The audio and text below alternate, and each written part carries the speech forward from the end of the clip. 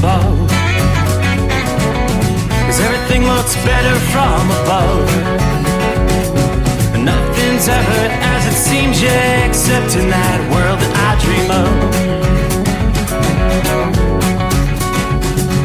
Never gonna lose the ones I love. Never gonna lose the ones I love. 'Cause everything is like a dream, yeah, but only in that world that I dream of. Oh, don't wake me up before you go, 'cause I can't face this day alone. Oh, darling, please just let me sleep. Give me my dreams. Give me my dreams. Give me my dreams.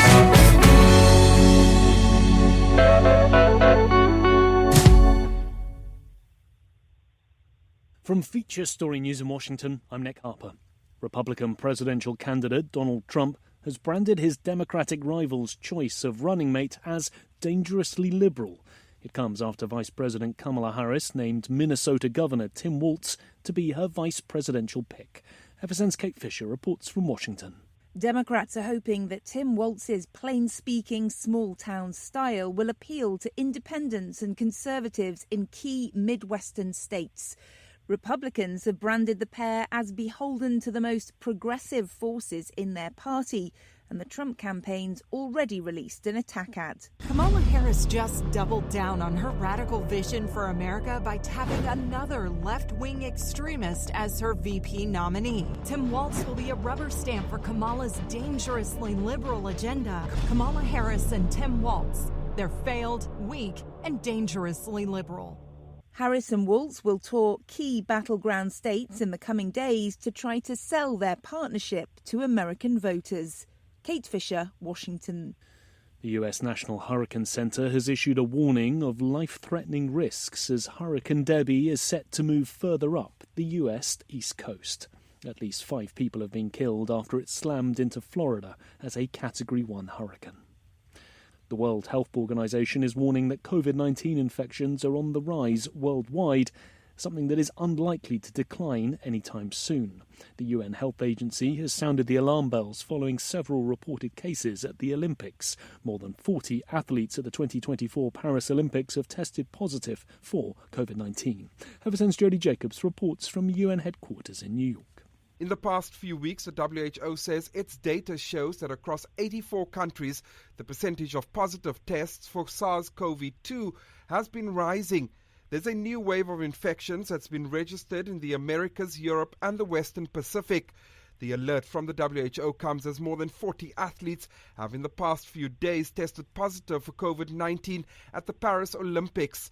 And the health agency says, as the virus continues to evolve and spread, there is a growing risk of a more severe strain of the virus that could potentially evade detection systems and be unresponsive to medical intervention. Jody Jacobs, New York. Global markets have largely stabilised this Tuesday after a volatile start to the trading week. Traders around the world were on edge over the US economy after jobs numbers on Friday suggested the US may be heading for recession. Asia, Europe and US markets have all seen gains during the course of the day, with Wall Street showing positive rises for the Dow, the S&P and the tech-heavy Nasdaq. There's more from us on X at Feature Story. That's Feature Story News. Nick Harper reporting. With FSN Spotlight, I'm Simon Marks. Today, has Kamala Harris poleaxed Donald Trump? The US Vice President's sudden elevation to the position of the Democrats' presidential nominee appears at least to have unsettled her Republican rival. It has taken days for him to pivot away from attacking Joe Biden, and he's still not entirely produced a cogent critique of the Vice President, last week raising questions about her race, where his strategists are urging him to focus on her record. She is now slightly ahead of Trump in national polls, and the two of them are splitting the battleground states, where Trump just a few weeks ago enjoyed a clear lead. Anthony Scaramucci is Trump's former White House Director of Communications. It's a narrow election. The money's going towards her. She outraised him in July over 2-1. If she selects the right vice presidential candidate, she stays on message. She builds a coalition that's very similar to Barack Obama's And, what's interesting about Trump, he wants to talk about her race, and he's trying to tag her with identity politics, and he's blowing racist dog whistles, where he would have been much better guided towards, hey, she's very, very liberal. She's too liberal for the United States. She's too left for the country. Karl Rove, the architect of George W. Bush's election victory, said over the weekend he believes Harris will retain a lead over Trump through this month's Democratic Party convention and all the way into September. With FSN Spotlight, I'm Simon Marks. And the main news again, Republican presidential candidate Donald Trump has branded his Democratic rival's choice of running mate as dangerously liberal. It comes after Vice President Kamala Harris chose Minnesota Governor Tim Walz. The U.S. National Hurricane Service has issued a warning about life-threatening risks as Hurricane Debbie continues to move up the U.S. East Coast. And the World Health Organization says COVID-19 infections are on the rise once again worldwide. That's Feature Story News. Nick Harper reporting. At Hot Shot Secret, we share the science behind common diesel problems and their solutions. For example, diesel particulate filter regeneration. The DPF catches particulates left over from combustion. The DPF regeneration cycle cleans the filter with temperatures exceeding 1,000 degrees Fahrenheit. A computer sensor triggers the DPF regen, which is often accompanied by a loss of power and fuel economy. The frequency of DPF regens are in correlation to the cleanliness of the fuel burn. Under heavy operation with the dirty burn, DPF regens can occur multiple times per day. Hot Shot Secret Diesel Extreme Fuel Additive promotes a more complete combustion, creating fewer emissions and therefore fewer DPF regens. Vehicles using Diesel Extreme experience 83% less DPF regens. Hot Shot Secret Diesel Extreme is available nationwide at truck stops, fine farm and auto stores, and online at hotshotsecret.com. Hot Shot Secret, powered by science. Another dark night on the interstate. Another 100 miles in the pouring rain. These are worth all the time I've spent away. Another dark night on the interstate.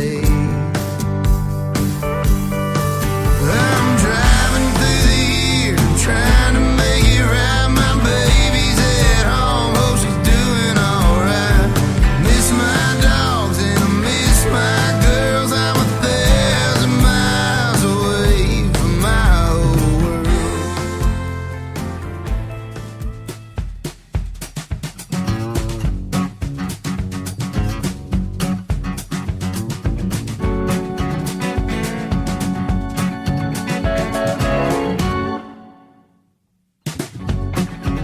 What do you say? Cue the microphone. It's that time once again. Go to work. So here we go. Welcome back. Welcome aboard. Another day. And we kick off another edition of the Steve Summers Overnight Drive, live from the Hot Shot Secret Studios. A rainy night outside the secret bunker. But it's some much needed rainfall. A couple of hours of a good soaking rain. We needed that. All right, the big picture as we kick things off, a brand new day, 7th day of August for 2024. That is what we'll make our way into from time zone to time zone as we cross over the midnight hour in the Eastern time zone. So midweek coming on, is that correct already? Yeah, what do you say? Hump day? You ready or not? Here it is.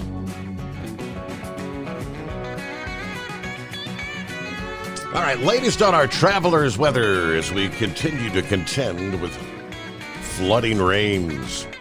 Compliments of, well, Tropical Storm Debbie. Last I saw, they still had winds at like 40 miles per hour. The aerial coverage of rainfall, not nearly as thick as we were looking at 24 hours ago, but you can still see that well-defined circulation, which is now back over the western Atlantic off the coast of Georgia and the Carolinas. So rain from Debbie extending as far north as the Outer Banks of North Carolina, from Virginia Beach to Kitty Hawk, North Carolina. You get down into southern portions of North Carolina. Some heavy rains just south of Wilmington. Then the wraparound effect.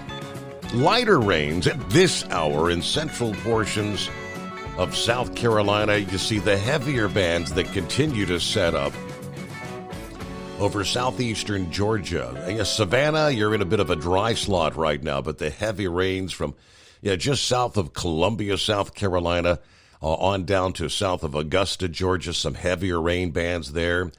Some showers still wrapping around in northern portions of Florida. Debbie is just going to spend the next 24, 48 hours not moving a whole lot in that region, so the rains will continue to spiral round and round. Further to the north, it's not associated with Debbie, but some stronger thunderstorms tonight. We're already contending with some flooding issues in parts of the northeast. Some torrential rains falling in south central and southeastern Pennsylvania, down into the northern and central portions of Maryland tonight. All that activity pushing off to the east. Rains from Allentown to Philadelphia. Plenty of rain on up through from New York City to Boston and on up into southern Vermont and New Hampshire. That's a cool front, dropping some cooler air in out of Canada. It's pretty much the same we're dealing with here. Some of those scattered showers from around Columbus, Ohio, down into the Cincinnati area and southeastern portions of Indiana. Storms were quite a bit stronger just a couple of hours ago. They're beginning to weaken and lose their intensity. Meanwhile, latest advisories, here's what we have. One, just a quick blurb that had come out a few hours ago out of South Carolina, out of Colton County, where officials there say the McGrady Dam has the potential to fail. They're urging residents in the surrounding areas to evacuate as a precaution. The McGrady Dam is near the intersection of Cane Branch Road and Kavanaugh Road. Colton County Fire Rescue officials, in an update this past day, said the dam is currently holding, but there is substantial flooding in the area of the dam and creek, which resulted in several roads being closed, one of which was pretty washed out. That's the only blurb I could find in regards to that. Otherwise, slow-moving Debbie, positioning itself for, yes, catastrophic flooding. Inches of rain will continue to pour down. In hours, feet of rain will be drawn to some communities over several days' time. Life-threatening flooding expanding from coastal areas to inland locations, from urban areas to small streams and even the major rivers. Now, flash flooding and coastal flooding have already inundated parts of Georgia, South Carolina into Tuesday morning. More problems are coming to many more areas. AccuWeather tells us flash flooding and storm surge are typically the most dangerous forms of flooding, while river flooding tends to be more of a slow-moving disaster. All of these are expected as Debbie slowly moves up the Atlantic coast. Meteorologists continue to say the slow-moving storm will have dangerous, damaging, potentially devastating consequences. Debbie certainly slammed on the brakes this past day, as we were concerned about with the forward speed down to just a few miles per hour. That compared to the 10 to 15 miles per hour it had been moving over the Gulf of Mexico this past weekend. Very light steering winds causing Debbie to just kind of drift and meander rather than moving along swiftly any direction on into Thursday. This thing's going to be stalled through the day ahead. That means some areas may have pouring rain much of the time over a 2 to 3 day period. And those numbers really begin to add up. Rainfall for some of the southeastern states could reach 32 inches. This would put Debbie on a short list of hurricanes that brought devastating flooding to the Carolinas. Hurricane Matthew unloaded up to 20 inches of rain over several days back in October of 2016. 2 years after that, it was Hurricane Florence that topped Matthew with rainfall totals up to 36 inches, setting rainfall records for a tropical system in that region. But both of those brought catastrophic flooding.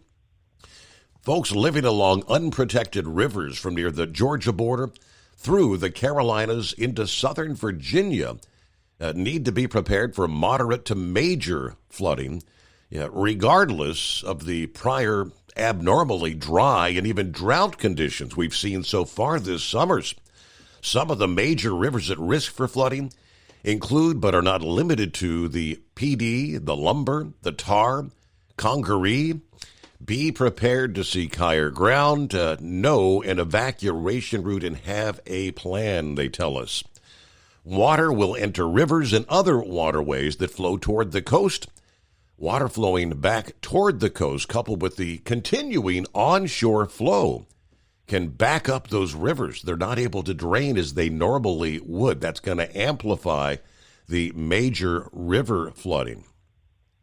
The proximity may allow Debbie to maintain some strength and possibly strengthen even more for a time before the steering breezes finally pick back up later on Thursday and begin to move the storm to the north and the northeast later this week.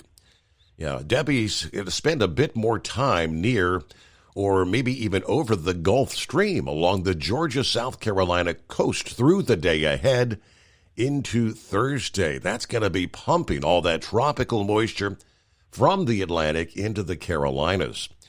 Once she picks up speed later Thursday, that should limit direct rainfall from Debbie to maybe a day or so, rather than 2 or 3 days from northern Virginia all the way up into New England. Still, prior rain, which we're seeing tonight from the non-tropical systems, will have the ground already saturated in that region.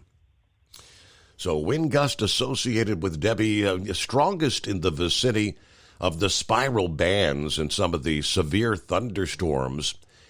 Gusts of hurricane force, 74 miles per hour, can still occur along portions of the Carolina coast on into Thursday. Tropical storm force gusts, we're talking 40 to 60 miles per hour, will be more common, capable of causing some additional property damage, additional trees. The saturated ground, some of those pine trees really just topple once the ground is saturated and the winds kick up. Some of the stronger wind gusts will also be transported well inland over the Carolinas and eastern Virginia. Now, due to the fact that Debbie's going to linger near the coast and much of the storm's eastern flank will be exposed to the warm, moist waters of the Atlantic, and large bays still cannot rule out some tornadoes in those spiral bands from the storm. That tornado risk not limited to the coastal areas, but will extend northward into coastal areas of the mid-Atlantic and even the south shore of New England as the storm finally picks up speed later this week. We do indeed still at this hour see tornado watches in effect for southern portions of North Carolina, northeastern portions of South Carolina, and flood warnings along the coast of much of South Carolina coastal areas that have been hammered the last couple of days. So that's where we'll kick things off there as we get a brand new day underway. We'll get to some of the wildfires, latest updates out west. Fuel delivery waivers have been enacted in Washington state due to the ongoing threat of wildfires, and it make it sound like some of the firefighter operations are having a difficult time getting fuel for their fire vehicles. Hello to Philly Dan this Wednesday morning. Keep on humping, as he likes to say. Kevin, good morning, Steve, and the overnight crew. Marianne is in the house. Everybody have a great day. There's Larry. Hammer down. Be safe. Yep, we're a little wet tonight in the Northeast. 71 degrees, Platkill, New York. It's round number 2 to Schenectady. Hello, Horse Feathers. Hey, Mike, what day is it? Good question. Jeffrey in Florida. Morning, Steve, and the overnight crew. Hope everybody's well. Looking forward to another great show here, all right? James says, looks like Kamala went hard left in her vice presidential pick. You know, the nearly 3/4 of the American people, including myself, I've recognized the name. I don't have a clue who this guy is. We're all going to be learning a lot more about Tim Walz in the coming days. You may or may not, I don't know, may not be surprised at some of his policies. My goodness. We'll share that with you coming up here. Hello, Steve from the Michigan Madman. Had a good night of racing, driving the Hot Shot Secret Silverado on iRacing tonight. Okay, Shorty. All right, back in the saddle again after the prostate biopsy. Should have took another day off. But the doctor said everything went well. I look to find the results on August 20th. Rolling I-75 northbound, Lexington, Kentucky, 77 degrees. Headed to Columbus to get back into the Orlando loop.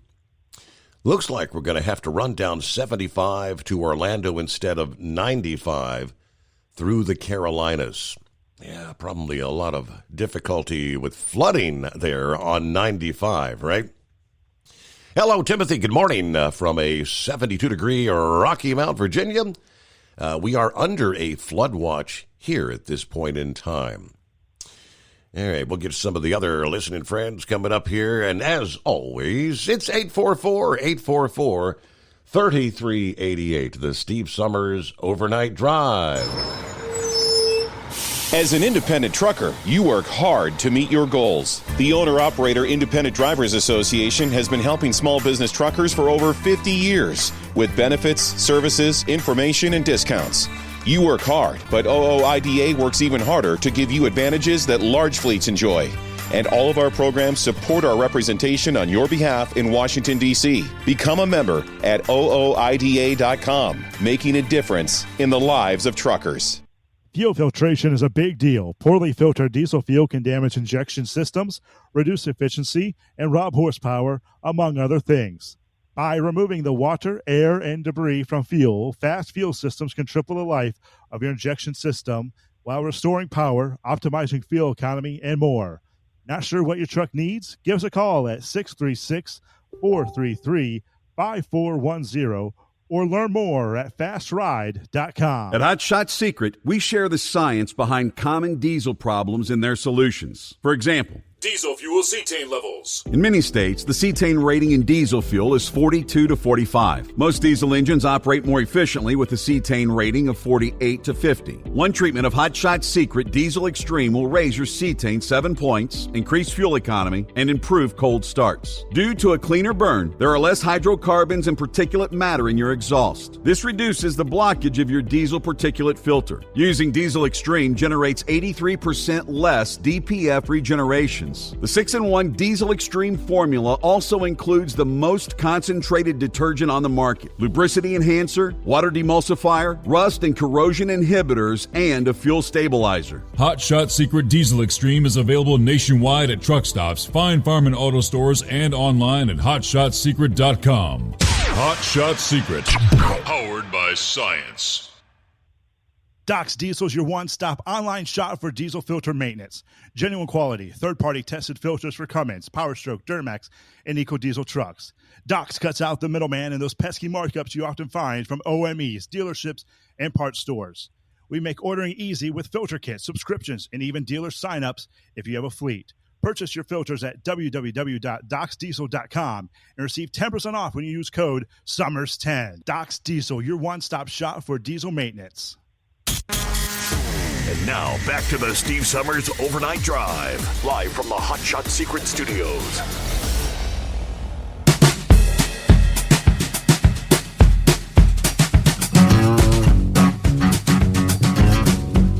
All righties, David says the stars at night are big and bright. Deep in the heart of Texas tonight, 78 degrees, clear skies, dry roads. Y'all be safe out there. God bless the USA. Top of the morning, Santa Claus checks in, 92 degrees here in Sacramento. Just returned from camping yesterday. Tomorrow we'll hit the road towards Portland, Oregon. It's time to visit the grandkids. All right, just the summer of travel for Mr. and Mrs. Claus this year. Saddle up, nocturnal listeners. It's the midnight hour, and what day is it? What day is it? It's home day for me. No, I didn't escape. The warden signed my release and set me off free into society. Finally, with that said, Horse Feathers gotta call in, make it official. Until then, somewhere deep beneath the earth crust, hidden in the Hot Shot Secret hidden bunker, Steve throws the breakers, raising the FR3 antenna. The Stiction Eliminator power mic is on. Stay Bill your lane, or the overnight drive will run you over.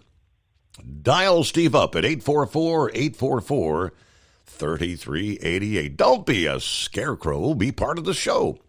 76 degrees, Harrison, Ohio, with a tad bit of rain. So sit back, heat up that cup of joe, snuggle up to whomever or whatever. Crank up the volume and we'll get the party started.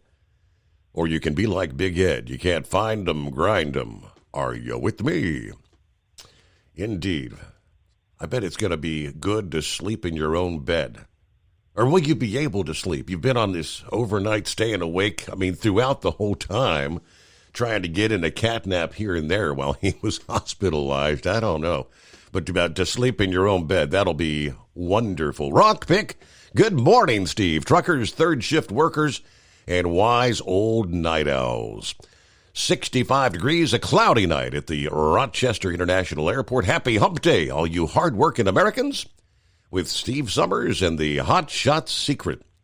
You're on a safe slope toward the weekend. Watch out for the other drivers. Stay safe and enjoy. All right. Hello to Brett. Good morning, all, he says. Another overnight at work for me. Steve, you and everyone who calls, keeping me company on my overnight. 76 degrees in the Mile High City tonight. We'll head up to Idaho, the potato state, tomorrow after work. Hope everybody stays safe out there. There's Norman checking in from north central Kansas. The Big Tipper is loaded, headed for Nebraska. We've got a load of aluminum. I passed my physical again. I'm good for another year. Everybody have a good morning. All right, congratulations there, Norman. Safe travels. Lauren Weiss, two-time world champion bull hauler. Morning, Steve. 81 degrees in Burbank, Oklahoma.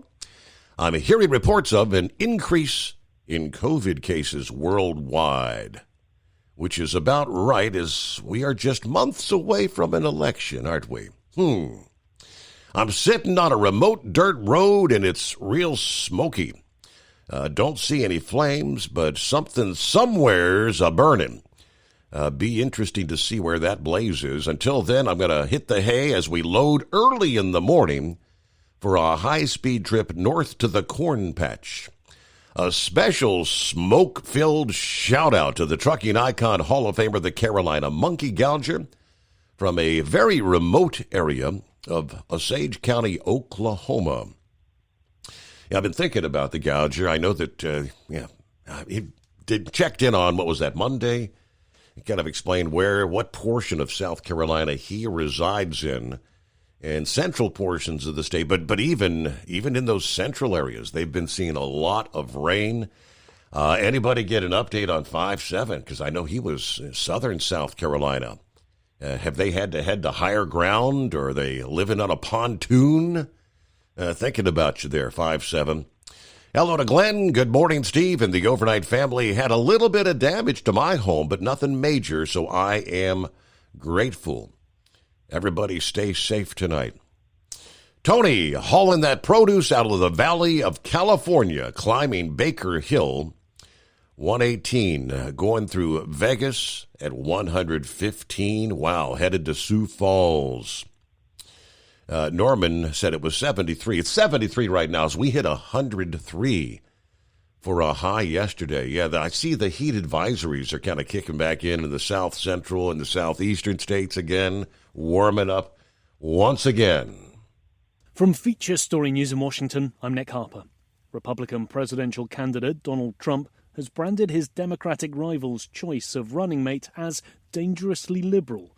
It comes after Vice President Kamala Harris named Minnesota Governor Tim Walz to be her vice presidential pick. FSN's Kate Fisher reports from Washington. Democrats are hoping that Tim Walz's plain-speaking, small-town style will appeal to independents and conservatives in key Midwestern states. Republicans have branded the pair as beholden to the most progressive forces in their party, and the Trump campaign's already released an attack ad. Kamala Harris just doubled down on her radical vision for America by tapping another left-wing extremist as her VP nominee. Tim Walz will be a rubber stamp for Kamala's dangerously liberal agenda. Kamala Harris and Tim Walz, they're failed, weak, and dangerously liberal. Harris and Walz will tour key battleground states in the coming days to try to sell their partnership to American voters. Kate Fisher, Washington. The U.S. National Hurricane Center has issued a warning of life-threatening risks as Hurricane Debbie is set to move further up the U.S. East Coast. At least 5 people have been killed after it slammed into Florida as a Category 1 hurricane. The World Health Organization is warning that COVID-19 infections are on the rise worldwide, something that is unlikely to decline anytime soon.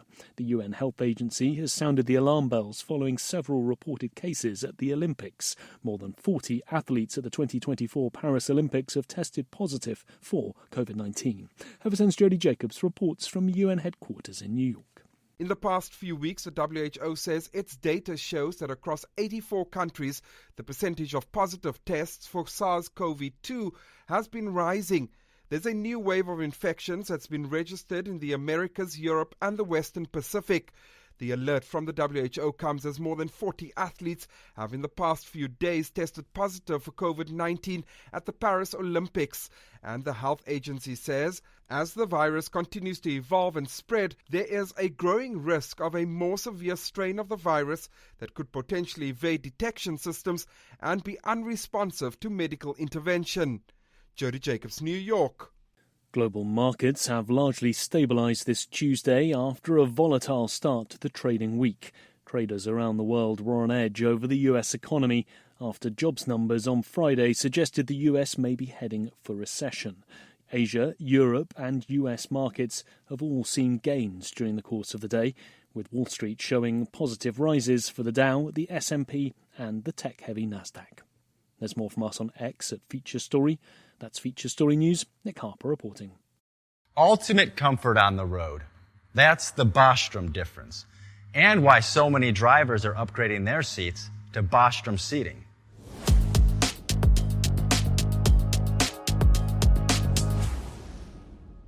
With roots dating back to 1935, we know seating.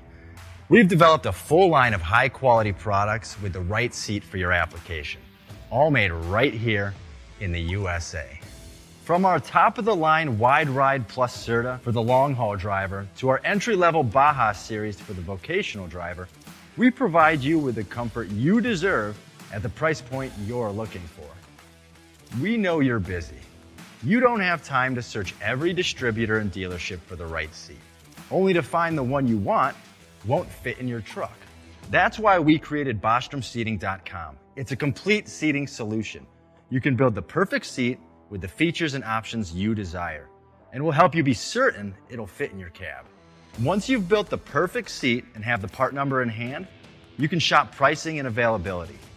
Our Where to Buy feature allows you to pick up a seat right where you are or anywhere along the road you'll be traveling.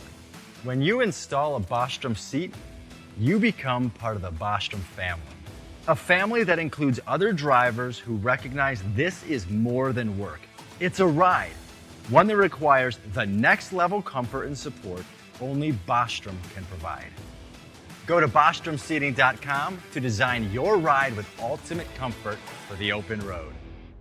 Hands on the wheel, hands off invoicing. At Transcap, we're built for high speed and service, just like you.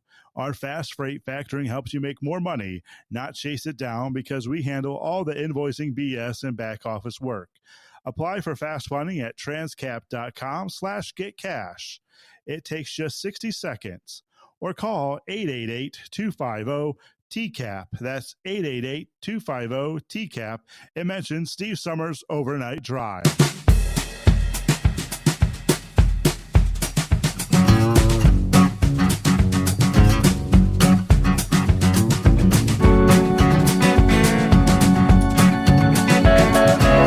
All right, hello to the Eskimo Mom. Howdy, Overnight Drive Nation. Happy Hump Day, Monday, whatever day it is. I've got a Louisville load to start the week off.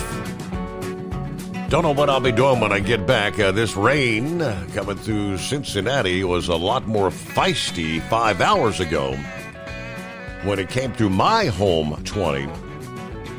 In less than 1 hour's time, we picked up 1.7 inches in my rain gauge.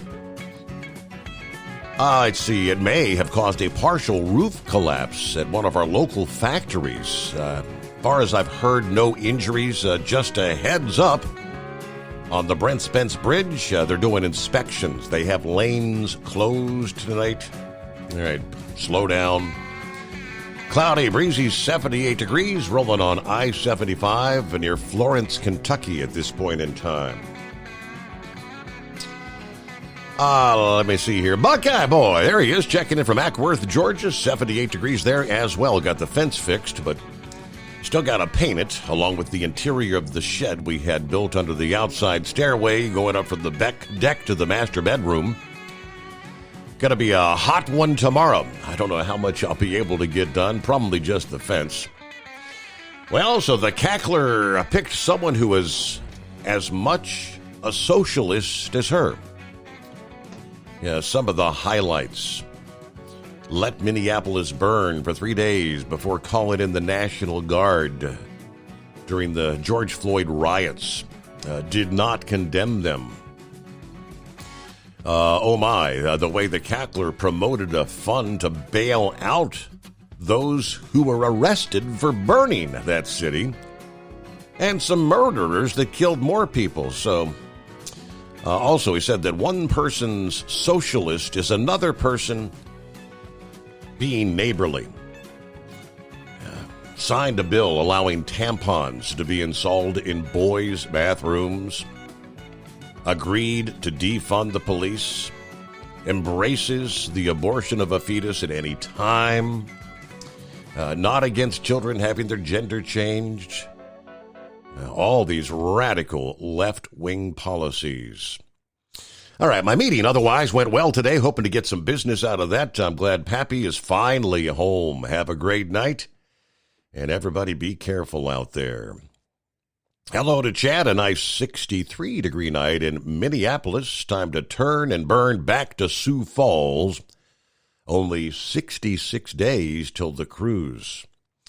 Is it that close? Man, it is just around the corner, huh? Hello to young Colton. Let's see. Bidu checking in. Good morning, Steve, and the overnight crew. There's Russell, 78 degrees and clear at this hour. Hope all's going well at the secret bunker. Everybody have a good night. Be safe out there. Can't wait for another good show. Okay. Well, I put out the bat signal. All right. How's things going at Flood Central, South Carolina? Monkey Gouger. It's wet, Steve. I think Debbie said we had 13 inches of rain so far. Wow. In the low country, I got some aunts that live down there. They've had to come up there and stay with Mama. It run them out down there, down there around Monk's Corner. In that area, they had some tornadoes today around Monk's Corner. In that area, one destroyed an Arby's. It's really it's wet. I mean, Steve, we live right there at the forks of the water in the Congaree River. And you remember 2 weekends in a row, Dollywood flooded out up there. Mm-hmm. And all that water out of there comes down the French Broad River. It comes into the Broad River, which makes the Congaree River. When I left Saturday, both those rivers were out the banks. And I said, boy, this is not going to be good. So they're having a lot of trouble down there, down around Remini and all that. The rivers is really running high. And, tomorrow or today, they said it's gonna rain, but they said Thursday is when we're gonna see the toppling of the trees. It's because the wind's gonna pick up as it picks up more strength and start to move out. So I don't know what the rain totals are going to be, but it's definitely putting it down there. Wow. And I was kind of wondering about 5-7 myself, because he lives down there in that low country, and they were showing pictures today of I-95 being completely flooded down there at Ridgeland. So that's kind of down at his neck of the woods, so maybe he up on high ground and it didn't get to him. But that's about all we know right now. David said we got water everywhere. Said she done had to pump the pool off about 4 times. I said, hey, just take the top off the vent there, where the strainer. I said, just take that top off and let it flow out. I said, you don't need to be out there in that rain and messing around out there. So that's what she did. But yeah, we got a lot of water down there. That's the first time I've seen water like that since 2015 when Hurricane Matthew come through. So it's really, really raining down there. It sounds like you're gonna have a lot more where that came from, though. All off and on through the day today and Thursday. So, boy, I mean, your numbers are gonna really be up there. Yeah, they're saying that right there where we live, we'll probably see 21 inches of rain. My. And I don't know how much they're gonna see down there in the low country, because like I say, my aunts and those were posting pictures. They got out. Come up to Mama's estate. She lives up on high ground, and so they up there with her, and don't know what's gonna happen down there. But did you say the Donut Cruncher made it home today? Based on my understanding, about 8 o'clock this past evening, he finally got home. So just a few hours ago. Well, the Saturday night, after Trump made his speech, I said, I'm going to call Pappy. He ought to be out rolling and patrolling. And I called him, and I reckon he was, knocked out from the pain medicine. He called me about midnight. Me and him was talking, and everything. And he said, I'm in the hospital. I said, no, I didn't. I said, I was fixing to ask you, did little Stephen have his surgery, because I seen a bandage laid there. I didn't know it was Pappy. Did you see that hole they had in his leg? Yes. I couldn't believe it. Man, you could almost see the bone down in there. I know. It's like, ouch. Yeah, ouch. I mean, boy, that thing was deep. But I'm glad he made it home. I'm glad he's safe, but just rest, recuperate, and, get over it. Me and him solved the world's problems in that 5 hours that we talked, and he got me on crossing to Louisiana. He said, well, the nurses are coming in here to play with me. I said, well, I'll let you go. So, anyway, Pappy has a sense of humor, and I thought, well, you need to hurry up and get back to work. Dunkin' Donuts is missing their security guard over there. He said, I'll talk to you later, guys. I said, good night. But I had no idea that it was a mess. I mean, I feel for him, but as far as young Stephen goes, we will be headed toward the hospital about 8 o'clock this morning. I think he's supposed to be there at 8:20, and the surgery is supposed to be at like 10:20 this morning. I have no idea how long it takes or anything, but so you'll see another bandaged leg 24 hours from now. Yeah, everybody keep him in your prayers, like we could get Pappy for a speedy recovery, and maybe he'll get over this day real fast and get back out there and get no lawbreakers off the street. But Steve, when I heard this morning what Kamala Harris did, I said, I cannot believe this. You know, how is the Democratic Party even embracing this? I mean, that guy in Minnesota, he called Donald Trump J.D. Vance weird. This guy, he's beyond weird. He's a self-raising lunatic, man. Mm-hmm. And they went to talk about it. They got a name for him. Sean Hannity would talk about it. Kim Won Kim or Wong Tong Kim or something, you know. He got direct ties to China and went over there and spent his vacation and said, this is a wonderful place. Maybe I'll come back and retire here. I said, well, get your ass over there now. We ain't got to listen to you run your mouth. Just go over there and live in China. That's where you want to be. Go live over there. We don't want that crap over here. But, I mean, I think they stepped on their toes with this. Why they didn't, you know, Minnesota's not a battleground state. And they need Pennsylvania worse than they need Minnesota. And they said that disenfranchised a bunch of the voters in Pennsylvania because they didn't pick, you know, Shapiro. Yeah.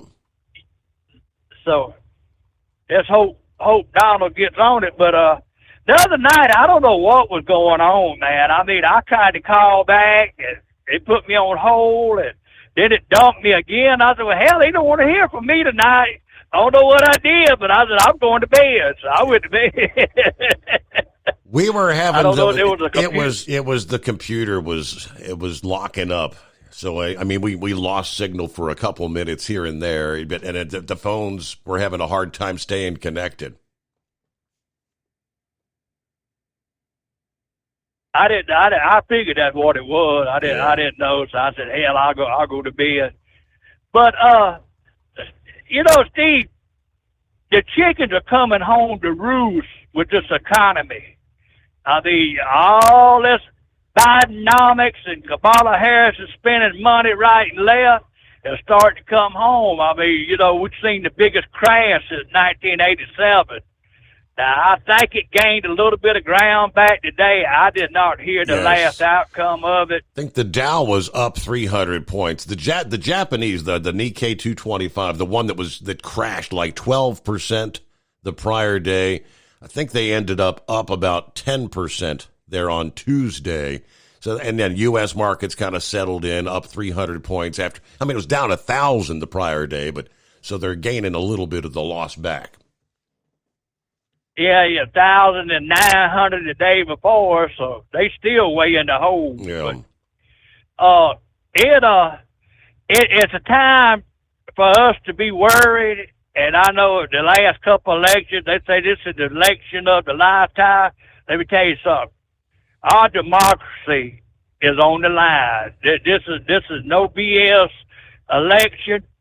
You know somebody that's not registered to vote, know somebody need a ride to go vote, give them a ride, help them get registered, because we got to put an end to this serpent and this devil that's running now. I mean, they are way left. I mean, further way left than Bernie Sanders. I didn't think you could get any further left than Bernie Sanders. But like I say, everybody, this is a make or break time for us. It's a really crucial election. And with that, Steve, I'm going to back out of here and let somebody else get in here. And about that lonely hour, we'll call you back. We'll think of something else to talk about. All right. And hopefully Debbie doesn't wash Miss Debbie away. Debbie and Debbie. It's 12 before the hour. 844-844-3388. The Steve Summers Overnight Drive. Hey, Kenworth owners, is your AC and heating performing poorly with little airflow in the cab? Soaring Eagle HD Truck Parts is here to solve your worries. Offering aftermarket replacement HVAC boxes and stainless steel with high output blowers receiving 50 to 100% better airflow, guaranteed. Not only that, but they also manufacture many other aluminum and stainless steel storage accessories. Check out their website at www.soaringeaglehd.com or call toll-free 1-833-455-2473. Serving you yesterday, today, and for the future. Keep your gas-powered engines running like new? Stable's proprietary formulas are proven by third-party testing to outperform the competition in keeping fuel fresh, preventing corrosion, and cleaning the entire fuel system. With Stable, you can have confidence you are doing the right thing for your engine's long-term health. Just pour into your gas can or fuel tank, then top off with fresh fuel. At every fill-up or when you store, start with Stable. Available where fuel additives are sold. Taxes for Truckers provides full-service accounting solutions for owner-operators. Taxes for Truckers is the driver's financial co-pilot. We help independent truckers keep their taxes, filings, and bookkeeping running smoothly so they can focus on the road ahead. Drivers who want their business to run as smooth as their truck choose to partner with Taxes for Truckers for their accounting and tax filing needs. Stop overpaying taxes. Call 888-TAX-4TRK to start paying less tax today. Attention, owner-operators and small fleets. Don't take chances with your future. Trust the trucking experts at 10-4 Truck Insurance for your insurance needs. Enjoy peace of mind knowing your livelihood is in safe hands. Protect your rig and your sanity. Give 10-4 Truck Insurance a call at 866-666-6856 or cruise over to 104ins.com.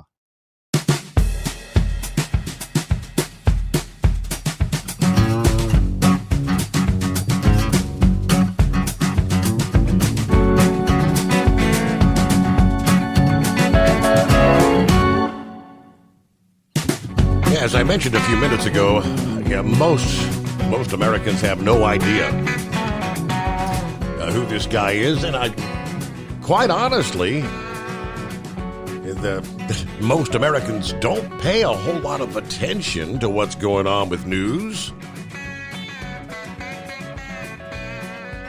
He may be able to just run under the radar. Tim Walz, the newly minted running mate for Kamala, a virtual unknown to almost 3/4 of the American people, according to the NPR PBS Marist poll yesterday. Now, she selected Walz over the other contenders, Mark Kelly of Arizona, Pennsylvania Governor Josh Shapiro. A survey found Walz was viewed favorably by 17% of respondents, 12% an unfavorable opinion, and a massive 71% have either never heard of him or have no idea how to assess the guy. Now, both Shapiro and Kelly fared better when it came to the voter familiarity. Only 52% had never heard of Shapiro, and the same when it came to Kelly.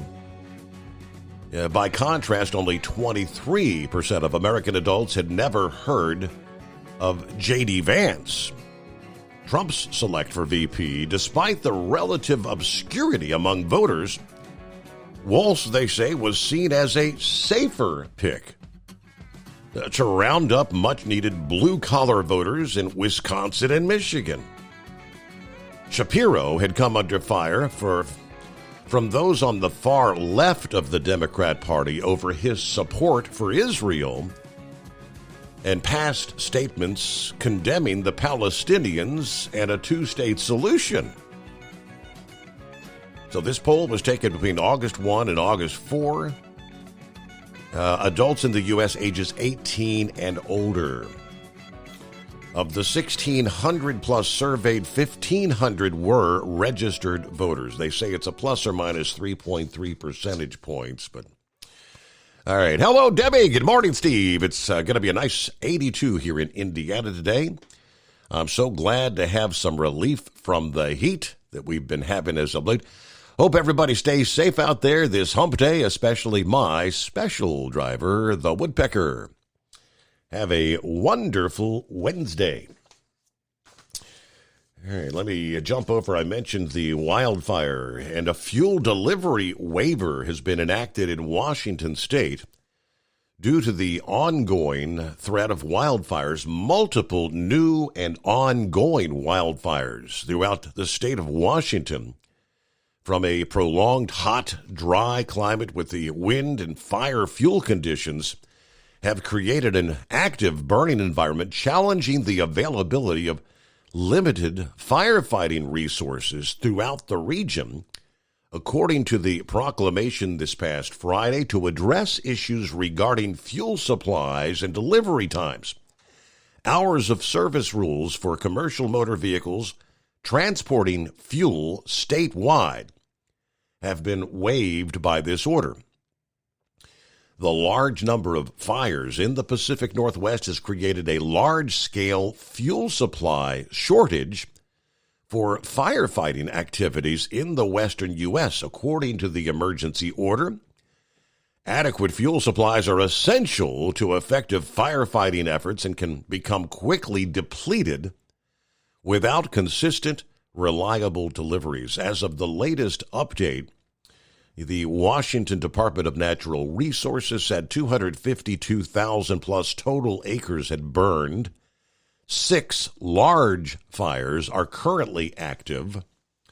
The Pioneer Fire had prompted level 3 evacuation orders, while a stretch of North Cascades Highway has been closed with no estimated time for reopening. In other areas, emergencies remain in effect elsewhere in the Pacific Northwest and into Canada. Oregon issued their emergency declaration back in mid-July. They've since extended that through August the 26th. This past Monday, the Oregon Department of Forestry reported 31 active large fires in that state. 1,387,000 acres have burned there. North of the border, British Columbia and Alberta, Canada, also have issued a wildfire emergency. At this point, that is in effect through August 31. Among the fires burning is the largest wildfire in Jasper National Park in, they tell us, the past 100 years. All right, news break just ahead here. Hey, Mike. We'll see what day it is coming up here just out of the news break. Eagle wants to get in early this morning. Got a delivery about midnight, 1 o'clock. Okay, so I think he's in the Central Time. So that'll be coming up in short order. In the next hour, we had a call for it's not very often we get to hear from Lobster, but I think it was that Friday morning when he checked in, Thursday, Friday of last week. And he was talking about, he's been driving for Bimbo Bakeries for a number of years now. And he was talking about plant closures, and he's going to be impacted and looking for a driving job. Coming up, we'll give you the full breakdown where, according to FreightWaves this past day, layoffs continue across the freight and logistics industry, with companies in California, Georgia, Illinois, New York, Texas, announcing job reductions and facility closures in recent weeks. It's the third round of layoffs in the industry since just the beginning of July. On the list include the likes of Geodis, Bimbo Bakeries, Dave's California Logistics, Quality Custom Distribution. We'll break it all down for you coming up here, but yeah, Bimbo Bakeries, the one that Lobster had kind of tipped us off about here a few days ago. Meanwhile, 844-844-3388, the number to dial us up and be a part of the show, the Steve Summers Overnight Drive. Ultimate comfort on the road. That's the Bostrom difference, and why so many drivers are upgrading their seats to Bostrom seating.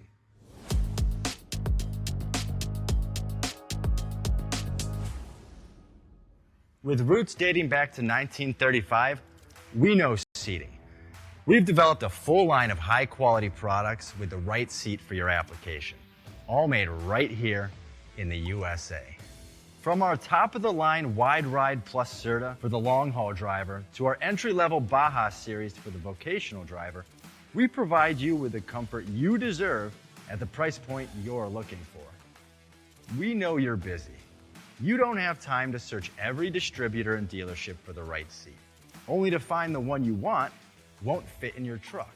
That's why we created BostromSeating.com. It's a complete seating solution. You can build the perfect seat with the features and options you desire, and we'll help you be certain it'll fit in your cab. Once you've built the perfect seat and have the part number in hand, you can shop pricing and availability. Our Where to Buy feature allows you to pick up a seat right where you are or anywhere along the road you'll be traveling. When you install a Bostrom seat, you become part of the Bostrom family. A family that includes other drivers who recognize this is more than work. It's a ride, one that requires the next level comfort and support only Bostrom can provide. Go to BostromSeating.com to design your ride with ultimate comfort for the open road. Hands on the wheel, hands off invoicing. At Transcap, we're built for high speed and service, just like you. Our fast freight factoring helps you make more money, not chase it down, because we handle all the invoicing BS and back office work. Apply for fast funding at transcap.com/getcash. It takes just 60 seconds. Or call 888-250-TCAP. That's 888-250-TCAP and mention Steve Summers Overnight Drive. From Feature Story News in New Delhi, I'm Neha Punia. Nobel Prize-winning banker Muhammad Yunus has agreed to lead Bangladesh's interim government after Prime Minister Sheikh Hasina fled the country following a mass uprising this week. Bangladesh's army chief has been holding talks with members of civil society amid political uncertainty as the South Asian nation remains on edge. Muhammad Yunus will be the chief advisor to the interim government, which is set to take shape in the next few days after the country's parliament was dissolved on Tuesday. The Nobel Prize winner has been a vocal critic of Sheikh Hasina and has faced what he calls trumped-up charges of corruption. He called Hasina's resignation Bangladesh's second liberation day. Hasina, meanwhile, is in India, reportedly seeking safe passage to the UK, where she is believed to be seeking asylum. Locals say despite Hasina's exit following weeks of protests against government job quotas, things haven't totally calmed down. While no major instances of violence have been reported since Tuesday, many are still concerned about lawlessness and violence against the country's minorities. Ishan Garg, New Delhi. North Korea has accused Washington of trying to create an Asian version of NATO after Germany joined a US-led UN border monitoring force on the Korean peninsula, as Laura Westbrook is reporting from Hong Kong. This is a group of 18 countries that helps police that heavily fortified border, the demilitarized zone between North and South Korea, and has committed to defending the South in the event of war. Now, North Korea has responded vehemently against this. It's previously called for the United Nations command to be dissolved, and in its latest statement, it's said that the US is trying to turn this into the Asian version of NATO. It's also said that Germany's entry is an act that would ruin peace and stability in the Korean peninsula. Meanwhile, Republican presidential candidate Donald Trump has branded his Democratic rival Kamala Harris's choice of running mate as dangerously liberal in a new attack ad. Vice President Kamala Harris has named Minnesota Governor Tim Walz to be her vice presidential pick. The two appeared together for the first time at a rally in Philadelphia, where Walz warned that Donald Trump would take the U.S. backwards. Democrats are hoping that Tim Walz's plain-speaking, small-town style will appeal to independents and conservatives in key Midwestern states. Republicans have branded the pair as beholden to the most progressive forces in their party, and the Trump campaign's already released an attack ad. Tim Walz will be a rubber stamp for Kamala's dangerously liberal agenda. Kamala Harris and Tim Walz, they're failed, weak, and dangerously liberal. Harris and Walz will tour key battleground states in the coming days to try to sell their partnership to American voters. From bureaus worldwide, this is FSN. With FSN Spotlight, I'm Simon Marks. Social media giants are coming under pressure from the British government after a week of riots by far-right protesters across England and in Belfast that have been fueled by entirely false conspiracy theories about the perpetrator of a stabbing attack on a dance party of young girls last week. The violence has spread to major towns and cities across England, and far-right leaders and influencers have been given free rein on Elon Musk's X and other platforms to spread blatant misinformation. Mr. Musk himself claimed civil war is inevitable in Britain. Bruce Daisley is a former vice president for Europe at Twitter. Since Elon Musk has bought the social media app, he's reduced the staff by about 3/4. And so while we used to have people who would spend their time, in my time there, trying to liaise with government, MPs, newspapers, to try and ensure that the platform was being used for good purposes, there's no resource there now. I suspect this is just another illustration that the social media platform has become a plaything for the billionaire. And I'm not sure if he's really demonstrated he's concerned about consequence at all. Mr. Musk has also allowed far-right figures previously banned back onto his platform. The British government now struggling to determine how to stop their racist and false theories from being instantly communicated over social media to their followers. With FSN Spotlight, I'm Simon Marks. The main news again. Nobel Prize-winning banker Muhammad Yunus has reportedly agreed to lead Bangladesh's interim government. Republican presidential candidate Donald Trump has branded his Democratic rival Kamala Harris's choice of running mate as dangerously liberal in a new attack ad. And that is the latest feature story news. Neha Punya reporting. At Hot Shot Secret, we share the science behind common diesel problems and their solutions. For example, diesel particulate filter regeneration. The DPF catches particulates left over from combustion. The DPF regeneration cycle cleans the filter with temperatures exceeding 1,000 degrees Fahrenheit. A computer sensor triggers the DPF regen, which is often accompanied by a loss of power and fuel economy. The frequency of DPF regens are in correlation to the cleanliness of the fuel burn. Under heavy operation with the dirty burn, DPF regens can occur multiple times per day. Hot Shot Secret Diesel Extreme Fuel Additive promotes a more complete combustion, creating fewer emissions and therefore fewer DPF regens. Vehicles using Diesel Extreme experience 83% less DPF regens. Hot Shot Secret Diesel Extreme is available nationwide at truck stops, fine farm and auto stores, and online at hotshotsecret.com. Hot Shot Secret, powered by science.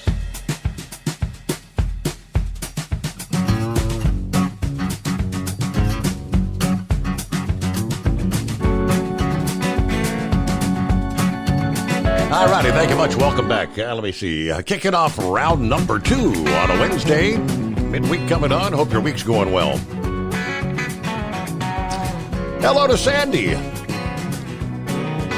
She's scrolling through Facebook and found us. First time listening to the show. There's not many late-night caller-driven talk shows left. That is correct. Hey, great to have you on board. Several folks saying hi to Sandy there. There's Stacy getting a late start tonight. Clear 65 here in north central Kansas. Beautiful night out. A much needed break from the muggy hot nights. Hope everybody's having a wonderful night. Safe travels to all. All right, hello to Jerry. Good luck, everybody. Prayers to everyone who needs them today. Timothy chimed in there. Any word from Double R? I did not get an opportunity to speak with him this past day. My wife spoke to him just a few hours ago, just about the time I was getting up, apparently. And she told me he said he would call in tonight. She did say, according to him, Anita's doing better. I don't know if she said much better, but doing better. So hopefully we can get an update from Double R. So I'm not exactly sure how things progressed this past day. I sent him a message about 11 this past morning, and he was waiting for the doctors to come in. They hadn't arrived yet. So hopefully, like I said, we'll get a full report at some point this morning. Well, what do you say there, Horse Feathers? Hey, morning, Your Honor. So, hope for all the best there for Anita and Double R and there. So anyways, here before we start, what we have to do today, you just mentioned Sandy, and Sandy, I believe you said it's hard to find a late night call-in program to listen to. Do you know what makes a late night call-in program work? Callers. People calling in. People Yes, calling indeed. in, Your Honor. Yeah. So Sandy, 844-844-3388. That's 844-844-3388. Be part of the show. Or, Yeah. I don't know. You'll have to keep listening to more horse Buckeye Brothers. Boy had already tried to prompt. He said, "Hey, welcome to the family. You should call in." And she said, "Well, and just what am I going to talk about? LOL. I just like to listen and eventually fall asleep." So. Yeah, well, you can still call in and entertain. You don't even have to have anything to talk about. Just call in and entertain us all with something. You'll come up with something. If not, it'll sound as bad as one of my calls. So there you are. Anyways, I guess we got to do. Hey, Mike, what day is it? What day is it?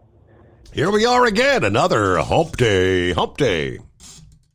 Yeah, this just keeps happening over and over, and I'm glad to be out of where I was, Your Honor. I got my truck back, so I was able to go out and finish my work for the day later on here, and I don't know what was going on. There's all kinds of flashes in the sky and booms and bangs, and I think there was cannon shots going on and gunfire, muskets and stuff. I was Right. in this little burg out here in Pennsylvania on US 30, some Bettysburg or something. I don't know. I think they were shooting or something at me there. I didn't seem very safe to me. So anyways, I'm actually on the turnpike. I don't usually get on these toll roads very often, but I'm on the turnpike headed east towards Philly in the Harrisburg area here, and there's a truck service plaza that's on both sides of the road here on the east side of the Susquehanna River here on the PA Turnpike, and the one going east, it's got a big sign there, blue sign that says parking. And then it's got flashing sign underneath it that says full. So apparently there's no truck parking at this service plaza going eastbound out of Harrisburg here. And so anyways, anybody thinking they're going to stop in there and take a nap, I guess there's no room at the inn. But anyways, so here caught a little bit of, well, here we'll start with this news first. We were watching the AccuWeather gods to see what all this weather is supposed to do there, our local ones there, and they said, we got the heavy storms up in Pennsylvania, and they're going to drift down into Maryland. This was the 6 o'clock news, and then they're going to drift down into Maryland there probably by 7:30, 8, 9 o'clock, and all that happened, and they said it's going to start breaking up and shutting off about midnight our time. So, sure enough, about 12:05 rolls around and all the sprinkle drops stop up there in Gettysburg, PA. So I'm pretty impressed that they got that much accuracy going on here. We're doing good. So we're kind of, there's a lot of clouds around, but we're kind of back in the dryness. Roads are wet, so you get a little bit of road spray going on to clean your wipers off, have your wipers to clean your windows off and that. But other than that, not really too bad. And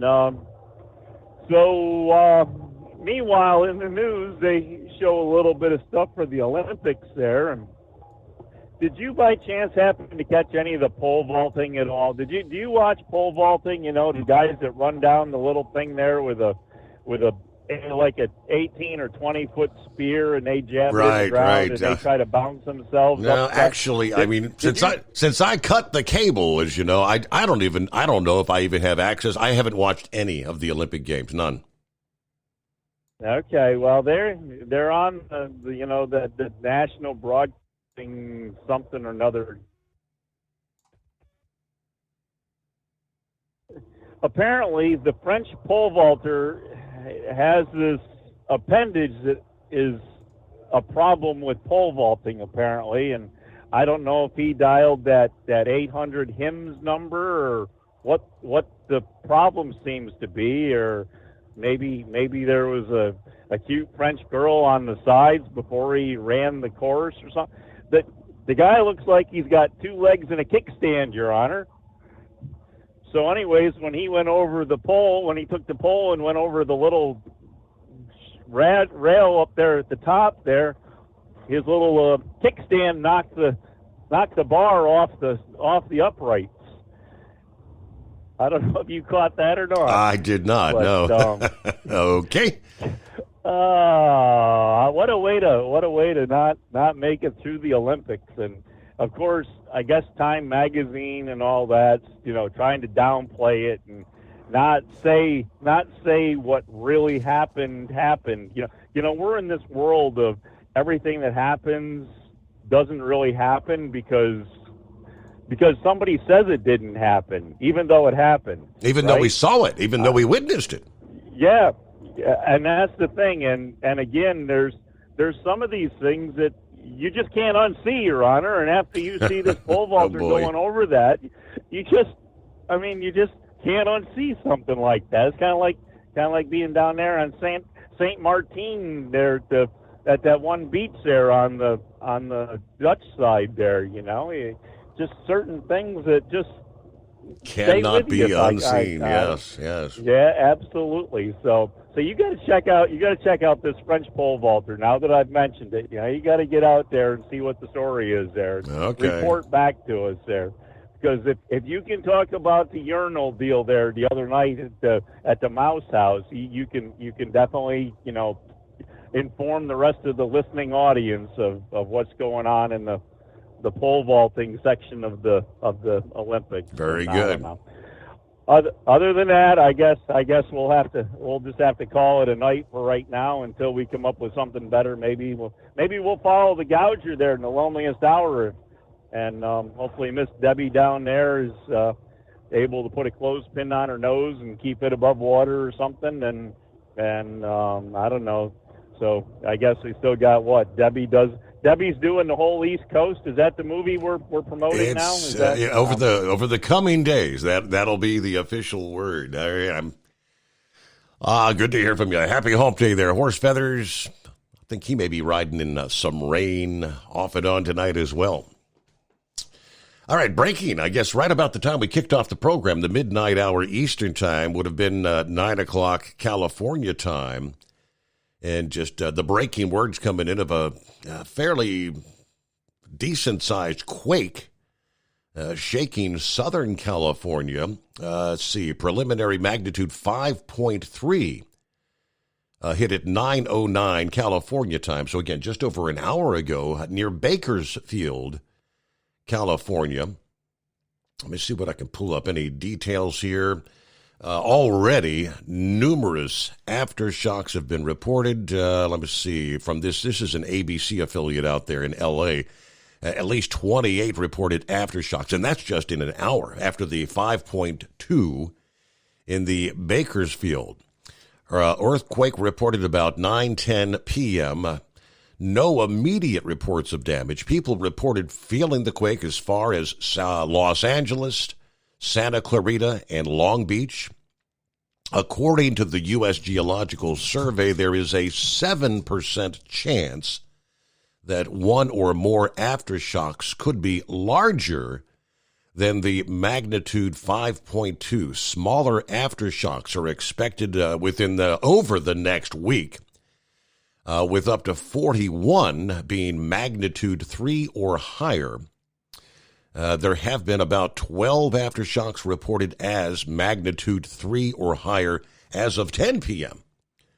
So in less than an hour's time. So, I mean, the things are kind of shaking and rolling there. And anytime you have a larger, the likes of a 5.2, the initial question is, was that a pre-shock for something larger about to occur, or was that the larger and everything thereafter will be smaller?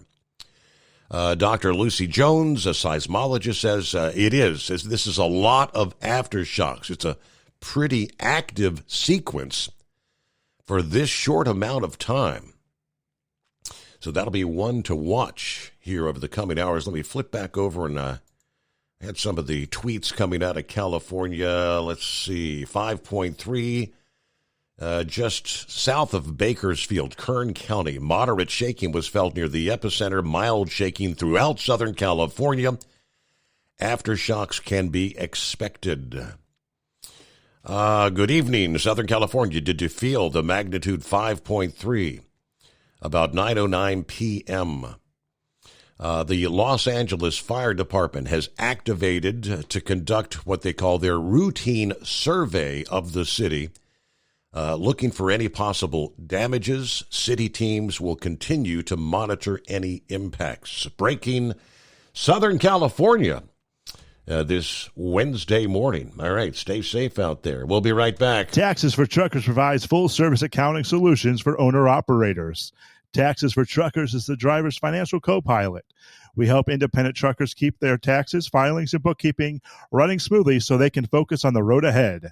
Drivers who want their business to run as smooth as their truck choose to partner with Taxes for Truckers for their accounting and tax filing needs. Stop overpaying taxes. Call 888-TAX-4TRK to start paying less tax today.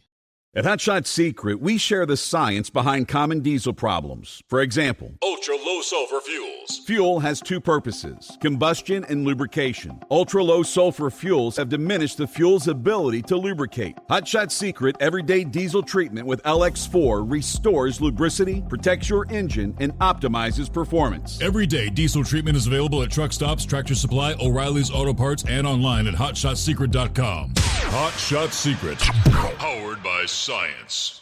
Building relationships with their team drivers and customers still matter at IBI Security Transport.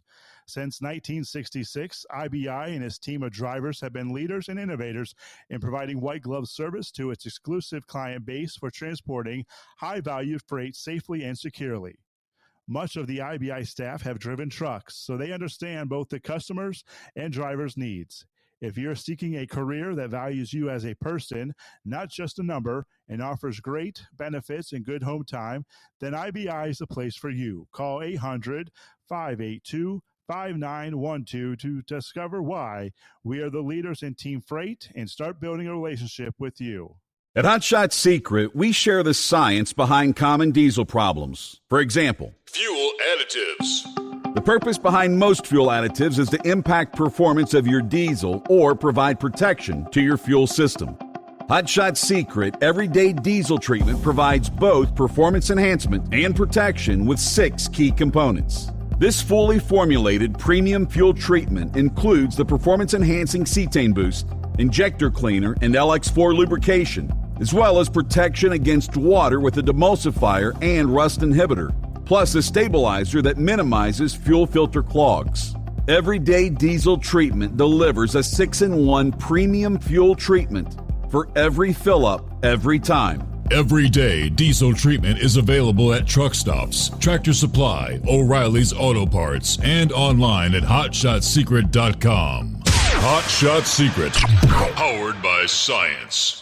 Fuel filtration is a big deal. Poorly filtered diesel fuel can damage injector systems, reduce efficiency, and rob horsepower, among other things. By removing the water, air, and debris from fuel, fast fuel systems can triple the life of your injector systems while restoring power, optimizing fuel economy, and more. Not sure what your truck needs? Give us a call at 636-433-5410 or learn more at fastride.com.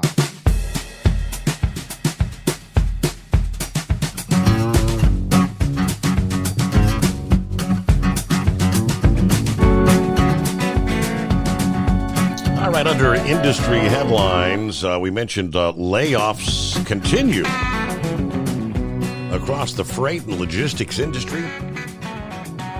Third round of layoffs since the beginning of July, starting with Geodis, a global freight transport and logistics operator, announcing facilities closing in Texas, Georgia, and New York, along with job reductions at an Illinois operation.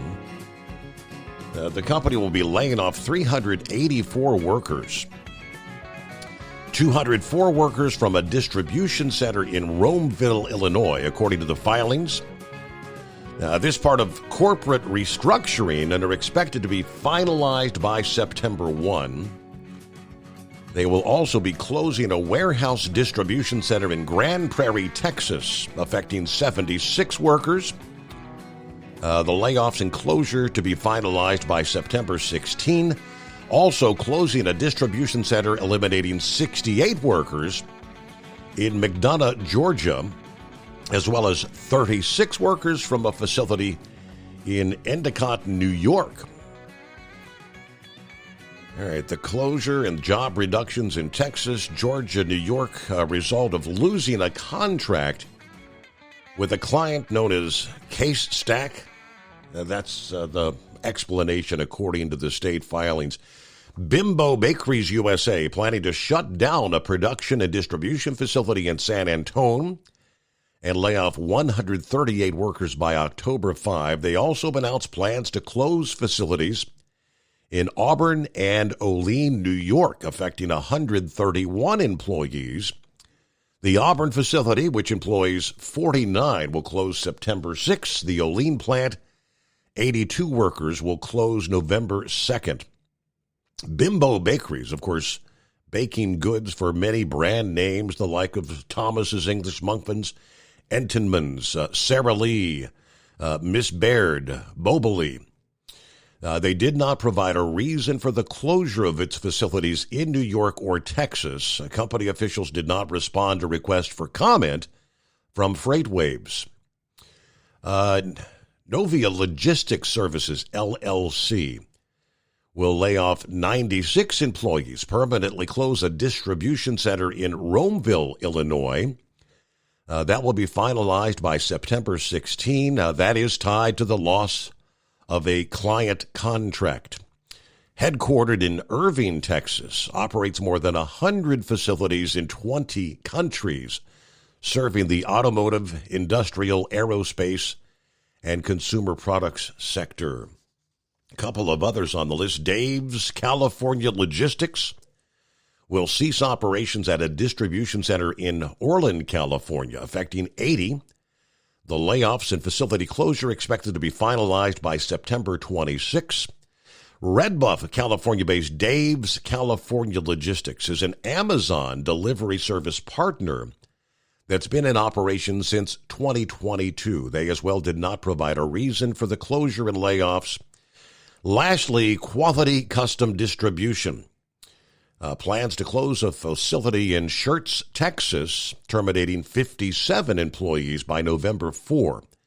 That would include 26 truck drivers and 18 warehouse workers. Now, this particular facility only opened in July a year ago. They did not provide a reason for the closure. Frisco, Texas-based Quality Custom Distribution is a supplier to the food service and retail industries. They are a division of Irvine, California-based Golden State Foods. Of course, in separate reports, Averett Express, Bath & Body Works, Logistics Services, Ship Bob, Menzies Aviation, DHL Supply Chain, RXO Last Mile, and Pitney Bowes, all announcing layoffs totaling more than 1,029 in just the past several weeks. All right, a couple minutes from news break here, so hang in there, Eagle. Cue Ball's on the line. Russell wants to check in. What's on your mind at 844-844-3388? No telling what might be washing up on the shores following Hurricane Debbie. More than $1 million worth of cocaine indeed has washed up on a beach in the Florida Keys after Debbie battered the Gulf Coast Big Bend Monday morning. Let's see. Debbie carried more than 24 70-pound packages of cocaine ashore as the winds topped 80 miles per hour, according to the Border Patrol. Hurricane Debbie blew 25 packages of cocaine, 70 pounds, onto a beach in the Florida Keys. U.S. Border Patrol shared photos of the taped-up bricks of cocaine that featured a glowing red triangular symbol on them. He said the drugs had the street value surpassing $1 million. Apparently, somebody walking the beach discovered the drugs wrapped inside a trash bag among seaweed, leaves, and other debris that had washed up on the beach. He contacted authorities about the washed-up stash, and the Border Patrol seized the pricey packages. It's not uncommon. They say bricks of cocaine and other drugs frequently wash up on southern Florida beaches as smugglers traffic the illegal substances from South America to the United States. There you go. Back after this. From Feature Story News in Washington, I'm Nick Harper. Republican presidential candidate Donald Trump has branded his Democratic rival's choice of running mate as dangerously liberal. It comes after Vice President Kamala Harris named Minnesota Governor Tim Walz to be her vice presidential pick. FSN's Kate Fisher reports from Washington. Democrats are hoping that Tim Walz's plain-speaking, small-town style will appeal to independents and conservatives in key Midwestern states. Republicans have branded the pair as beholden to the most progressive forces in their party, and the Trump campaign's already released an attack ad. Kamala Harris just doubled down on her radical vision for America by tapping another left-wing extremist as her VP nominee. Tim Walz will be a rubber stamp for Kamala's dangerously liberal agenda. Kamala Harris and Tim Walz, they're failed, weak, and dangerously liberal. Harris and Walz will tour key battleground states in the coming days to try to sell their partnership to American voters. Kate Fisher, Washington. The U.S. National Hurricane Center has issued a warning of life-threatening risks as Hurricane Debbie is set to move further up the U.S. East Coast. At least 5 people have been killed after it slammed into Florida as a Category 1 hurricane. The World Health Organization is warning that COVID-19 infections are on the rise worldwide, something that is unlikely to decline anytime soon. The UN Health Agency has sounded the alarm bells following several reported cases at the Olympics. More than 40 athletes at the 2024 Paris Olympics have tested positive for COVID-19. FSN's Jody Jacobs reports from UN headquarters in New York. In the past few weeks, the WHO says its data shows that across 84 countries, the percentage of positive tests for SARS-CoV-2 has been rising. There's a new wave of infections that's been registered in the Americas, Europe, and the Western Pacific. The alert from the WHO comes as more than 40 athletes have in the past few days tested positive for COVID-19 at the Paris Olympics. And the health agency says, as the virus continues to evolve and spread, there is a growing risk of a more severe strain of the virus that could potentially evade detection systems and be unresponsive to medical intervention. Jody Jacobs, New York. Global markets have largely stabilized this Tuesday after a volatile start to the trading week. Traders around the world were on edge over the U.S. economy after jobs numbers on Friday suggested the U.S. may be heading for recession. Asia, Europe and U.S. markets have all seen gains during the course of the day, with Wall Street showing positive rises for the Dow, the S&P and the tech-heavy Nasdaq. There's more from us on X at Feature Story. That's Feature Story News. Nick Harper reporting.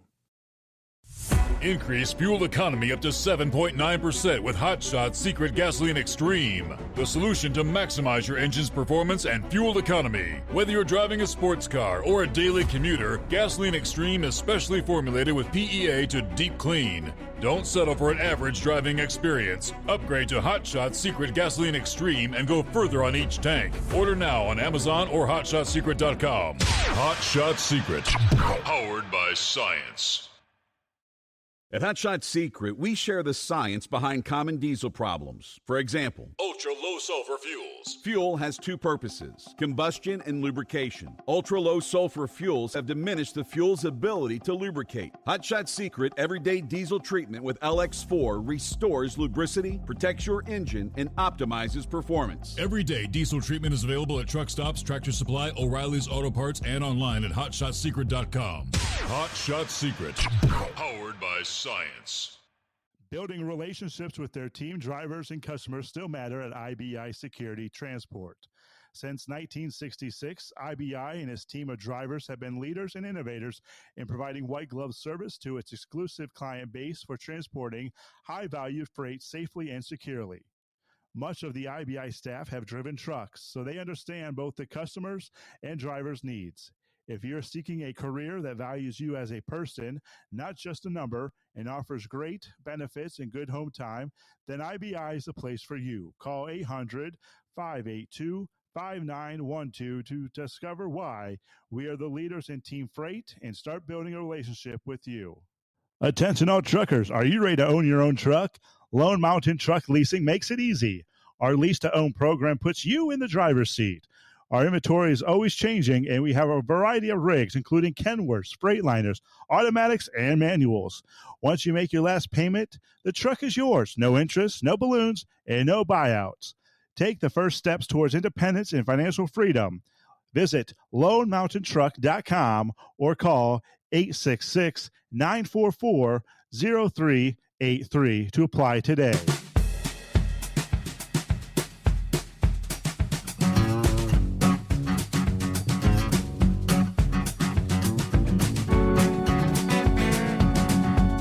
Back to the phones we go. Welcome back. Welcome aboard. Maybe for those just joining us, hope your week's going well. Hump Day coming on here.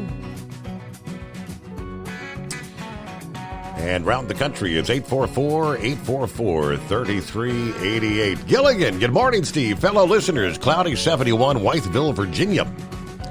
Yes, we are back on the road tonight after a long weekend. I had a serious back issue. All right, hope you're feeling better. Everybody keep it shiny side up. Let me see here. Daniel, good morning from over by Big Timber, Montana. The winds are blowing pretty good here where it's 61 degrees. Hello, Big Ed. Are you with me? I love the picture under the secret bunker sign there. Yeah, that's my little souvenir from the Burl in Lexington. That was a limited edition poster. I think they had 40 of those posters available, autographed by Josh Malloy. Lexington, Kentucky. It's pretty nifty. All right, back to the calls here. Eagle wanting to chime in a little early here. Morning, Eagle. What's happening out there?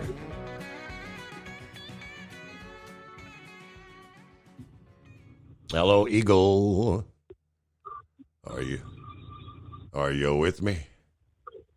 I guess that means nope. Sawing logs. Hello, Cue Ball. Good morning, Steve. Horse Feathers was talking about, I guess somebody emailed you, Sandy was talking about, calling in and all of that, right? Mm-hmm. Well, some people call in and then go to sleep. Yes, they do. That's true. Yeah, that's how that goes sometimes. Steve, there's things that I see and in following the whole thing with politics, it's just amazing to me that people don't see the most obvious things, and no one calls them on it. It's so weird. There's another one. Hey. Anyways, so think about it. Joe Biden, have we ever seen, I don't ever remember it. Well, I know a little bit of history here, but when's the last time that an incumbent president didn't get the nomination to run for re-election again? Like what happened with Biden here, where he won he won the primary. Yes, the delegates. Go for re-election. But when does that ever happen where somebody gets primaried out and can't run for re-election at a presidential level? Similar like what happened to squad member Cori Bush. She's incumbent, but she got primaried out, apparently. This past evening, yes, so sure did. Yep. Mm-hmm. But when does that ever happen in a presidential level, if it ever has happened? I don't think it ever did. Certainly not in my lifetime. So, our point was, has there ever been a presidential debate before the conventions? I don't think so. Maybe like, long time ago. But again, in recent history. Yeah. When was there ever a debate before the conventions? I don't believe so. Not that I'm aware of. With that being said, and I know many had speculated that the Democrat Party had kind of intentionally done that, to see whether Joe would be up to the task to continue to run. And, correct. Yeah, exactly. I 100% believe that. 100% believe that. But with that being said, you have to look at a little bit of the inside, who these people are. So Trump debated Joe and just mopped the floor with him. At which point it was quite obvious, Biden was toast. He is completely incapable of. If he was, that's the weird thing how that's been swept under the rug. If Joe Biden wasn't the president and was just the average, the average Joe, grandpa, it's just the average, I don't know who that guy is that just drove by me in a pickup truck, but if Joe Biden was that guy's grandpa, Joe Biden would not be able to even handle his own affairs. You follow what I'm saying? Gotcha. If he was the average guy, okay, they'd be giving him his pudding in the morning at the nursing home, and that'd be that. He would not be able to drive a car. He wouldn't be able to sign legal documents. Nothing. He'd be nursing home. Okay, it's that bad. He's the president, so we just pretend. The people that don't pay attention to politics, and it's amazing how many people out there like that that have not a clue, they started for the first time starting to see, wait a minute, now we've known this about Biden for many, many years. However, a large swath of the American public is just now starting to see this guy really belongs in the old age home, not in the White House. So I think that's why they let him, debate Trump early. That way they had enough time to stick somebody else in there. Correct. Now, a lot of people believe Obama wanted either somebody else or wanted an open or brokered convention. I really don't remember exactly how that would have worked. But Biden, and a lot of people forget this, and I'll take this from what Bongino says, because he used to work as a Secret Service agent in the White House in the Obama years. Biden's and Obama's absolutely hate each other. That's why Biden was Obama's, VP guy. You never want your VP to outshine you. So you need to find a dummy to do it. So when they pushed Biden out, he went and endorsed Kamala Harris, at which point it was like, okay, but you also got to remember, the Democrats, they live and die by DEI. How do you get rid of the black woman if you are screaming DEI all the time? Well, you can't. And you're stuck with her, even though she's as dumb as a brick and is obviously either stoned or sedated half the time she's on television. I literally believe she is medicated, pharmaceutically, and that's why she's out there. Because listen, I don't know people that are like that aren't on some kind of medication. That woman is sedated. With that being said, you can't get rid of her. But Obama wanted to. Well, Biden endorsed her, and everybody basically fell in line where she figured out, okay, I can and I will take this. Now, here's the next thing. They're crying and whining that Trump won't debate them. Her and this Governor Walz out of Minnesota. I'll get to him in a minute. The Trump won't debate him, and both Trump and J.D. Vance are saying, yeah, we'll debate him after the convention. And that's the amazing part to me right there, that nobody is willing to recognize why. What do you think? I'm curious that. Why do you think that they're like, yeah, we'll debate you, but not till after the convention? What do you think the reason for that is? Are you saying that the Republicans don't want to debate till after, or the Democrats? Right now, the Trump and J.D. Vance, the Republicans, do not want to debate until after the convention. You think they'll debate them, but not yet. You'd think that would be they want to make sure they're officially locked in so that we can't see another last-minute change, maybe. Because the last one that debated Trump had his card pulled. What happened to the last guy that debated Trump? You never heard from that guy again. Exactly. If Trump debates Kamala Harris now, they'll pull her card by the end of the day because she is as dumb as a brick. He'd mop the floor with her just as bad, if not worse. Because she doesn't have dementia. She's just stupid. See what I'm saying? He'd mop the floor with her. And by the end of that debate, they'd pull her card too. So Trump and J.D. Vance are like, nah, lock them in first, pal. We ain't doing this one again. Nope. We'll debate you after. That way, when we make you look like a complete bunch of morons, you're stuck with them. But nobody seems to see that. I'm amazed that all the political pundits on TV, nobody's smart enough to recognize what's staring them right in the face. Because they're like, hey, he's checking the debate. They're like, no, we're just going to wait till you're locked in. You can't get rid of you. That's all. Nothing short, nothing less. Steve, I'm amazed. I don't know. This whole thing bewilders me.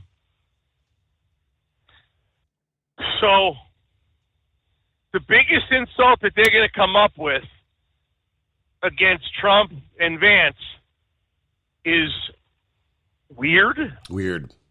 Yeah, JD's weird. Yeah. I don't know. What are they saying? Does he wear some eyeliner or something is what they're saying, I guess. Have you seen some of the pictures running around with Pete Buttigieg? Where it's like he's trying to breastfeed a kid? Yeah, it was kind of like a page right out of the... He's a gay man, but he's a guy. Remember what was it, Meet the Parents, Meet the Fockers or whatever, where what's his name was playing the part feeding the grandson, yes, with a mammary, fake mammaries, yeah. Uh-huh. That's the guy calling... I don't know. Vance weird? Is that weird? I don't...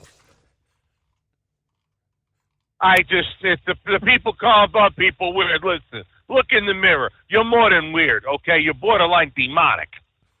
With that being said, this guy, Walz, oh, my God.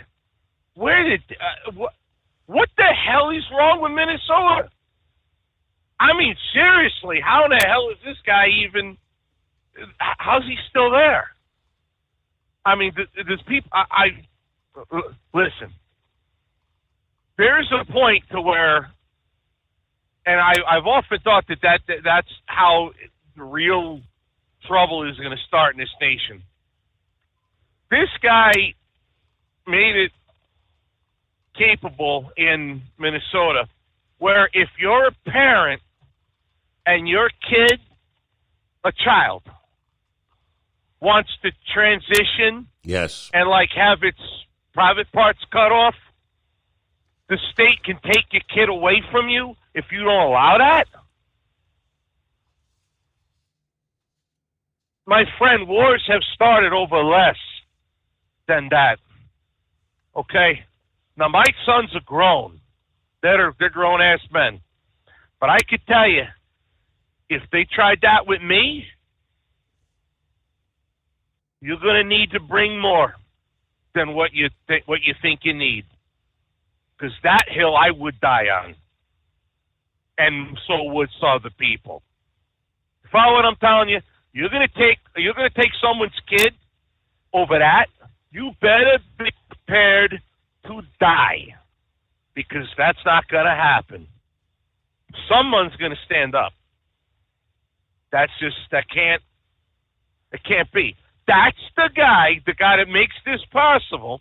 That's the guy that's Kamala Harris's vice presidential nominee. The person to be second in You command. gotta be kidding. If Kamala, for whatever reason, physical, heart attack, for any reason, becomes incapacitated, he becomes the commander-in-chief. That's the guy. Since he brought it up, let me go ahead and let me throw a couple of these tidbits out here. When they're saying the radical left, I don't know that it could get any further left than this guy. All right, the most far left choice among all that were even on her short list. Breitbart said 7 things to know about his record. A June report from Minnesota's legislative auditor found that Walz's administration, quote, failed miserably in its duty to properly oversee millions of federal dollars that it administered to nonprofits to feed children. The report said Walz's alleged incompetence created opportunities for fraud.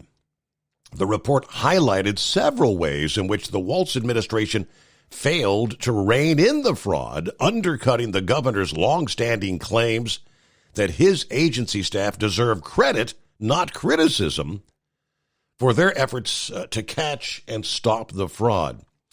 Number 2, Cue Ball just mentioned, Walz signed legislation to allow minors to get sex change operations in Minnesota. He also signed a bill to require schools to stock menstrual products in male bathrooms.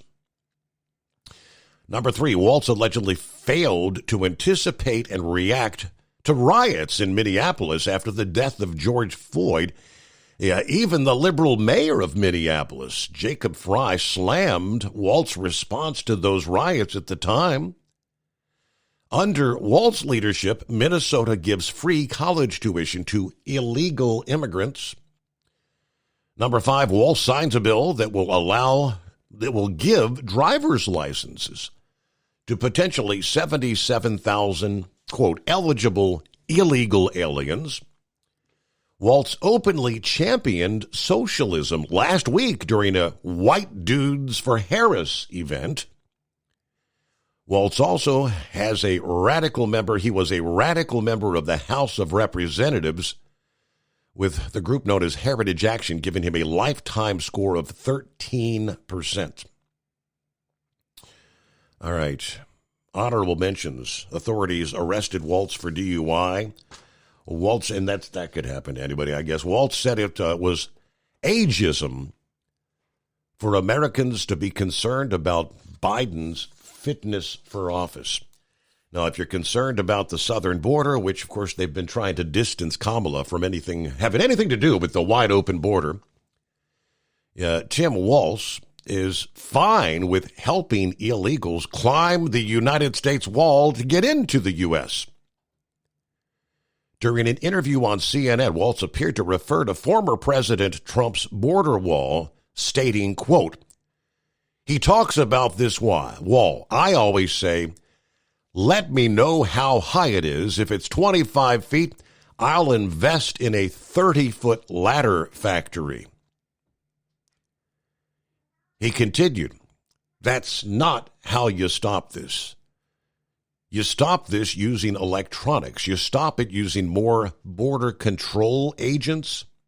You stop it by having a legal system that allows for that tradition of allowing folks to come here, just like my relatives did, to come here, be able to work here, and establish the American dream. March of last year, he signed a bill into law that would give driver's licenses, I mentioned, to 77,000 eligible illegals. The reporting at the time said driver's licenses are vital for the open borders lobby because when illegal aliens are pulled over by local police, driving without a driver's license is the first criminal charge that can put them in immigration and customs enforcement custody. So he doesn't want them to be on the radar. 8 before the hour, the Steve Summers Overnight Drive. Hot Secret, we share the science behind common diesel problems and their solutions. For example, Diesel fuel cetane levels. In many states, the cetane rating in diesel fuel is 42 to 45. Most diesel engines operate more efficiently with a cetane rating of 48 to 50. One treatment of Hot Shot Secret Diesel Extreme will raise your cetane 7 points, increase fuel economy, and improve cold starts. Due to a cleaner burn, there are less hydrocarbons and particulate matter in your exhaust. This reduces the blockage of your diesel particulate filter. Using Diesel Extreme generates 83% less DPF regeneration. The 6-in-1 Diesel Extreme formula also includes the most concentrated detergent on the market, lubricity enhancer, water demulsifier, rust and corrosion inhibitors, and a fuel stabilizer. Hot Shot Secret Diesel Extreme is available nationwide at truck stops, fine farm and auto stores, and online at hotshotsecret.com. Hot Shot Secret, powered by science. Doc's Diesel is your one-stop online shop for diesel filter maintenance. Genuine quality, third-party tested filters for Cummins, PowerStroke, Duramax, and EcoDiesel trucks. Doc's cuts out the middleman and those pesky markups you often find from OMEs, dealerships, and parts stores. We make ordering easy with filter kits, subscriptions, and even dealer sign-ups if you have a fleet. Purchase your filters at www.docsdiesel.com and receive 10% off when you use code SUMMERS10. Doc's Diesel, your one-stop shop for diesel maintenance. And now, back to the Steve Summers Overnight Drive, live from the Hot Shot Secret Studios.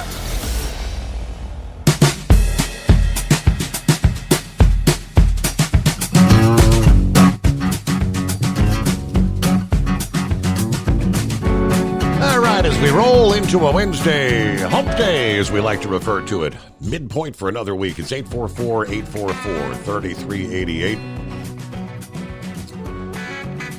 I believe Russell wants to chime in here. What's happening, Russell?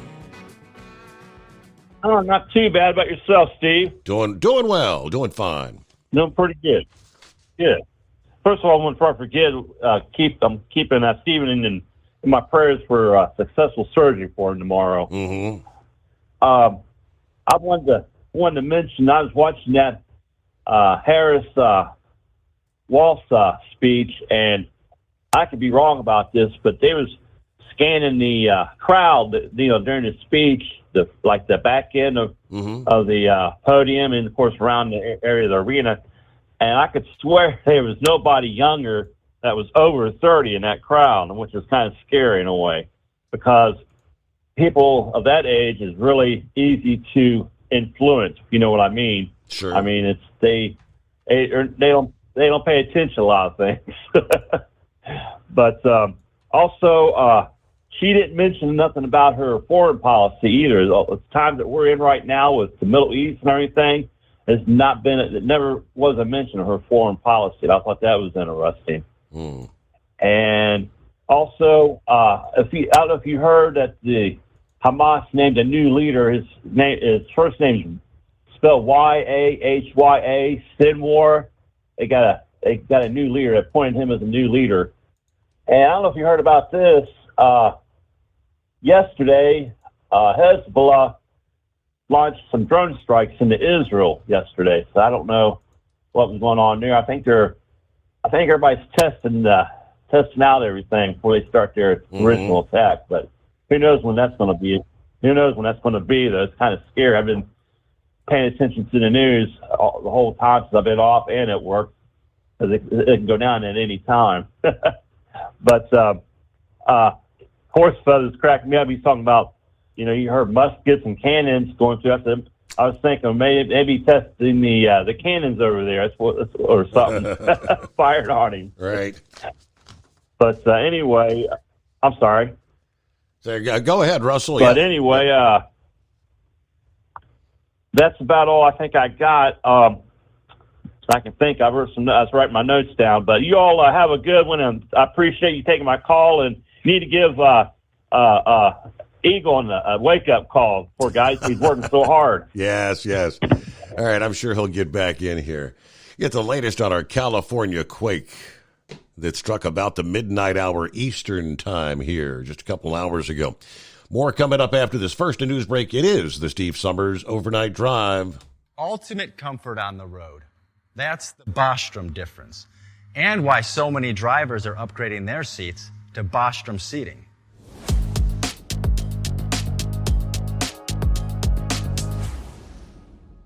With roots dating back to 1935, we know seating.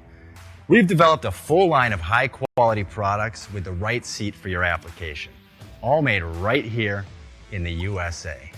From our top-of-the-line Wide Ride Plus Certa for the long-haul driver to our entry-level Baja series for the vocational driver, we provide you with the comfort you deserve at the price point you're looking for. We know you're busy. You don't have time to search every distributor and dealership for the right seat, only to find the one you want won't fit in your truck. That's why we created BostromSeating.com. It's a complete seating solution. You can build the perfect seat with the features and options you desire, and we'll help you be certain it'll fit in your cab. Once you've built the perfect seat and have the part number in hand, you can shop pricing and availability. Our Where to Buy feature allows you to pick up a seat right where you are or anywhere along the road you'll be traveling. When you install a Bostrom seat, you become part of the Bostrom family. A family that includes other drivers who recognize this is more than work. It's a ride, one that requires the next level comfort and support only Bostrom can provide. Go to BostromSeating.com to design your ride with ultimate comfort for the open road. Hands on the wheel, hands off invoicing. At Transcap, we're built for high speed and service, just like you.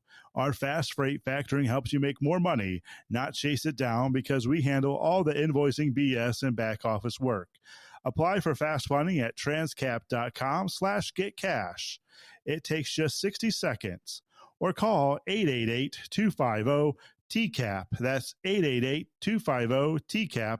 And mention Steve Summers' Overnight Drive. From Feature Story News in London, I'm Ollie Barrett. Kamala Harris and Tim Walz have held their first rally together in Philadelphia after she chose him as Democratic running mate in the race for the White House. Republican presidential candidate Donald Trump has branded his rival's choice as dangerously liberal in a new attack ad. Kate Fisher reports from Washington. Democrats are hoping that Tim Walz's plain-speaking, small-town style will appeal to independents and conservatives in key Midwestern states. Republicans have branded the pair as beholden to the most progressive forces in their party, and the Trump campaign's already released an attack ad. Tim Walz will be a rubber stamp for Kamala's dangerously liberal agenda. Kamala Harris and Tim Walz. They're failed, weak, and dangerously liberal. Harris and Walz will tour key battleground states in the coming days to try to sell their partnership to American voters. Kate Fisher, Washington. Nobel Prize-winning banker Mohammed Yunus will lead Bangladesh's interim government after Prime Minister Sheikh Hasina fled the country following a mass uprising. Bangladesh's army chief has been holding talks with civil society leaders amid political uncertainty as the South Asian nation remains on the edge.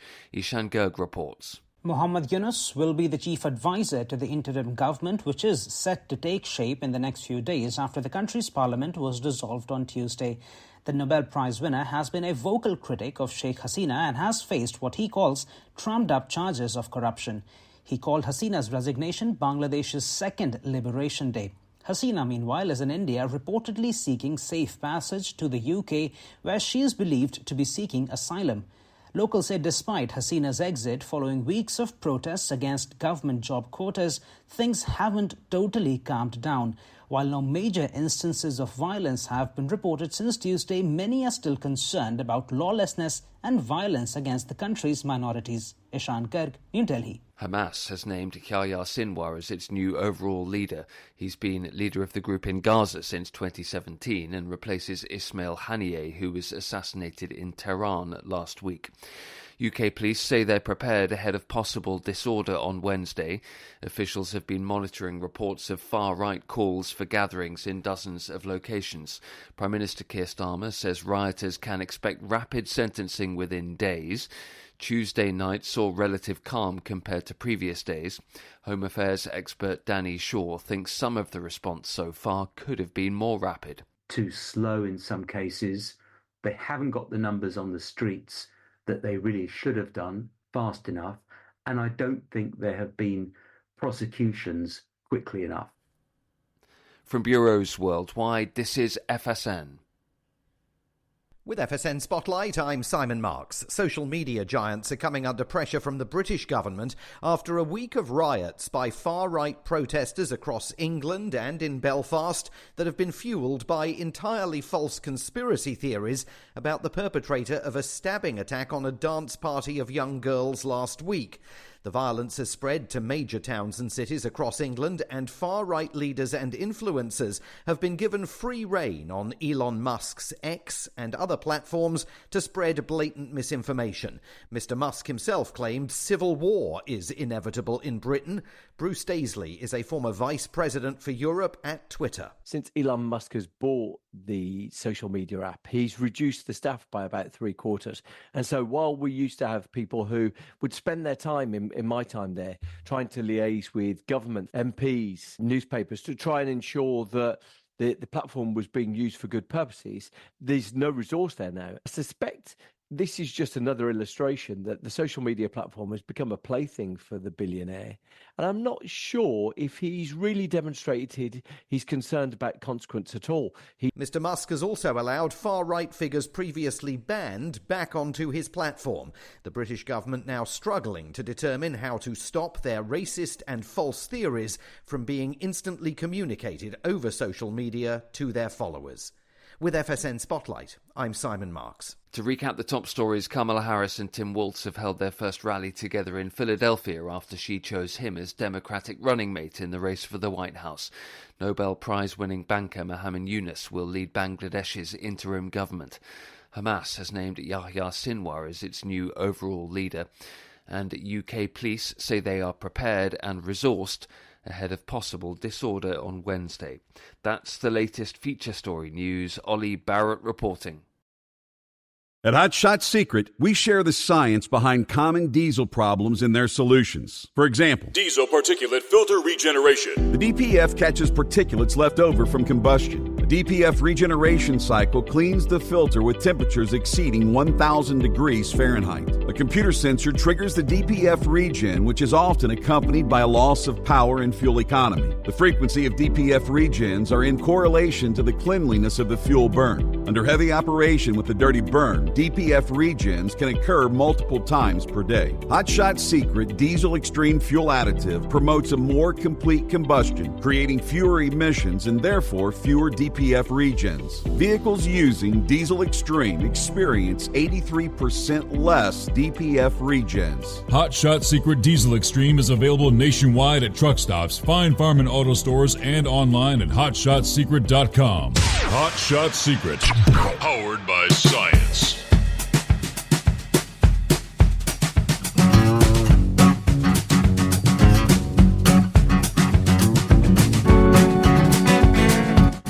All righty, welcome back. Another hour underway. So Wednesday coming on, it is 844-844-3388. A little after the midnight hour Eastern, or about 10 after 9 on the West Coast. 5.2 magnitude quake struck about 20 miles southwest of Bakersfield, sending tremors across the Southland, followed by dozens of aftershocks in quick succession. In Grapevine and Kern County, Los Angeles Fire Department activated their earthquake mode. Epicenter was about 89 miles north of downtown LA. Some of the larger aftershocks included a 4.5, with an epicenter in northwest of Grapevine, a 4.1 in Lamont. The initial quake had a depth of 11 kilometers, followed by a series of aftershocks in rapid succession. The first, a 4.5, less than a minute later, followed by a 3.0 at 9:14, a 4.0 at 9:70, and they pretty much continued. Some of these reports saying there's been in excess of 50 aftershocks already. More than 24 occurred over the ensuing hour number 1.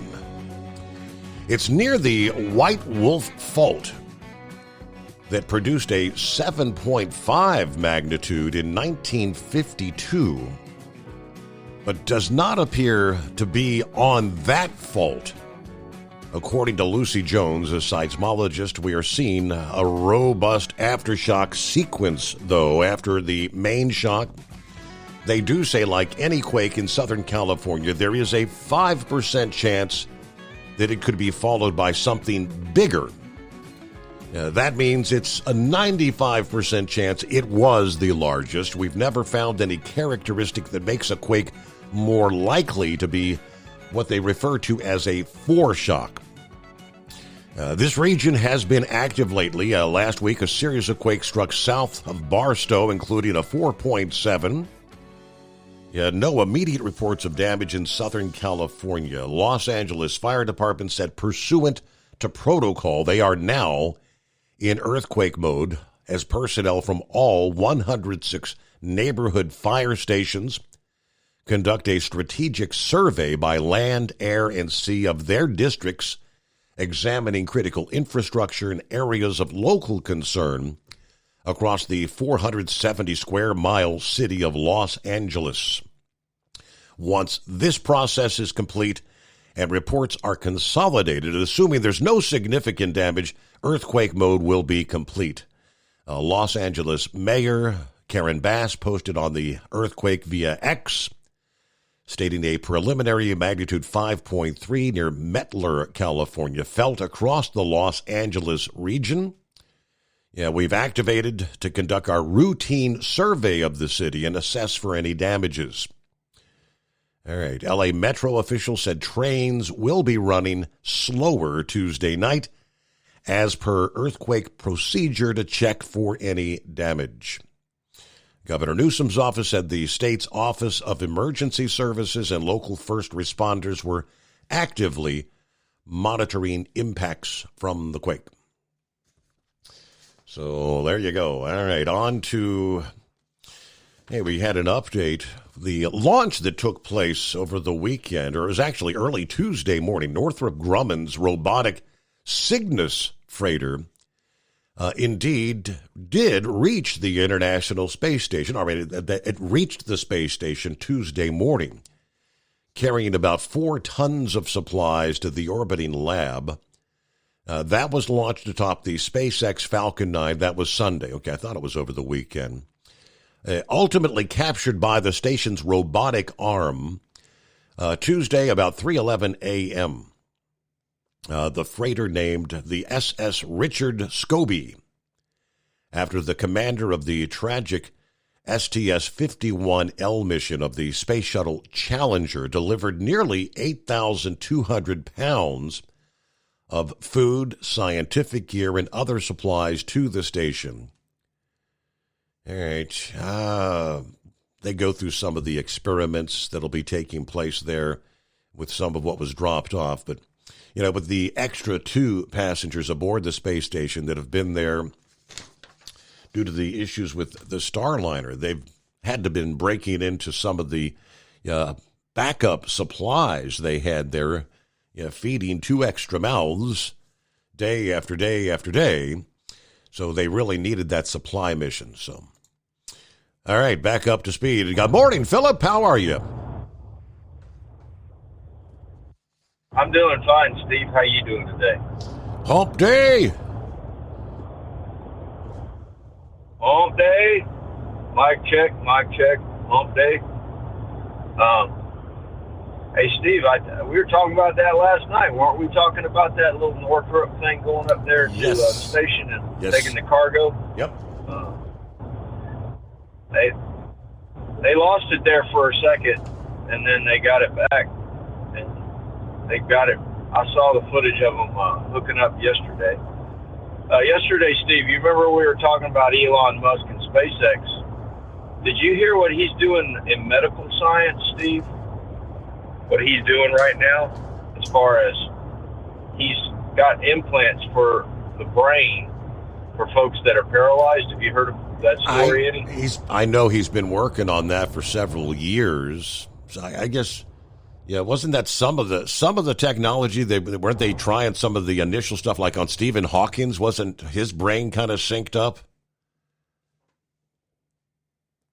I'm not sure if it was Stephen Hawking's, but he's into his second patient now, and they're showing that they can, play like a basic game, like say solitaire.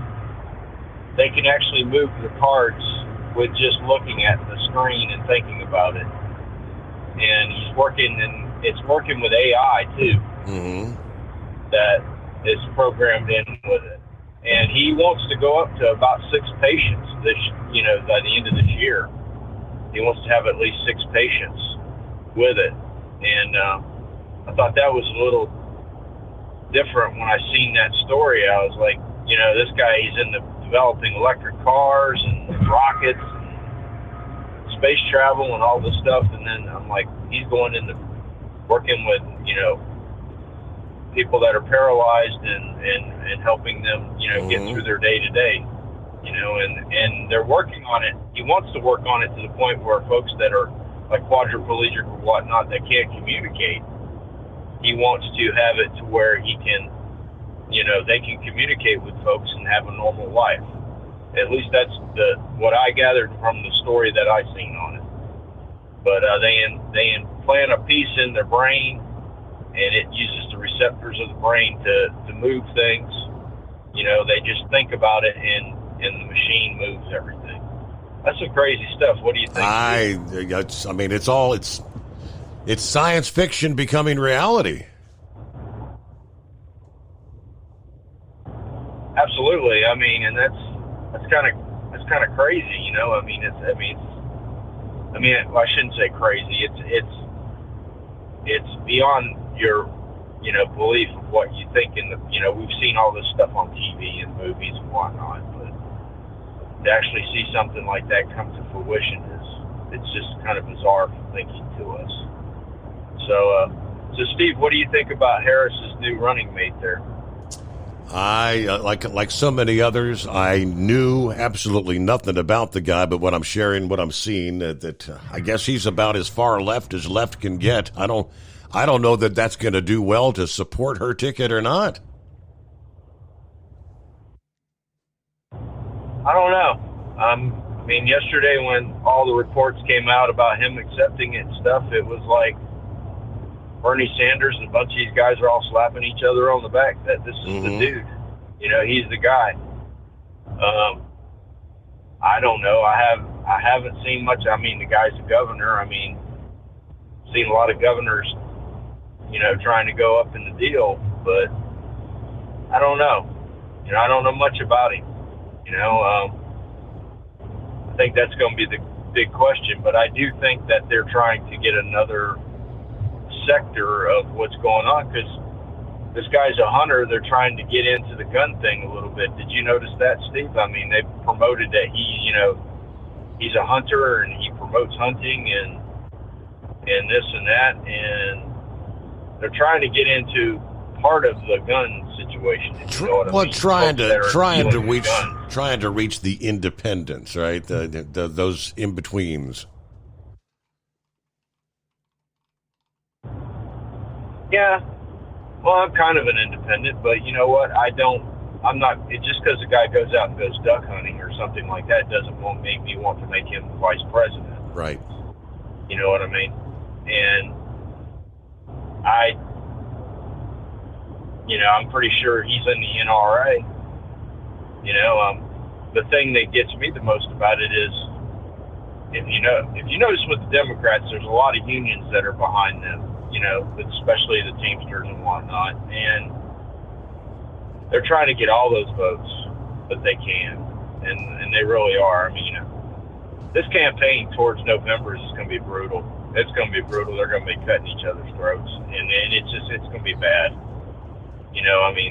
Some of the stuff that's going to be coming between the two of them, and I don't know. I just don't think she's qualified enough, and I'm not a registered Republican. I vote on what I see. I'm not party affiliated, and I just don't think she's got the backing that, the background of Now him, I don't know. Maybe he's more qualified as a vice president than she is. Who knows? I don't know. I don't know much about the man other than he's the governor of Minnesota. I know you see what you see in these campaign ads about well, he's a school teacher, he's this, he's that. You see all that, but that don't mean squat to me, Steve. Oh, good. That don't mean nothing to me. Let me see something physical. Let me see physically what he's done for the state of Minnesota. Just like like Governor DeSantis. I don't always agree with what Governor DeSantis has done in the past, 100% on some things. But I got to say one thing: our governor down here has busted his tail to try to help us down here. And he has something to show for his time in office, and that's what I kind of. Kamala Harris doesn't have that, in my opinion. That's just my opinion. What has she done since she's been vice president that has moved the nation forward? You know what I mean? Mm-hmm. That's what I want to see. So, but I hope your son has a safe surgery and everything. I'm going to be off tomorrow, so you won't going to hear me tomorrow. I'm taking off. It's the old birthday, comes around once a year. Oh, okay. Already. It seems like it was just yesterday. Yeah. See how that goes? Yeah, well, if anybody wants to know my birthday, you get a piece of paper, you write 2 8s, and that's what it is. And I've got the 8th day is always my thing. And yes, my favorite driver is any of the Dales, and I'm not talking about Earnhardt Sr., I'm talking about Junior or Dale, the other Dale Jarrett, because they ran them number 8 on all their cars. Yep. And that's the way it is, and that's what I'm known for at Disney. Driving the train, all the old monorail drivers down there, they don't know me as Phillip, they know me as 88. How about that? And it's one of those things. So you guys have a good one, and I appreciate you, and I'll talk to you next week. Y'all have a safe one. All right, enjoy your birthday. Happy birthday early, because we won't talk again till after, as you say, the Steve Summers Overnight Drive live from the Hot Shot Secret Studios. At Hot Shot Secret, we share the science behind common diesel problems. For example, excessive black smoke. Excessive black smoke has 2 causes: carbon buildup and internal diesel injector deposits, also known as IDIDs. Hot Shot Secret Diesel Extreme has the highest concentration of active ingredients allowed by law and will safely remove all types of injector deposits, including IDIDs and carbon buildup, to eliminate black smoke. Hot Shot Secret Diesel Extreme is available nationwide at truck stops, fine farm and auto stores, and online at hotshotsecret.com. Increase fuel economy up to 7.9% with Hot Shot Secret Gasoline Extreme, the solution to maximize your engine's performance and fuel economy. Whether you're driving a sports car or a daily commuter, Gasoline Extreme is specially formulated with PEA to deep clean. Don't settle for an average driving experience. Upgrade to Hot Shot Secret Gasoline Extreme and go further on each tank. Order now on Amazon or hotshotsecret.com. Hot Shot Secret, powered by science. Hey, Kenworth owners, is your AC and heating performing poorly with little airflow in the cab? Soaring Eagle HD Truck Parts is here to solve your worries. Offering aftermarket replacement HVAC boxes and stainless steel with high output blowers receiving 50 to 100% better airflow, guaranteed. Not only that, but they also manufacture many other aluminum and stainless steel storage accessories. Check out their website at www.soaringeaglehd.com or call toll-free 1-833-455-2473. Serving you yesterday, today, and for the future. Keep your gas-powered engines running like new? Stable's proprietary formulas are proven by third-party testing to outperform the competition in keeping fuel fresh, preventing corrosion, and cleaning the entire fuel system. With Stable, you can have confidence you are doing the right thing for your engine's long-term health. Just pour into your gas can or fuel tank, then top off with fresh fuel. At every fill-up or when you store, start with Stable. Available where fuel additives are sold.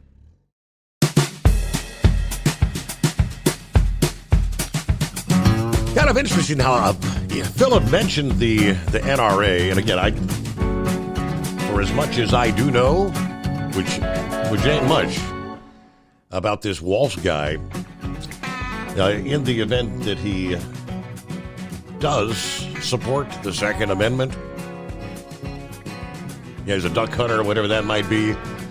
I mean, it'd be interesting to see that he could actually get an endorsement from the NRA I had from just a few days ago, which stated, for the first time in 4 years, the National Rifle Association actually did endorse a Democrat. The NRA is endorsing Representative Mary Peltola, the Democrat of Alaska, that's running for a second term in the state's at-large district. The first time the NRA's endorsed a Democrat since they endorsed Representative Colin Peterson of Minnesota in 2020. On her website, Peltola claims to own 176 long guns, vowing to protect Alaskans' Second Amendment rights. She says guns are an integral part of Alaska's culture and our subsistence lifestyle. Alaskan gun owners are the strongest proponents for responsible gun ownership. We pass down our knowledge and our skills to our children. So, according to the chair of the NRA Political Victory Fund, she said, this organization endorses any candidate who supports and defends the constitutional right to keep and bear arms, regardless of party affiliation. In Congress, Representative Peltola has supported efforts to rein in overreach by the ATF. She's voted for legislation supporting the Second Amendment rights of veterans, voted in favor of protecting traditional ammunition. So given her strong record for support for gun rights and law-abiding gun owners, the NRA is proud to endorse Representative Peltola for re-election. At this point, they say no other Senate or House Democrat has received an endorsement from the NRA. No one else this election cycle on the Democrat side. Now, apparently there was a time the NRA endorsing Democrats was not uncommon until the 2018 school shooting in Parkland, Florida. According to the Washington Examiner, the NRA started retracting endorsements after Democrats called for stricter gun control measures in the wake of that shooting.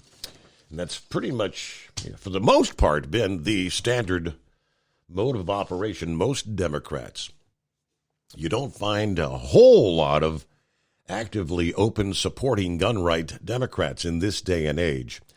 So that'd be very interesting to see how he falls into play there, because I'd have to do some research, see where he falls in as far as Tim Walz is concerned.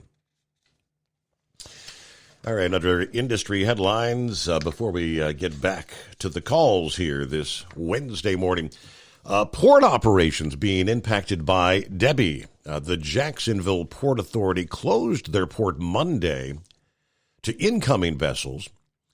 The landslide cargo operations for the port, the largest container port in Florida, they say, continued. Now, Port Tampa Bay, which handles 33 million tons of cargo annually, Florida's largest port overall, closed their waterways Saturday in anticipation of the storm. That was still closed Monday. The non-vessel operations were open. Georgia ports were closed at 3 p.m. Monday.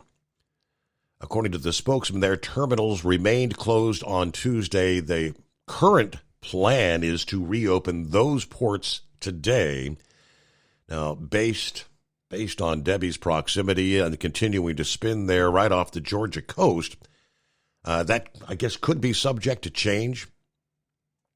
The port of Fernandina,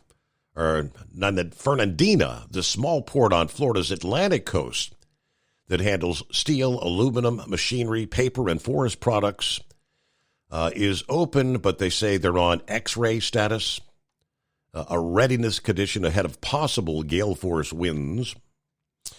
Vessels of more than 500 gross tons and ocean-going barges would need to make preparations to leave the port or have permission from the Coast Guard captain to remain in port. AccuWeather reported the number had been at least 4, I believe 6 fatalities revolved around Debbie at this point.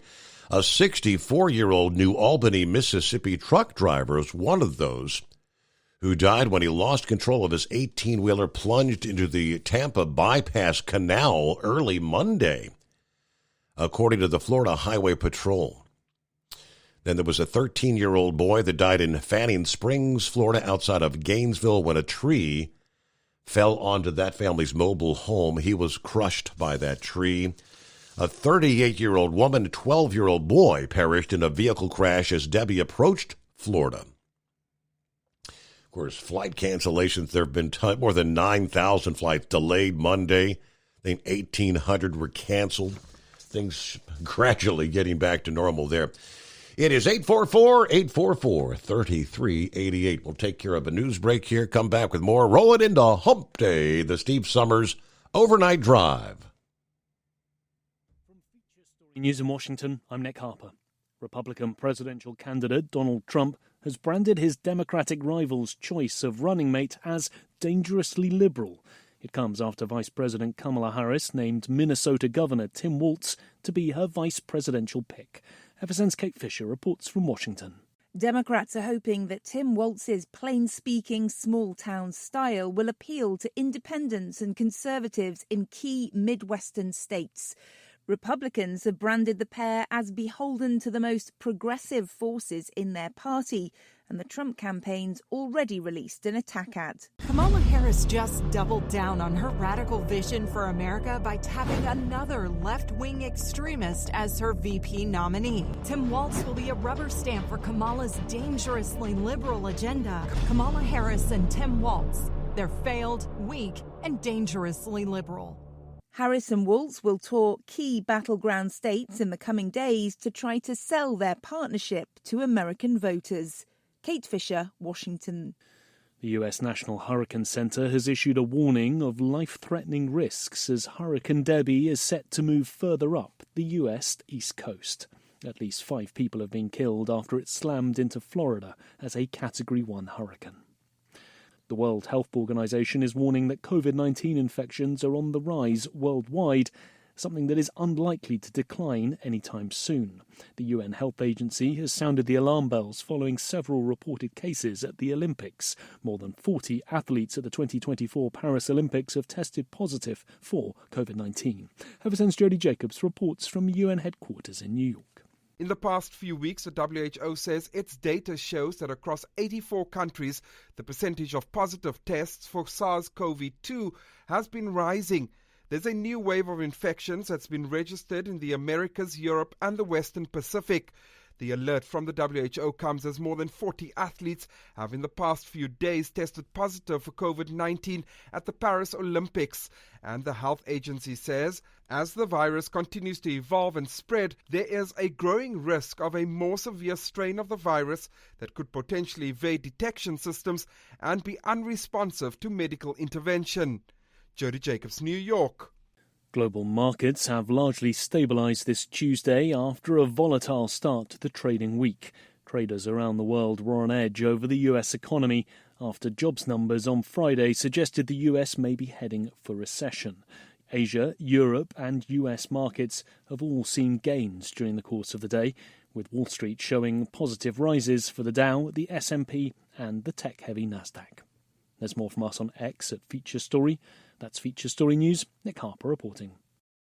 Ultimate comfort on the road. That's the Bostrom difference. And why so many drivers are upgrading their seats to Bostrom seating.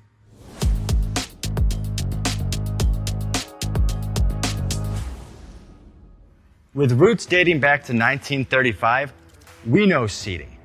We've developed a full line of high-quality products with the right seat for your application, all made right here in the USA. From our top-of-the-line Wide Ride Plus Certa for the long-haul driver to our entry-level Baja series for the vocational driver, we provide you with the comfort you deserve at the price point you're looking for. We know you're busy. You don't have time to search every distributor and dealership for the right seat, only to find the one you want won't fit in your truck. That's why we created BostromSeating.com. It's a complete seating solution. You can build the perfect seat with the features and options you desire. and we'll help you be certain it'll fit in your cab. Once you've built the perfect seat and have the part number in hand, you can shop pricing and availability. Our Where to Buy feature allows you to pick up a seat right where you are or anywhere along the road you'll be traveling. When you install a Bostrom seat, you become part of the Bostrom family. A family that includes other drivers who recognize this is more than work. It's a ride, one that requires the next level comfort and support only Bostrom can provide. Go to BostromSeating.com to design your ride with ultimate comfort for the open road. Hands on the wheel, hands off invoicing. At Transcap, we're built for high speed and service, just like you. Our fast freight factoring helps you make more money, not chase it down, because we handle all the invoicing BS and back office work. Apply for fast funding at transcap.com/getcash. It takes just 60 seconds. Or call 888-250-TCAP. That's 888-250-TCAP. And mention Steve Summers Overnight Drive.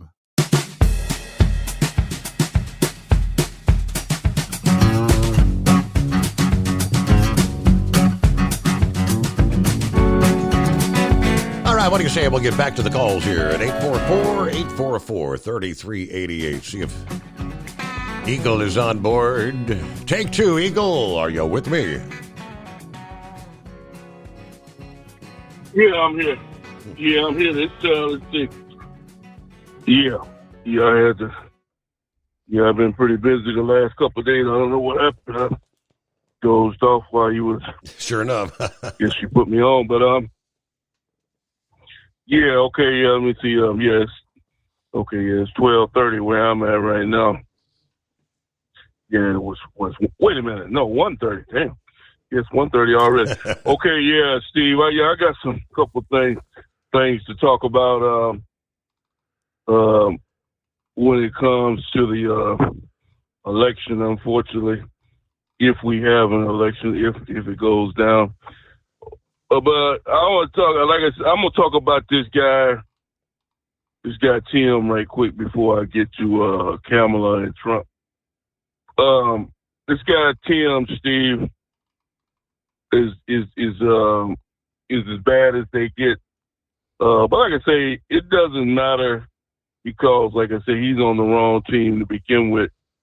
But the things that I went to Minnesota recently, to deliver a load, and a lot of people they ask themselves, how does Omar get into the Congress department? And all you got to do is go up to Minnesota and see what type of people are there, and you'll understand how the hell she got to Washington D.C. She didn't just force her way in; she was voted in. And there's people out there that sympathize with her point of view in the Minnesota area, especially Minneapolis. So that's where she comes from. That's her. A woman that married her own brother so she could get citizenship into the United States of America. That's how much that's what she's all about.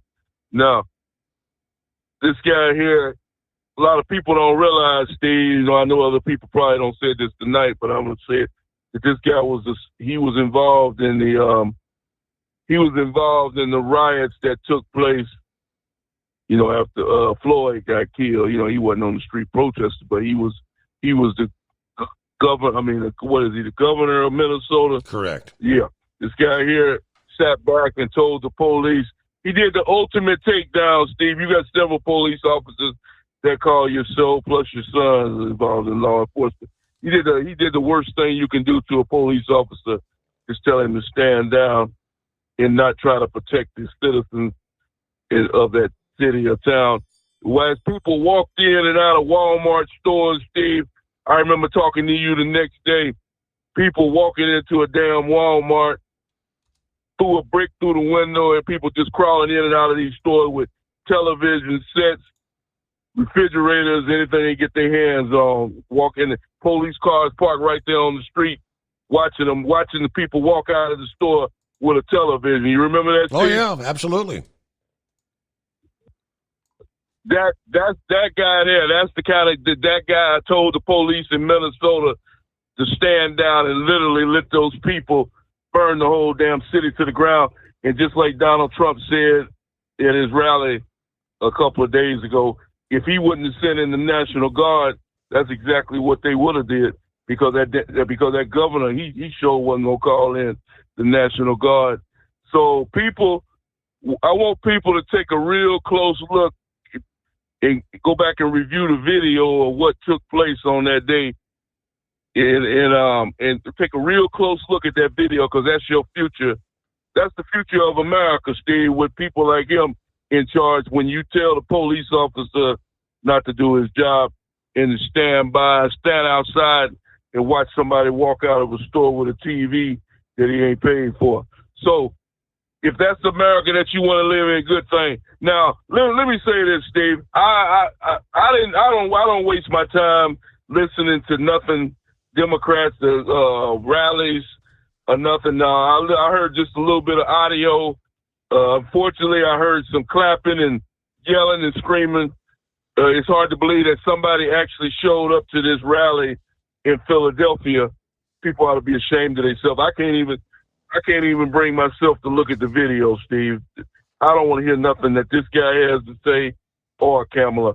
But I'm trying to see, what did they have a full arena in Philadelphia today?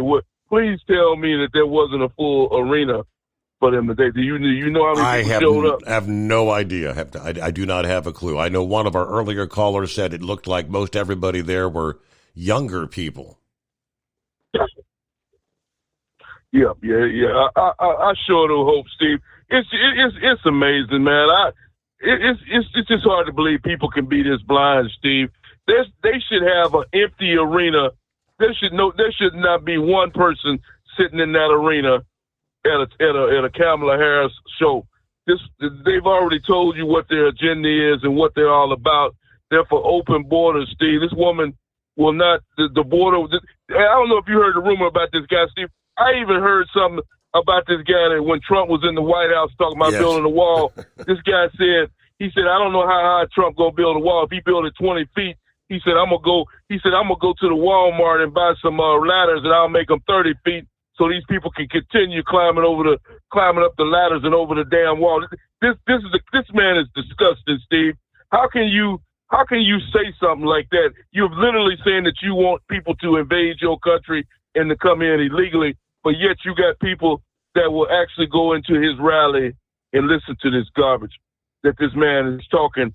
I'm not going to even go into what he did in the boys' bathroom with putting these women's hygiene products in boys. This is disgusting, Steve. This guy here cannot be allowed to get in the White House as vice president or any other job. This is just totally despicable. And the people of Minnesota, I don't even see how they can elect an individual like that.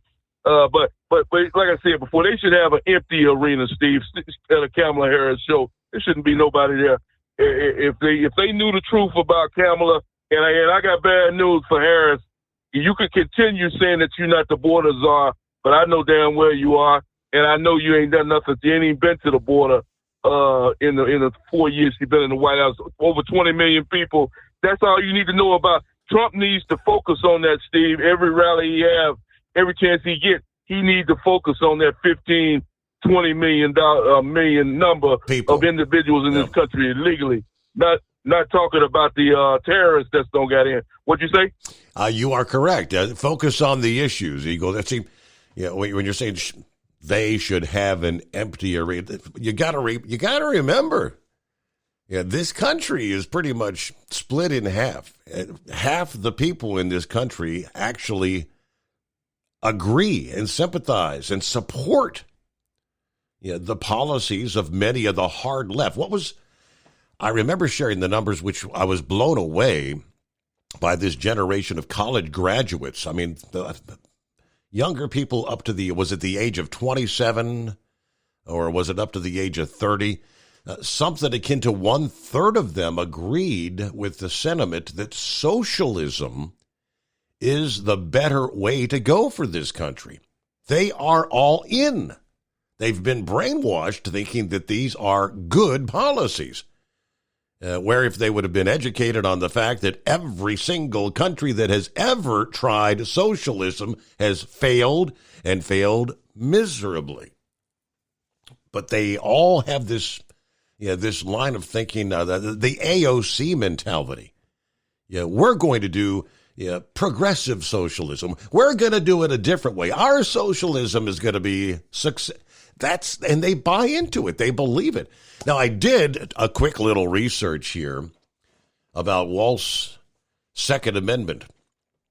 Is he a gun supporter? There was a time where he was indeed.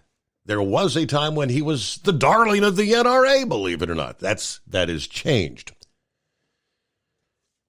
His early career, in 2006, he won the race to represent a largely rural district in Minnesota. Flipping a previously Republican seat, he represented Minnesota's first congressional district from 2007 to 2019, during which time he was a favorite of the National Rifle Association. They endorsed him. They donated to his campaign. They gave him an A rating. The Army veteran was one of the rare gun-owning Democrats in office and often spoke about his love for hunting. In 2016, Guns and Ammo magazine featured him in their list of top 20 politicians for gun owners. Now, moving on, shortly after a teenage gunman opened fire at Marjory Stoneman Douglas High School in Parkland, Florida, 2018, Waltz began to support tighter firearm restrictions as he ran his first campaign for governor that same year. Waltz said this was, in part, inspired by his then 17-year-old daughter urging him to do more to prevent gun violence.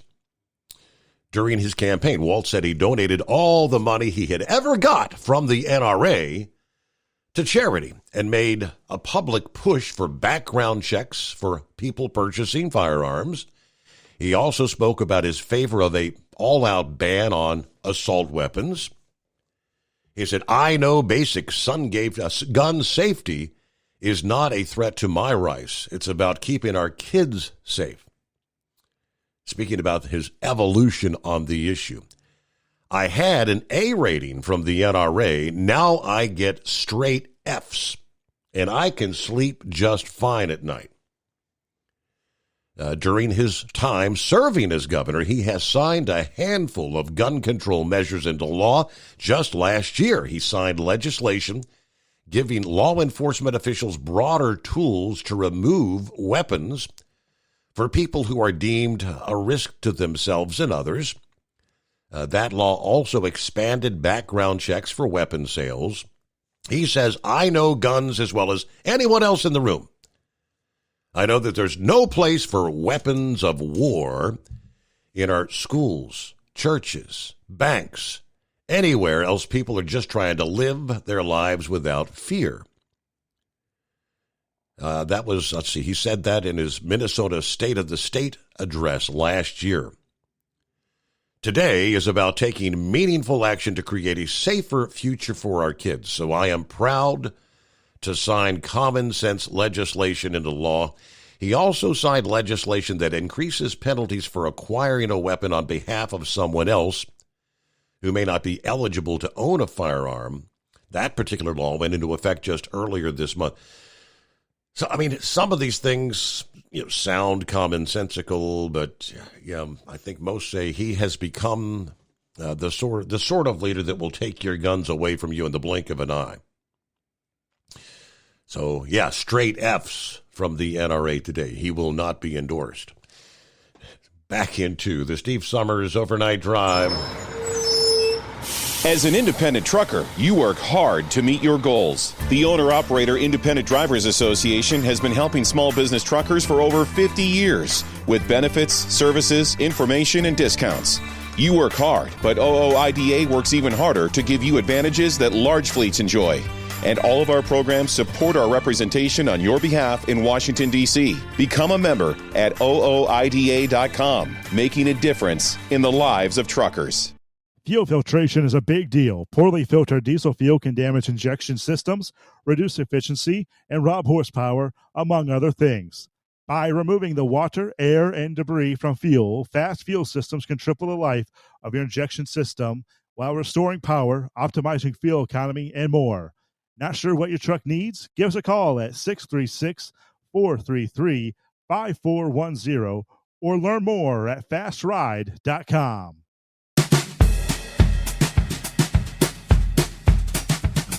All right, let's get back to some of the other industry news, trucking info. We've been talking a lot as of late about predatory towing operations and towing reform. This past day, I guess we're getting to hear a bit from the actual tow truck operators about the other side of the argument. Tow truck operators fighting allegations of rampant price gouging against trucking companies. Say insurance companies should take some of this blame for spiraling cost. The issue of price gouging of motor carriers by unscrupulous towing operators was raised in a Federal Trade Commission proposed rulemaking last year, where they recommend requiring more billing transparency from the tow truck operators. In support of that proposal, the FMCSA seeking further public feedback on how they could provide additional oversight on the problem. But towing companies and their representatives told the FMCSA the issue has more to do with underinsured carriers than with tow truck operators charging exorbitant rates to remove trucks from crash scenes. Many truckers are misled into purchasing insurance with inadequate coverage, they say, only to discover their policies fall short in the event of an accident. Now, James Austin represents the Michigan Towing Association. This issue is a serious concern that the FTC proposed rule does not adequately address, he says. He stated that the FTC proposal overlooks uninsured and underinsured truckers who operate vehicles without proper registration and inspection certifications. These irresponsible operators pose a significant risk to public safety, create additional burdens on the towing companies, which are often expected to respond to accidents promptly without assurance that they'll get paid. Fee non-payment, according to an anonymous towing company responding to the FMCSA, they say has risen to 40% in heavy truck crash recoveries and cleanup. We've seen videos taken from the insurance industry conferences in recent years where they're laughing about their latest and greatest tactics to deny payment to towers.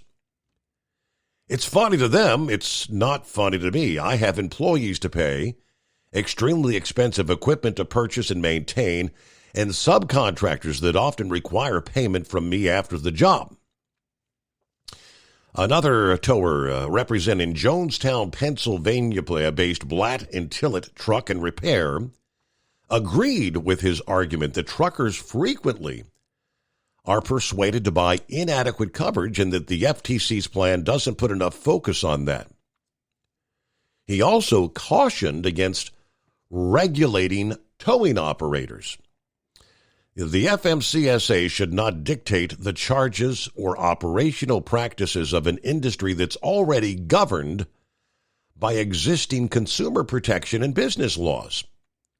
This regulation seems unnecessary and intrusive, particularly when the current legal framework is already designed to ensure fairness and protect customers. Now, the American Trucking Association contends that there's a patchwork of regulations among different states and within each state that makes conditions ripe for predatory towing companies to prey on drivers and trucking companies. We've already shared the sentiment of OOIDA talking about exorbitant charges.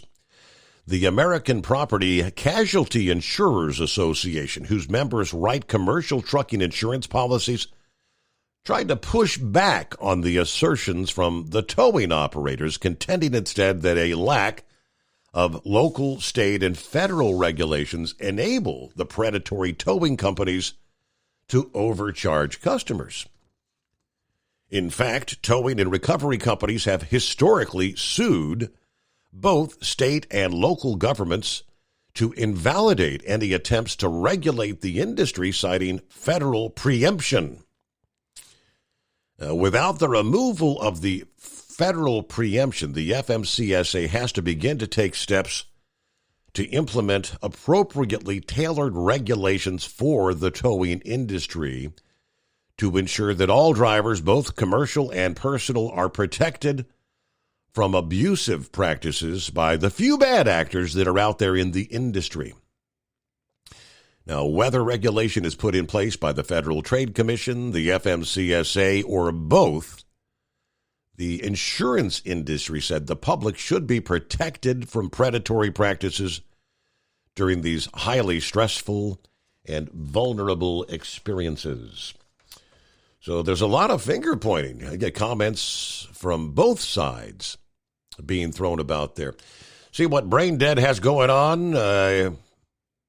How's it going? Oh, just riding back from Poplar Bluff, Missouri. Had to go to Batesville, Arkansas, then Poplar Bluff. I don't get it, but I heard Philip talking about Elon Musk and the brain stuff. They're actually about to open up a supercomputer for Elon Musk here in Memphis. And one of the big pushbacks has been the electricity usage and the water usage. And you might be able to Google that. And also, too, one other thing about your layoffs, you forgot to add Kellogg's is having a major layoff. 51 people here in Memphis are being laid off. So the list continues to grow, in other words. Yeah, you might be able to find that story. They had other locations, but I know our news just focused on just ours, our location. But I did see a story that had other locations on it as well. But Steve, back to politics. Now, Steve, you know why Hillary Clinton was not with as the vice president running mate for Kamala Harris, don't you? Yeah, I have no idea. Why would that be?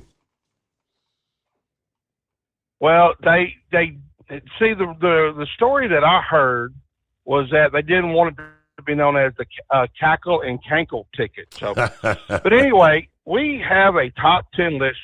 We have a top 10 list for you tonight, Steve. Are you ready for this one? All right, lay it on us. All right. Now, we survey 13 and a third midget listeners to this program, Steve. Believe it or not, you have midget listeners to this program. And we interviewed them of what question would you ask Joe Biden if he was still running for president? So are you ready? This better be good. Oh, it is, Steve. Number 10. Does China pay you in dollars or yen? Yeah, good question. Number 9, did you ever ask for a refund on those hair plugs? All right. Number 8, boxers, briefs, or depends? That's a really good question. Yeah, it depends. Number 7, Number 7, what does Obama's butt taste like? And by the way, we can't forget about number 6 here, this is one I would love to ask. Do you get to claim Zelensky as a dependent on your taxes? Hey, that's a good one. Number 5, does it hurt when Obama pulls the duct tape off your mouth? But number 4, Steve, this is a good question. I really would like to hear this one. How many illegals does it take to change an election? That's a good one, Steve. But also, too, we got number 3. Did Kamala get the VP spot the same way she won her first elected office? I'd love to know that one, too. Number 2, does it hurt when Obama puts his hand up your butt to operate your mouth? But, Steve, the best question of all, are you ready for this one? Quickly. What day is it? Bye to me.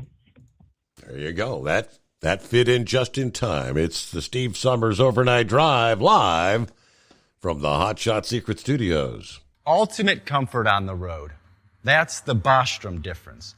And why so many drivers are upgrading their seats to Bostrom seating.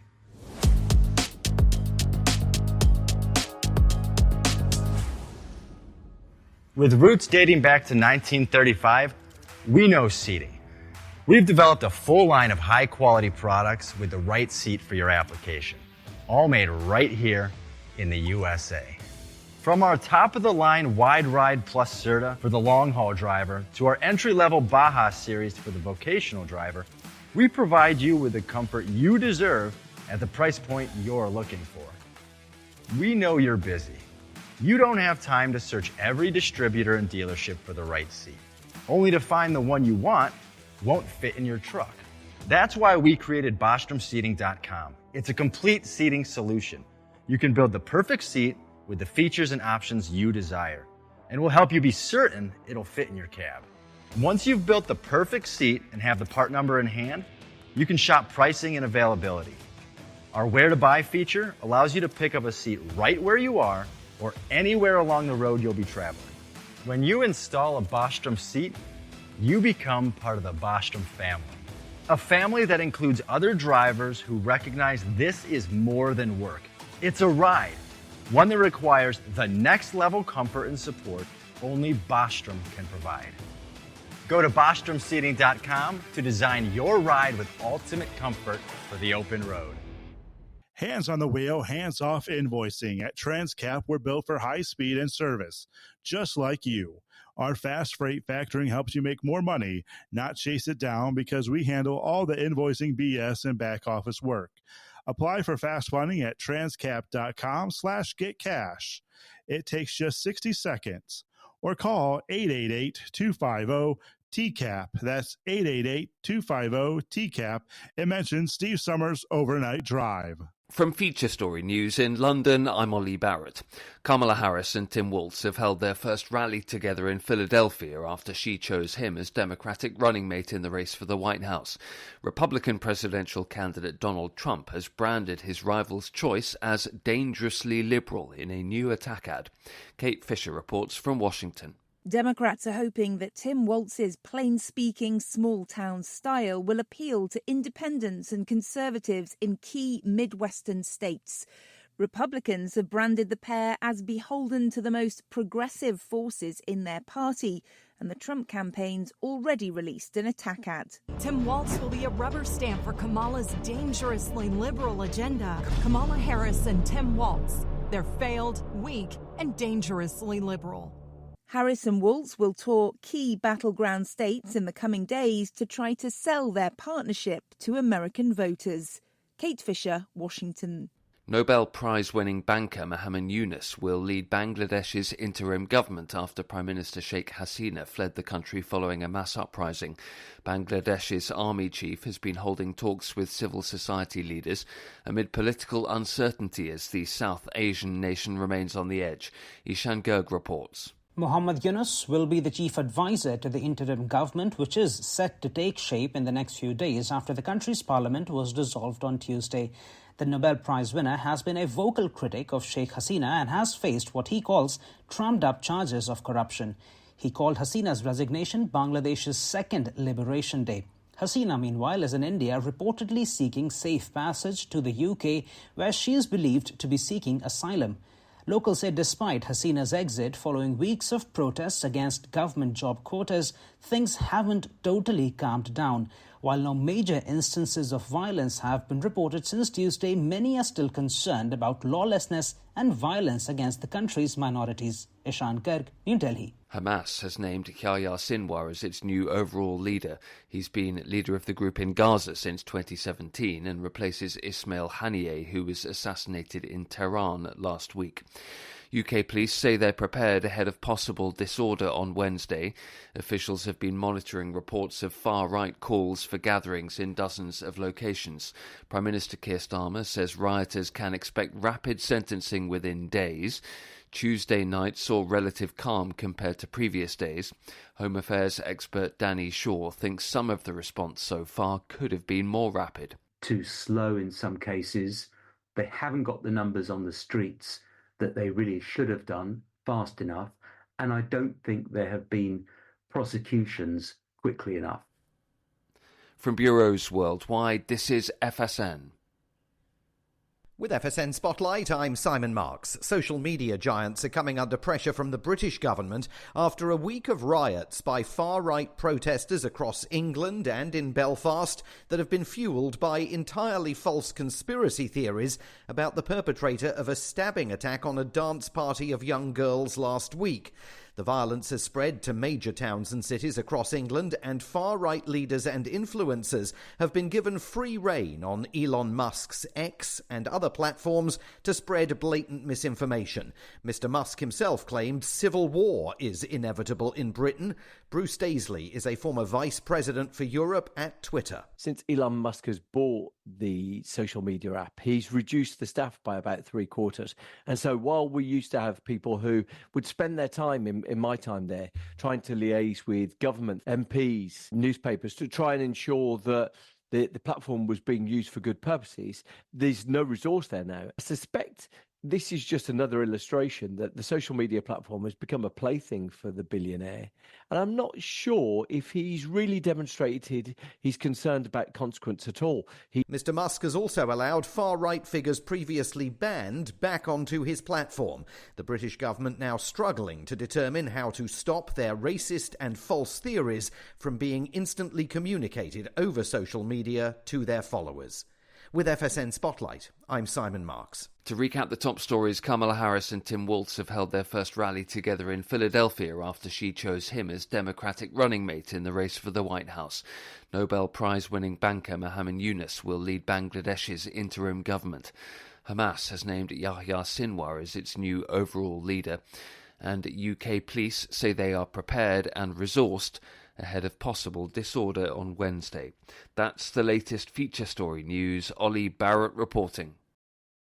At Hot Shot Secret, we share the science behind common diesel problems and their solutions. For example, diesel particulate filter regeneration. The DPF catches particulates left over from combustion. A DPF regeneration cycle cleans the filter with temperatures exceeding 1,000 degrees Fahrenheit. A computer sensor triggers the DPF regen, which is often accompanied by a loss of power and fuel economy. The frequency of DPF regens are in correlation to the cleanliness of the fuel burn. Under heavy operation with the dirty burn, DPF regens can occur multiple times per day. Hot Shot Secret Diesel Extreme Fuel Additive promotes a more complete combustion, creating fewer emissions and therefore fewer DPF regens. Vehicles using Diesel Extreme experience 83% less DPF regens. Hot Shot Secret Diesel Extreme is available nationwide at truck stops, fine farm and auto stores, and online at hotshotsecret.com. Hot Shot Secret, powered by science.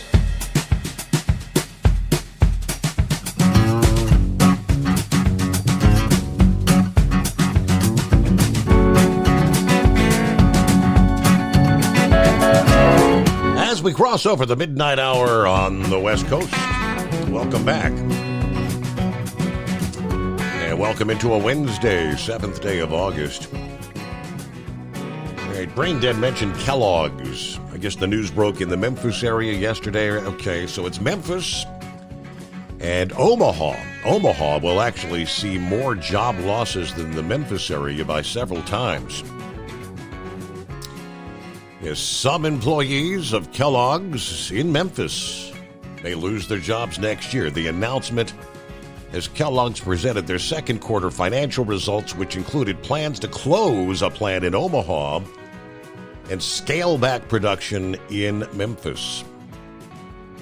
As far as Memphis goes, the mayor says, "My goal is to create a Memphis where residents find more opportunities for jobs that meet their skills and schedules. We're working to create a stronger Memphis that supports a growing economy with more jobs." Okay. They announced in a statement that the Omaha closure will begin late next year as part of their plan to consolidate and modernize the manufacturing footprint. They also delivered the bad news for those working in Memphis. Now, Memphis is going to be scaling back production commencing in late 25. A more focused, streamlined facility, according to Kellogg's chairman and CEO. Now, these actions would reduce headcount by approximately 550 people, including estimated headcounts additions at the plants where production would increase. Now, the union said that out of the 550, about 125 at the Memphis location would be affected. The remaining would be employees out of the Omaha plant.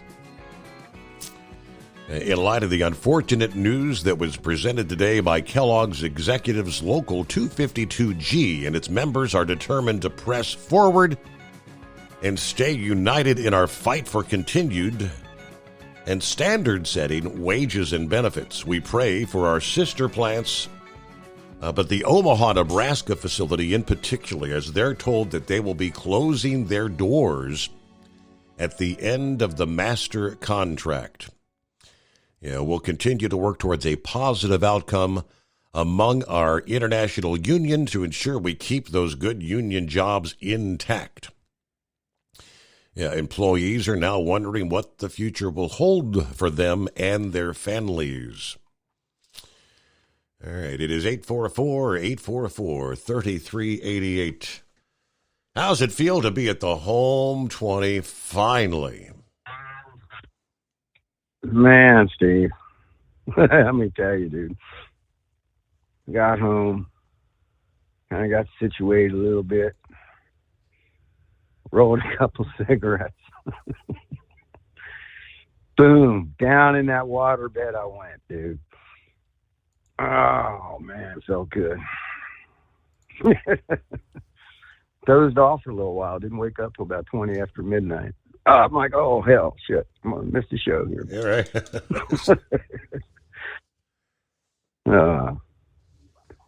Yeah, Steve, they showing us who they are. They're all in. Miss Harris and Mr. Walsey. I'll tell you what, Steve. He's a fraud. This man's a joke. He has no integrity, no morals. Here he is scoring a A+ with the NRA, and now he's scoring an F-. F consistently. Because he's a fraud. He don't really believe that taking the guns away. In other words, Stephen, if he was a true Second Amendment guy,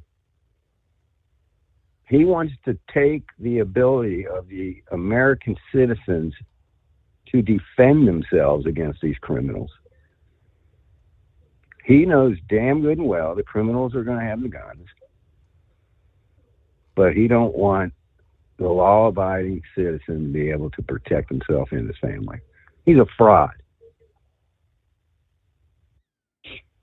Remember we had this conversation where I said, I don't know, man, I'm a nobody, but if CNN came up to me and said, we will pay you $100 million to come out and do a commercial against the Second Amendment, I'd tell them to pound salt, Steve. I could take that $100 million and go right off into the sunset like Trump could. I probably paid Mr. Summers' house off and a few other people's house off. We could all ride in the sunset, but Steve, sorry, it ain't going to happen. Mm-hmm. But this guy will do it because he's a fraud. And he wants your votes. And he wants to stick tampon machines in little boys' bathrooms. That's who he is. That's who they're going to vote for. All right, let's go on to the Secret Service. Sent you an email. The prior Secret Service director that stepped down. Mm-hmm. Evidence, Steve, that they were hiding. They didn't want that cocaine gate. They didn't want that evidence. They did some tests. They got a hit back. Bongino explained it, how easy it could have been for them to figure out who it. Then they know who it is. They could have done a couple more tests to confirm for 100% certainty. She said, nope, we're not doing the test. Trying to cover it up. Steve, who was the number 2 man when all that went down? Rutrow. The guy that's in charge now.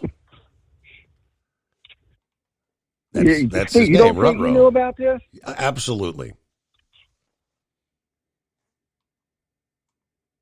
Let me tell you a little story on how government entities work like this. Secret Service, my department, military. This happens, Steve, where I work. So we have up on Hamilton Avenue there, we got a clerk's office. We got somebody that mans that phone 24/7. Desk officer. The colonels, all the big wigs, that's where their office is at. That's where my office is at. So the colonel comes walking downstairs, goes through the clerk's office. I don't know where he was going, in the traffic or something. Sees the clerk there. Where it's wintertime, we got our winter uniforms off, and the clerk's there without his tie off. He has his tie off, which is like a big no-no.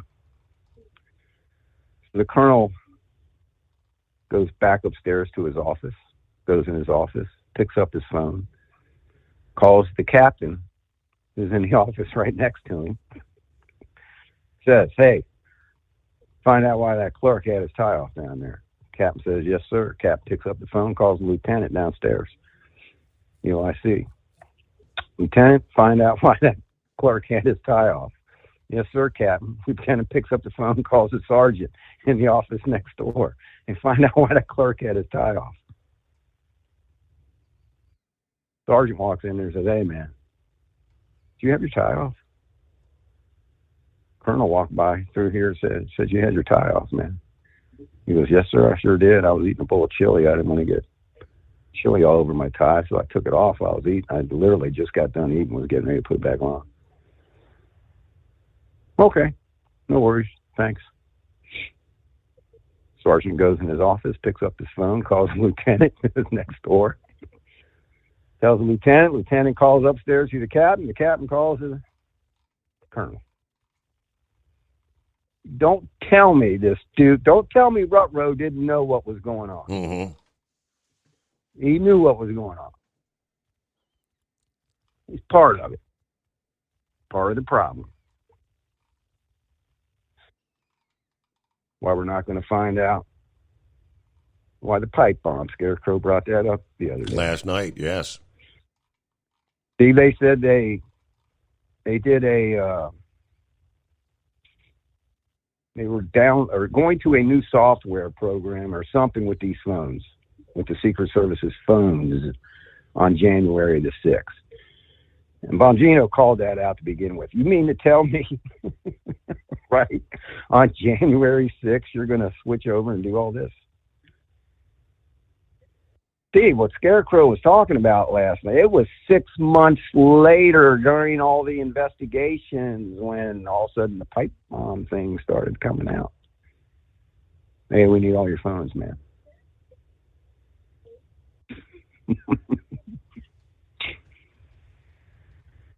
It's exactly what Bongino thinks.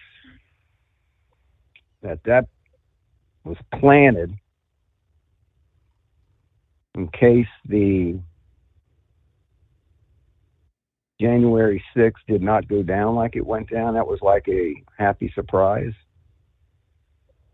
You know, they were trying to instigate it, make it happen, but they didn't know for sure if it was going to or not. If the so-called insurrection, if they didn't start breaching and entering the Capitol, things are going too good. So, we got to change that.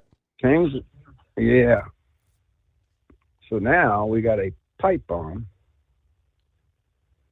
supposedly planted in an assassination attempt to take out the vice president nominee. And nobody wants to talk about that.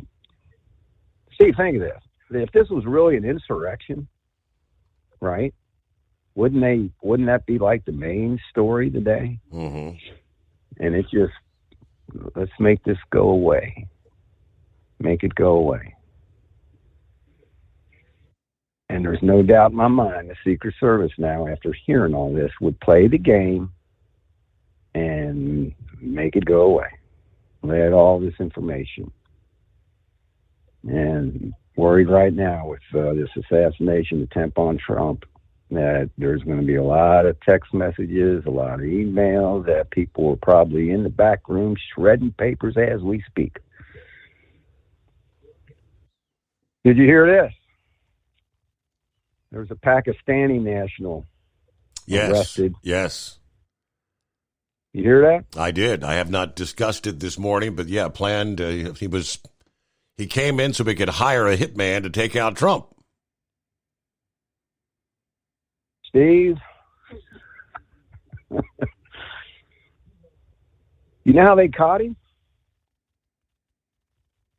That hitman he was hiring were obviously undercover agents. Steve, they arrested him attempting to board an airplane at an airport on July the 12th.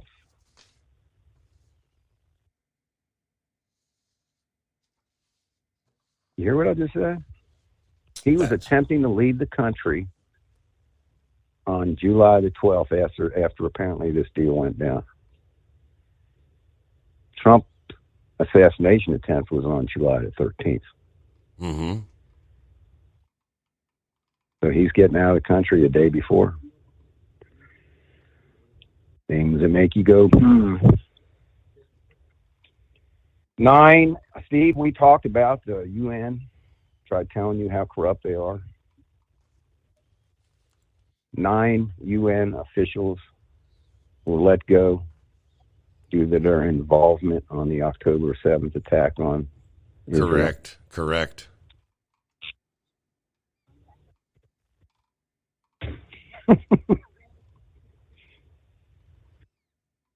Now, I guess there's been a couple murders overseas. Well, I should say overseas, over the pond, I guess. We're in Brits. The illegal immigrant stabbed to death. 3 females, I think it was. And all hell's breaking loose over there. The people are upset about the immigration policies. It's not just here, Steve. It's all around, bro. We got the Middle East, man. We said it's like a tender keg, man. It's getting ready to blow. We got these buffoons in office.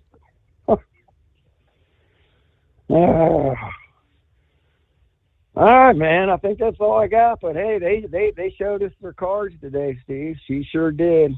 Man, did you see some? Man, I'll tell you what. Some of the videos are already coming out. Steve, here's the thing. It's their own words. These are their own videos. Them on video coming out, showing everybody how cuckoo they are. That's all Trump needs to do. When he stands on stage in a debate, he's got the evidence.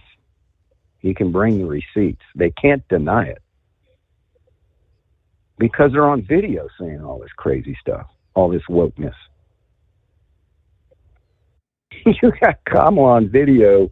Dude, was she stoned? Did you see her when she was talking about the electric school buses? Yes. Did you see that video? Right. Everybody loves the buzz. Yeah. Are you, Steve, is this lady going to deal with Putin? Are you freaking kidding me, man? Yep.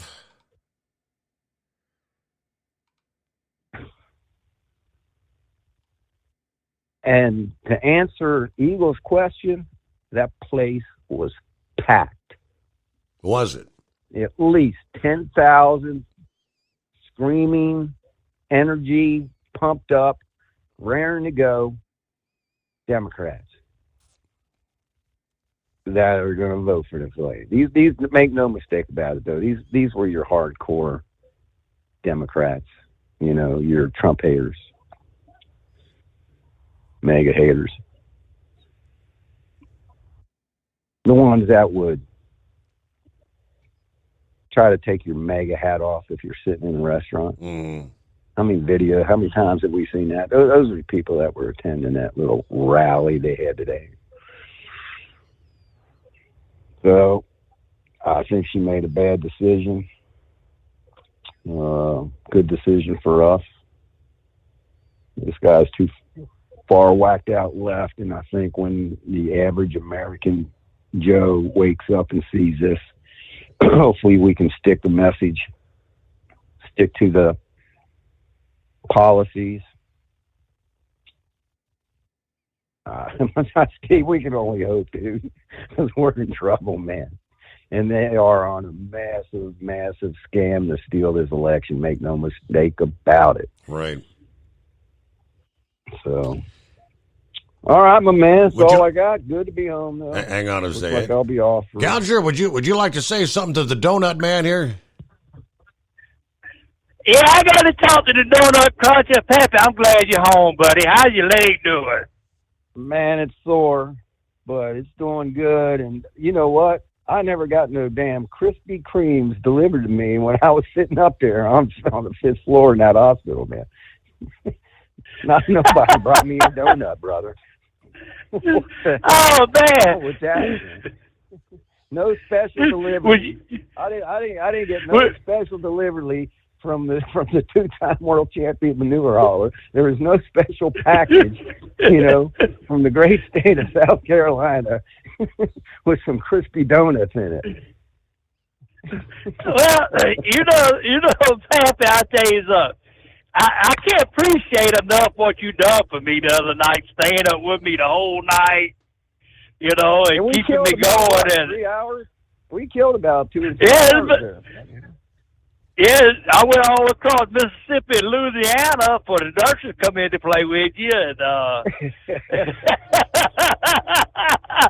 but I figured Krispy Kreme, about you being the head of the security detail, would have flooded our hospital with Krispy Kreme donuts.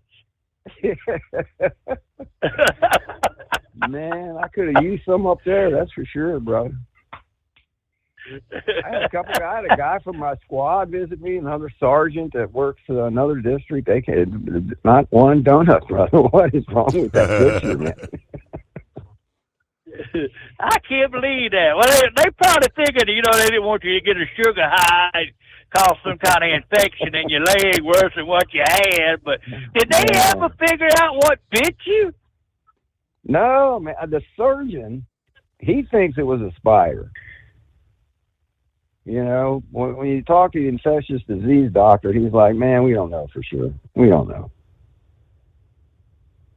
He says people come in all the time. Sometimes it'll just be an ingrown hair, that somebody will get in a weird location and it'll get infected. And next thing you know, and unfortunately this one got down into the muscle a little bit, which normally if they get it before it gets into the muscle, it's really it's a big deal, but not too big of a deal. If it gets into your muscle, it can become a real big deal. So it didn't get real deep into the muscle, but they had to cut a little bit of the muscle out. They give you a time frame when you're going to be back on your feet, or they just say it's going to heal on its own? I asked the surgeon, I'm like, dude, there's a return to duty form that you're going to have to fill out, right? And I mean, when you read this return to duty form, it pretty much says, hey, he's got to be able to leap tall buildings, right, and chase locomotives, jump fences, and climb fights and all that. So, and he was like, man, you just tell me when you're ready to go back, and I'll put the date in here. So, we're probably looking another 2 weeks for this thing to totally heal up. So maybe 3 weeks. I'll probably be laying around here for another 3 weeks. I'll probably be able to get back to work. Yeah, Krispy Kreme misses you. I could probably go back tonight if I just sit behind the desk, right, and eat donuts. Right.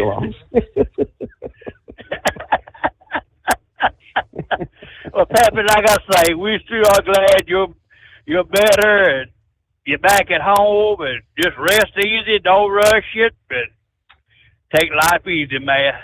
Well, I appreciate it, Gouger. I'm sitting here on the couch, got my feet propped up, talking to Big Steve. I got the dog with his head laying on my lap. So it's all good, man. Back to normal. I will tell everybody, Pappy's a 999. If you need help getting across the United States, call Pappy. He'll get you across there. Escorts to the state line. Because I'm going to tell you something, man. I was in trouble that night, man. And I listened to that Trump thing. I'm going to call Pappy. He'd probably be up rolling, patrolling, and hell, we talked for 2 hours before I ever knew you was in the damn hospital. You thought he was out there working? He didn't know till the end of that call. I'll be damned. He didn't know till the end of that call I was even in the hospital. That's crazy. I'm like, hold on. All right, guys, I gotta hit my news break here, so let me take care of business. But all right, we'll be back in a moment. The Steve Summers Overnight Drive. From Feature Story News in London, I'm Ollie Barrett. Kamala Harris and Tim Walz have held their first rally together in Philadelphia after she chose him as Democratic running mate in the race for the White House. Republican presidential candidate Donald Trump has branded his rival's choice as dangerously liberal in a new attack ad. Kate Fisher reports from Washington. Democrats are hoping that Tim Walz's plain-speaking, small-town style will appeal to independents and conservatives in key Midwestern states. Republicans have branded the pair as beholden to the most progressive forces in their party, and the Trump campaign's already released an attack ad. Tim Walz will be a rubber stamp for Kamala's dangerously liberal agenda. Kamala Harris and Tim Walz. They're failed, weak, and dangerously liberal. Harris and Walz will tour key battleground states in the coming days to try to sell their partnership to American voters. Kate Fisher, Washington. Nobel Prize-winning banker Muhammad Yunus will lead Bangladesh's interim government after Prime Minister Sheikh Hasina fled the country following a mass uprising. Bangladesh's army chief has been holding talks with civil society leaders amid political uncertainty as the South Asian nation remains on the edge. Ishan Gerg reports. Muhammad Yunus will be the chief advisor to the interim government, which is set to take shape in the next few days after the country's parliament was dissolved on Tuesday. The Nobel Prize winner has been a vocal critic of Sheikh Hasina and has faced what he calls trumped-up charges of corruption.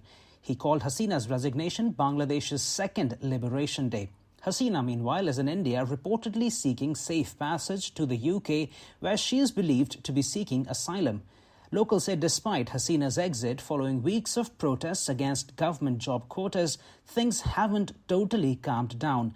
While no major instances of violence have been reported since Tuesday, many are still concerned about lawlessness and violence against the country's minorities. Ishan Garg, New Delhi. Hamas has named Yahya Sinwar as its new overall leader. He's been leader of the group in Gaza since 2017 and replaces Ismail Haniyeh, who was assassinated in Tehran last week.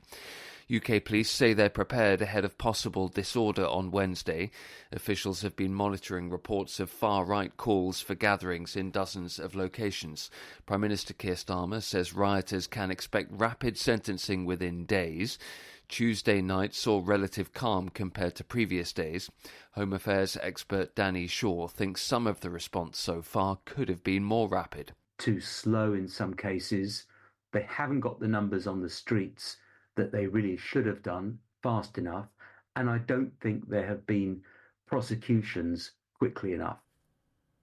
From bureaus worldwide, this is FSN.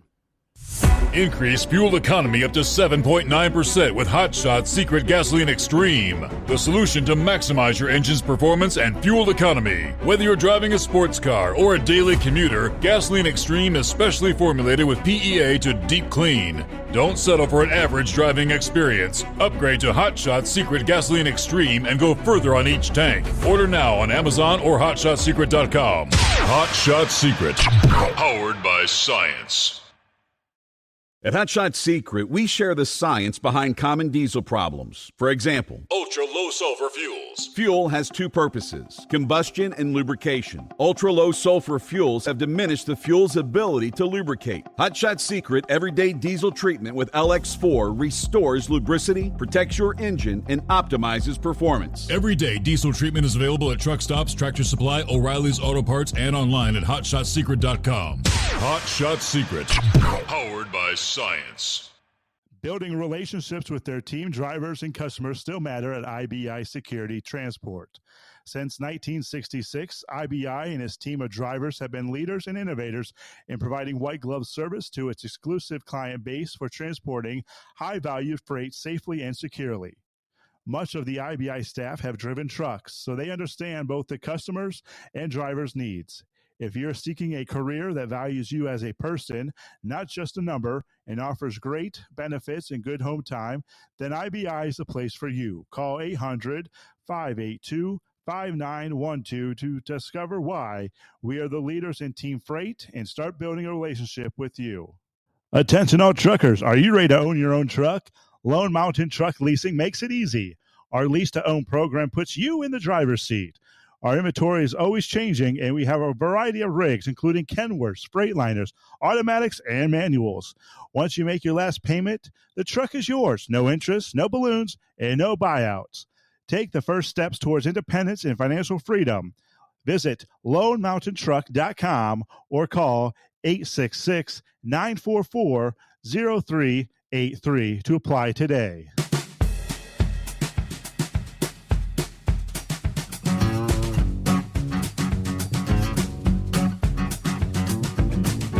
All righty, back at it here. Thanks for being with us. Hey, good morning to Roki. I see he chimed in here just a moment ago.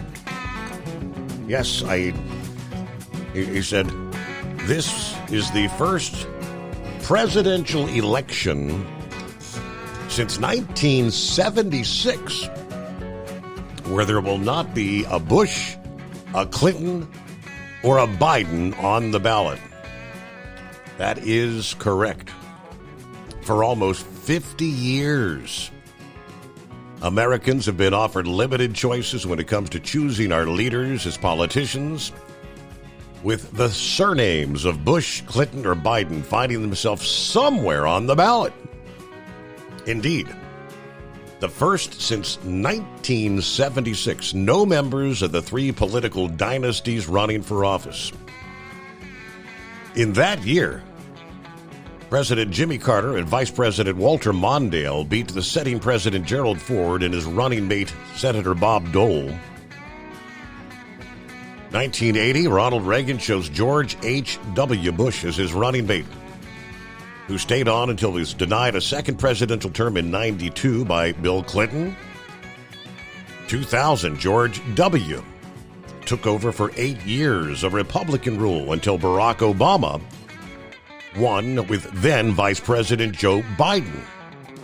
Hillary Clinton was on the Democrat ticket in 2016 when she lost to Donald Trump, who was then bested in 2020 by Biden. Biden stepped aside July 21, health concerns. So there you go. 1976, the last time there was not one of those three names on the ballot. Isn't that something? All right, welcome back, Gouger. I know you had chimed in. I threw you on there with Pappy so you could say congratulations to the Donut Man, you know. Steve, I appreciate that. I'm glad Pappy's home. That being Pappy's been real tight. Everybody gave me hell. I said, why you ride him so much about donuts? I said, well, he rides me about being a manure spreader. So, hey, it's all in tongue-in-cheek. That's all it is, you know. But, Steve, what I call back in for is something I've been wanting to tell you about, to check in. We got another stable food company that is in dire straits that has been around ever since I was a child. I've eat gallons of the tomato soup. Campbell Soup is in dire straits. Really? Something like $4.2 billion in debt. they was being set up for a hostile takeover, and I hadn't looked at it in a couple of weeks. But, I mean, that's a company that's been around for, golly, we're going back probably to the 1800s, you know. And they're in terrible dire straits. You get a chance, look at that. I don't know if they got it straightened out, but I don't think they straightened it out in 2 months. But anyway, that was that. Other thing that I wanted to ask you about, have you heard anything about this shakeup over at the Communist Broadcast Systems, CBS? I've been seeing, I saw some headlines. I didn't pay much attention to it, like a bunch of layoffs and position changes. Right. Well, this company that's partnered with, you know what I'm saying, partnered with, is called Sundance Communications. And I heard about it Saturday night, and I got on the gaggle and got to looking at it, and it's something that Robert Redford started. Now, I don't know if he's still involved with it. The information I got that night was kind of sketchy, but they were talking that, you know, Norah O'Donnell is going to step down from being a news anchor and move into a role, and then the program director, president, or whatever, she's moving out. And, you know, I was thinking, I said, well, you know, maybe if somebody's got in there and they go straight and start telling the truth. But then when I see who's involved in all this, I'm wondering if they're going to go more left than what they already are. I mean, have you read any much about it? Like I said, I saw some headlines, but I don't really pay much any attention to it. Right. I don't know if they put any more up there in the last 2 days kind of telling more about it, but I mean, you know, Robert Redford, he's way out yonder. He got a highway closed that was a shortcut over there in Utah down through that gorge down there where he liked to fly fish. He got the truck run off of it. You know, it was a shortcut to 15, and I said, oh, man, here we go, you know. But, I mean, it was real sketchy on the information I read on it. But other thing I wanted to bring up was them damn tow truck drivers screaming bloody murder about their overcharging. Well, you know, Steve, I'm going to tell you something. They got I understand one of them rotators is $1 million, and they got to recoup the money some way, but they ain't got to do it on one wreck. And, you know, another thing that got me, that just really burnt me when you was talking about that, we just went through that fiasco over there in Tennessee with that predatory towing. Now, if they boot a car, it's $25, $30 for them to come out there and remove the boot. They boot a damn big truck, they were charging up to $500 to come out there and remove that boot. You know, so I mean, yeah, they got more bad apples in the towing business, and I just went through that deal last year.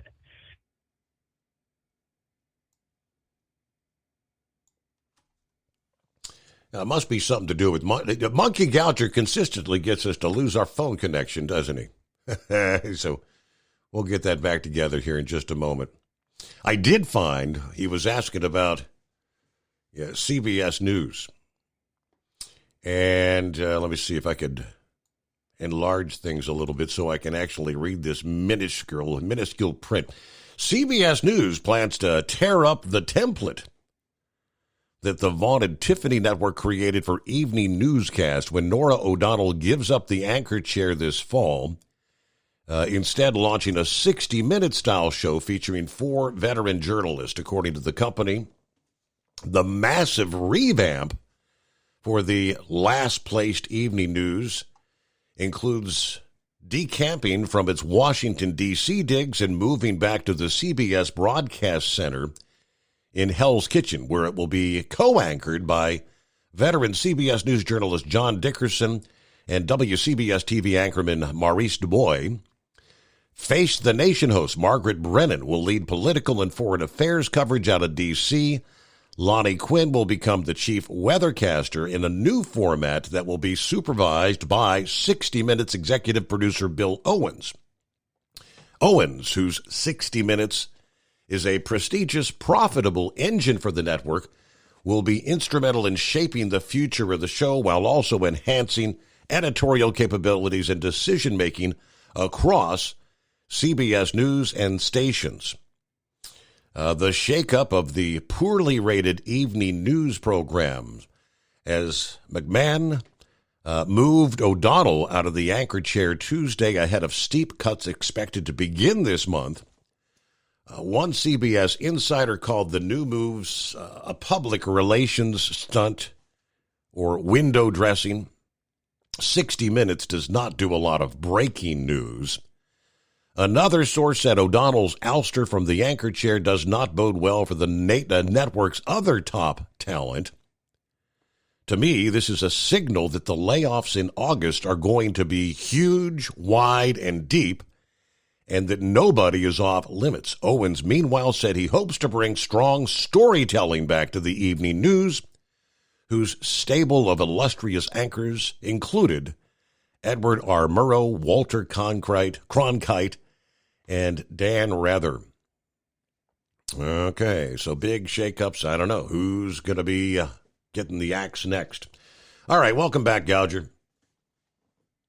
Well, the thing, do you think they're going to move back to the center and start telling the truth, or you reckon they're going to go more left, or what? I don't think their political views are going to change at all. I think they're at the bottom of the ratings, so they're looking to generate more revenue. So I guess they're thinking a shakeup might make a difference.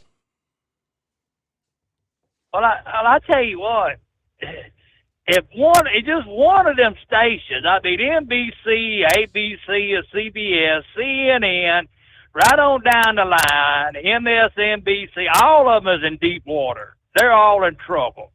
They see that this left-wing bullcrap they're pushing is not working. So if they want to up their ratings, why don't they jump on board and start telling the damn truth and telling about the dire straits? I mean, I hadn't heard nobody say nothing about it tonight, but we just had, 7 Americans?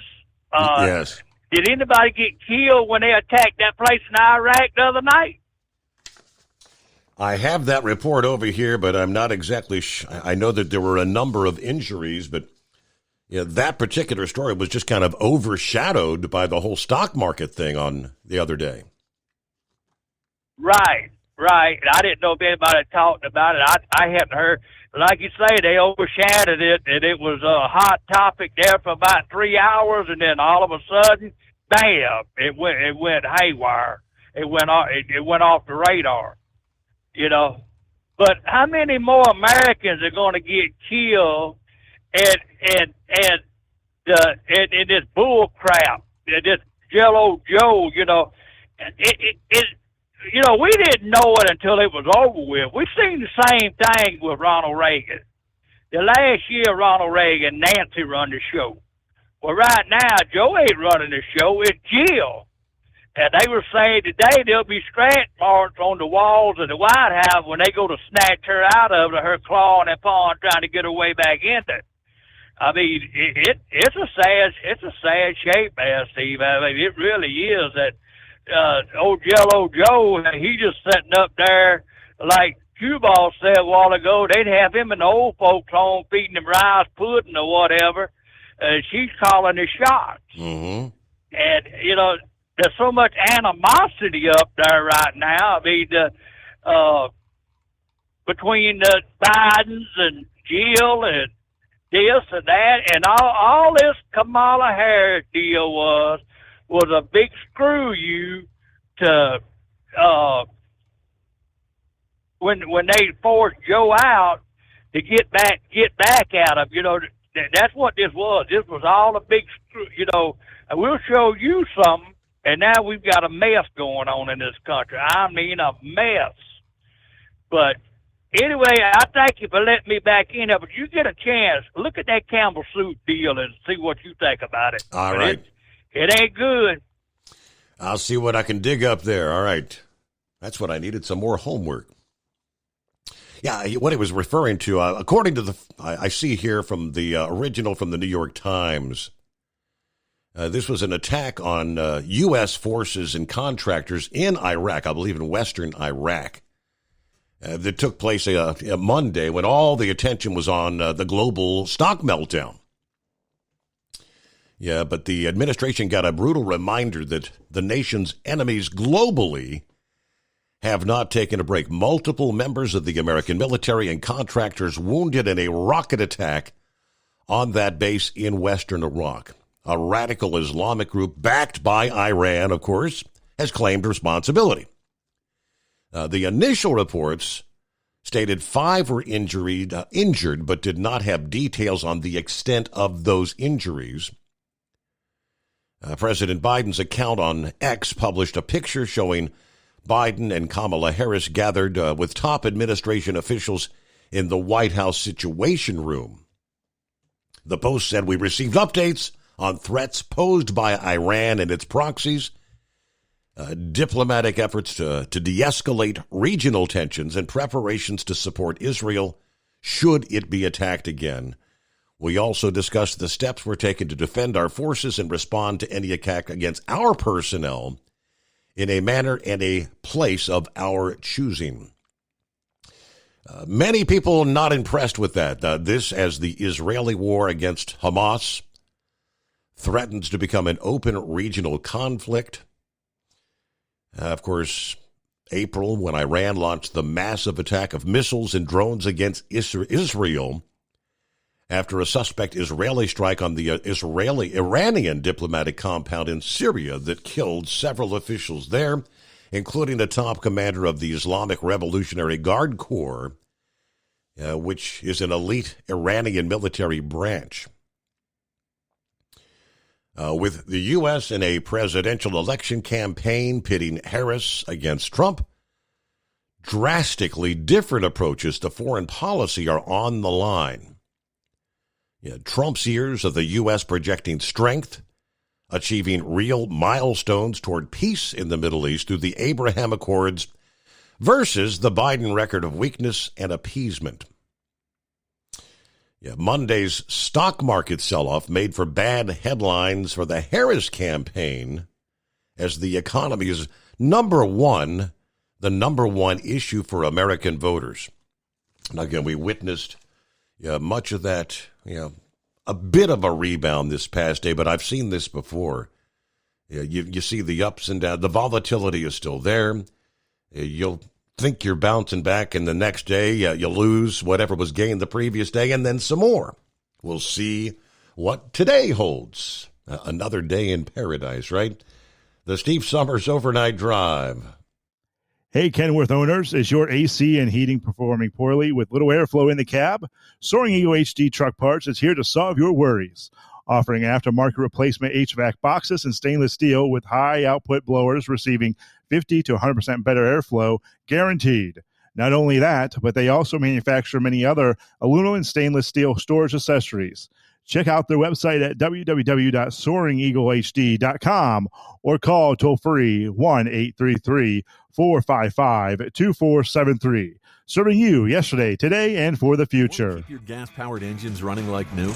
Stable's proprietary formulas are proven by third-party testing to outperform the competition in keeping fuel fresh, preventing corrosion, and cleaning the entire fuel system.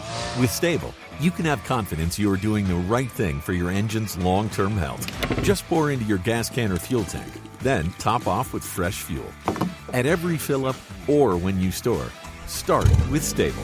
Available where fuel additives are sold. At Hot Shot Secret, we share the science behind common diesel problems. For example, excessive black smoke. Excessive black smoke has 2 causes: carbon buildup and internal diesel injector deposits, also known as IDIDs. Hot Shot Secret Diesel Extreme has the highest concentration of active ingredients allowed by law and will safely remove all types of injector deposits, including IDIDs and carbon buildup, to eliminate black smoke. Hot Shot Secret Diesel Extreme is available nationwide at truck stops, fine farm and auto stores, and online at HotShotSecret.com. Increase fuel economy up to 7.9% with HotShot Secret Gasoline Extreme, the solution to maximize your engine's performance and fuel economy. Whether you're driving a sports car or a daily commuter, Gasoline Extreme is specially formulated with PEA to deep clean. Don't settle for an average driving experience. Upgrade to HotShot Secret Gasoline Extreme and go further on each tank. Order now on Amazon or HotShotSecret.com. Hot Shot Secret, powered by science.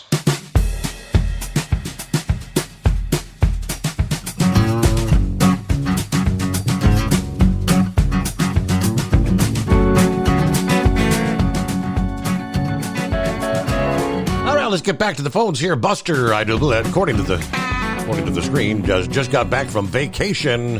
What's going on, Buster? Hello, Steve. I'm sorry I didn't hang on the other night. I tried to right after the assassination attempt, but all the great callers, I went and heard the replay on the podcast. I'll tell you, I'm doing more podcasts anytime else, and I am listening as I go home from the office, at 10 o'clock at night before the next show kicks in. So we appreciate you, Hot Shot Secrets, giving us the opportunity for podcast. Steve, first, where was Pappy? Was he on vacation down on the coast? No, he was actually in the hospital. In the hospital, right. But his injury, did it happen while he was on vacation? No, he transported back home. No, he wasn't on vacation. He had been working and whatnot. Just came down with a little mark on his leg and thought it was like, you get a little pimple here, and started off as a little dot and then started growing and expanding. And I mentioned to him, I said, it almost sounds like you got bit by a brown recluse spider. And he sent me a picture of it. But those particular type of spiders, I don't think they're native to this part of the country here. But like you said, the doctors, they don't know, they don't know what the heck it was. Hey, I had a tick on me between my upper leg and right there in that area across from your nuts.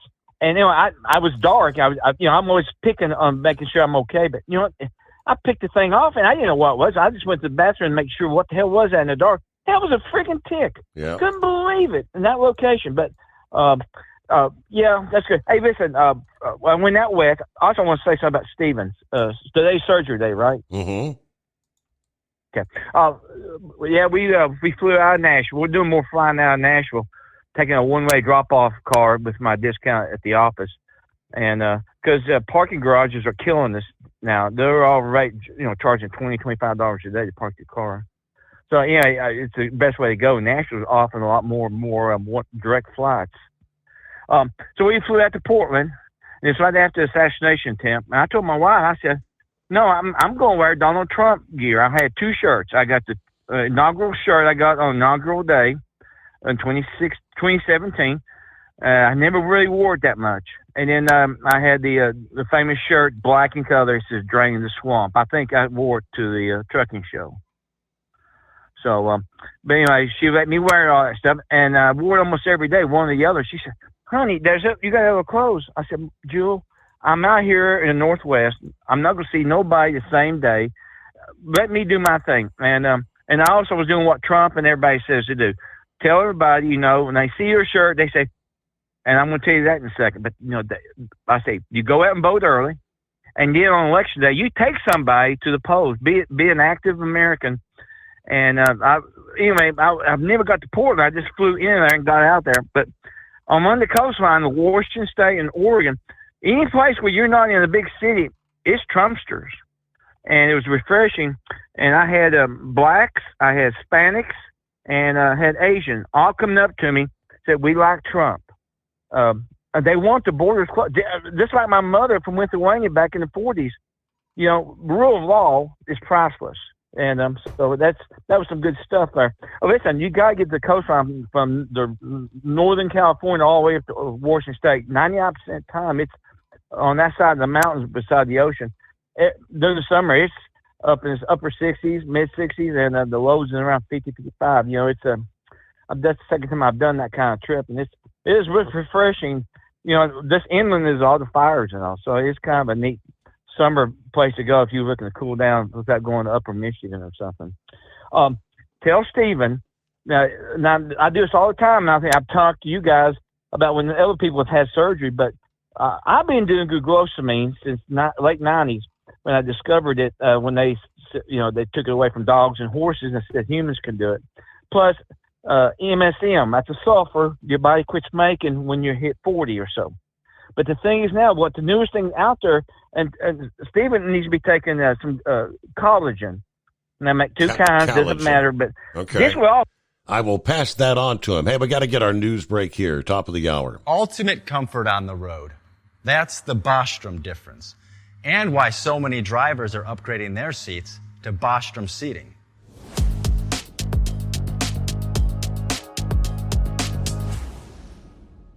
With roots dating back to 1935, we know seating. We've developed a full line of high-quality products with the right seat for your application, all made right here in the USA. From our top-of-the-line Wide Ride Plus Certa for the long-haul driver to our entry-level Baja series for the vocational driver, we provide you with the comfort you deserve at the price point you're looking for.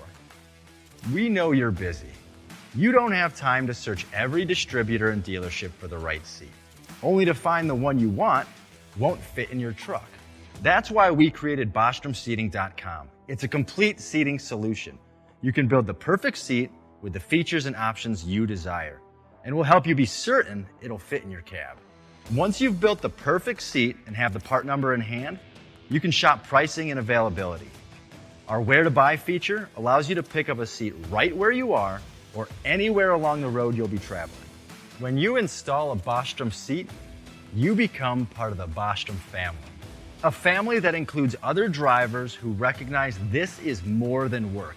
It's a ride, one that requires the next level comfort and support only Bostrom can provide.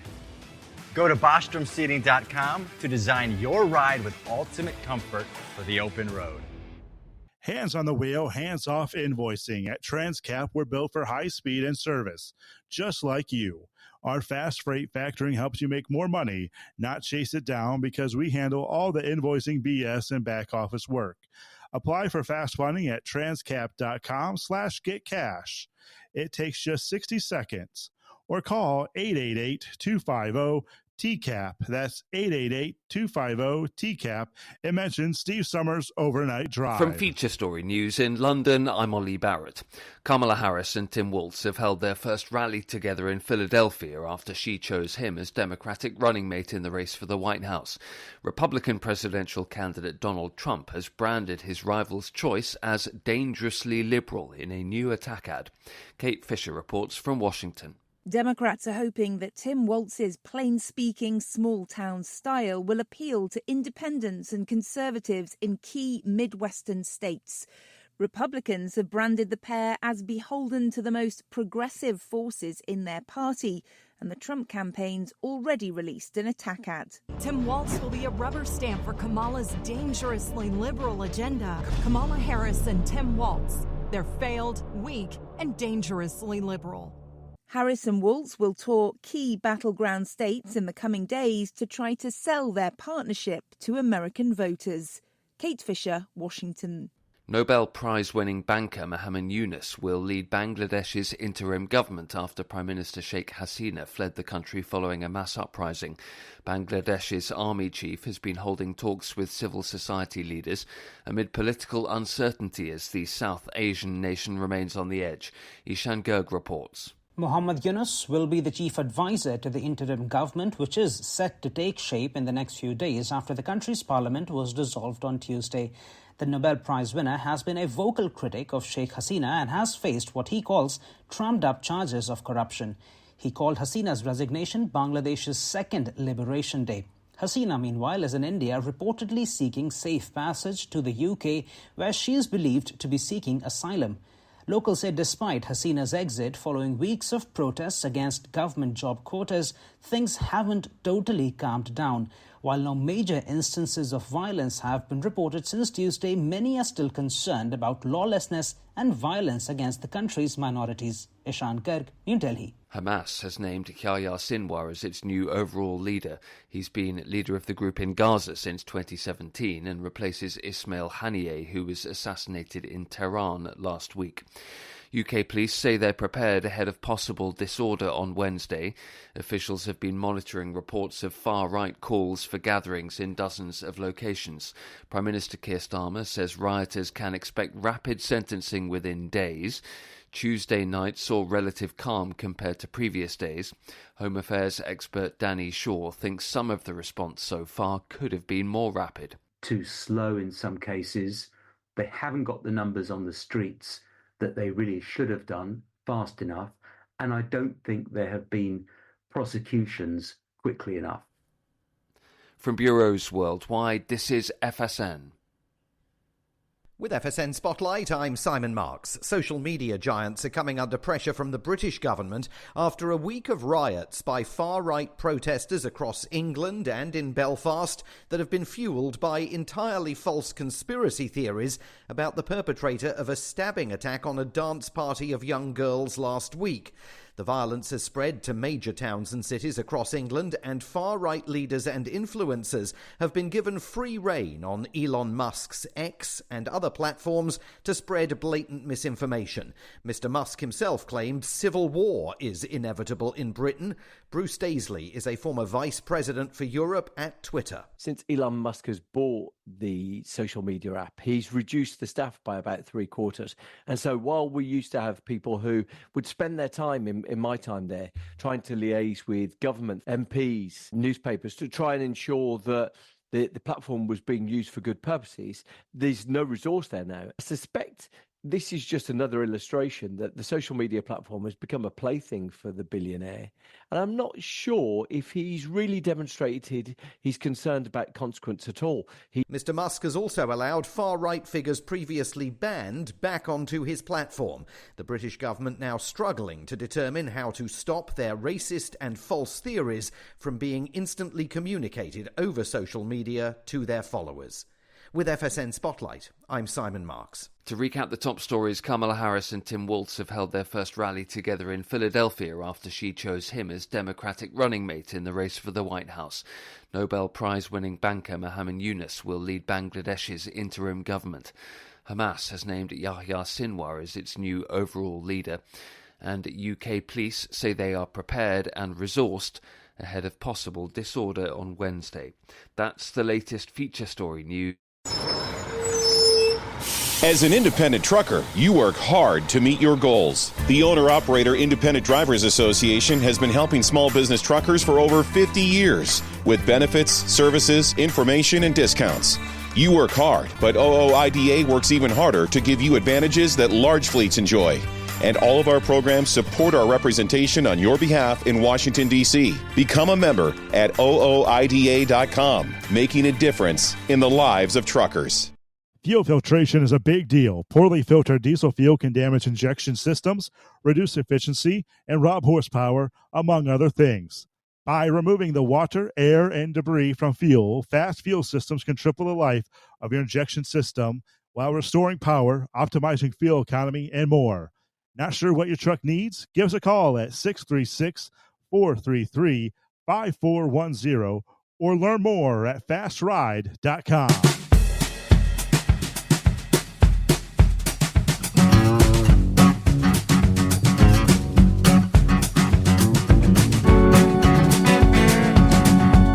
All right, what do you say? Coming up in our final hour, we will get an NTPA update. The full report. Following the Rockwell Nationals, Iowa, on what turned out to be a beautiful 3-day event this past weekend. We start things off with other industry headlines at this hour. Contrary to what many consumers believe, partial automated driving systems that allow vehicles to take over driving operations under certain conditions may not prevent crashes, according to a new study. That is the key takeaway of new research recently published by the Insurance Institute for Highway Safety. After analyzing the data, the nonprofit research and educational organization found that there was no significant reduction in crashes with vehicles equipped with partial automated driving systems compared to those that have only crash avoidance features. Partial automated driving systems, those are the ones that assist in the driving function, maintaining speed, lane, and distance on limited access roads and highways. Crash avoidance features include automatic emergency braking and lane departure prevention. The study compared crash rates of certain Nissan Rogues with Pro Pilot Assistance and BMW vehicles with Driving Assistant Plus partial automated driving systems with the same vehicles that had only collision warning systems. There was a significant reduction in crashes with vehicles equipped with collision warning systems compared to those with no advanced safety features out. There was no further reduction in crash rates in vehicles that added partial automated driving systems into the mix. Results from the study aligned with previous research that looked at insurance claims. One study revealed no significant decrease in property damage liability claims with Nissan's partial automated driving system. Another study showed similar results with BMW's Driving Assistant Plus feature. Partial automated driving, supposed to be a convenience feature. According to the Insurance Institute for Highway Safety, Nissan Pro Pilot Assist, their webpage includes a footnote that states the system cannot prevent collisions. BMW's Driving Assistant Plus webpage also does not make any safety claims, stating the system allows for ultimate comfort and awareness while driving. There is no convincing evidence that partial driving automation is a safety system that is preventing crashes in the real world. Considering the drivers have been documented misusing these systems, partial driving automation needs to be thought of as a convenience feature, not a safety feature, until there is strong support otherwise. Designing partial driving automation with robust safeguards to deter misuse will be crucial to minimizing the possibility that these systems are inadvertently increasing crash risk. Now, there are calls for government oversight of autonomous vehicles. Partial automated driving systems are becoming more and more prevalent. According to the study, more than half of new vehicles offer the technology as an option or standard feature. Car manufacturers are offering a more hands-off experience, literally. Partial automated driving systems in the model year studied required drivers to keep their hands on the steering wheel at all times. Even Tesla tells owners of their vehicles that feature the, quote, full self-driving feature, keep your hands on the wheel. Nissan's latest version of the Pro Pilot Assist allows for hands-off freeway driving. There's a video on its website showing a driver taking his hands off the wheel and leaning back while actually on the highway. Some of the most notable justifications for concern are crashes involving those Tesla vehicles with the full self-driving or autopilot feature engaged.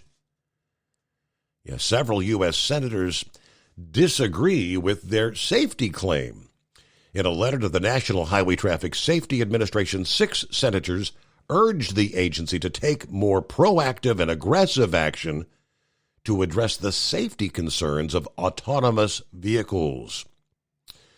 Highlighting the issue, they cited numerous high-profile crashes involving Tesla's partial automated driving systems. They're nowhere near perfection at this point in time. The anonymous hippopotamus. Hey, thanks for taking me back, Your Honor. So, anyways, they're on I-95. We got a construction zone there on the north side of the city there. So, there's been a lot of changes of lanes, and they're adding toll lanes and all kinds of stuff. And anyways, accidents are pretty much a daily occurrence there, anywhere from about the 80 down to somewhere around the 65-mile marker. So anyways, there was a fatality accident yesterday morning, and I'm not sure if it was involved with the construction people themselves or if it was possibly the traveling motorists. So by the last report I saw, it definitely could have been a construction, because they said there was an issue with a dump truck backing over a construction worker. So of course that's not good when that happens. No. But so anyways, just to give everybody a heads up, if you're ever in the area there coming down from like Delaware down to the Baltimore area, just be very careful on 95, because the lanes are very uneven and narrow, and people is still posted 65 miles an hour through the construction area, and people don't quite do the 65 mile an hour speed limit, as you can imagine. So anyways, that's that. So the wife and kids there, grandkids, they went to a water amusement park there in the Pocono area over the weekend. And they had this, I guess it's a place called Kalahari or something like that. I don't know if they're like the Six Flags type deal and have places all over the country, or they're just regional, or, I'm not sure how many locations they have. Anyways, they're a high-priced indoor water park type deal, and they have some other stuff. They do zip lines and rope obstacle course and stuff like that you have to pay extra for. It's not included in your package. But anyways, they do food sales and everything, and they had a family pack lunch deal there, and can you guess how much it was set up? It was set up for 4 people in a family to have a meal, and you got your choice of burger or hot dog, and just your normal lunch type stuff. Can you take a venture of how much it was for a 4-person meal? Well, at this place, I would be thinking $40 for your typical, like a hamburger, hot dog, fries, and a drink kind of. That's like $10 a person. Yay, nay? How much? How off am I?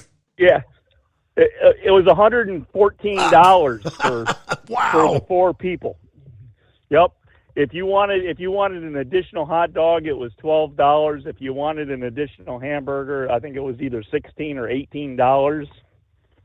It was just unreal, the prices of what they're charging. It's like for this. $30 a person for like a hamburger or a hot dog and fries and a drink, kind of, and a bag of chips, I guess, right?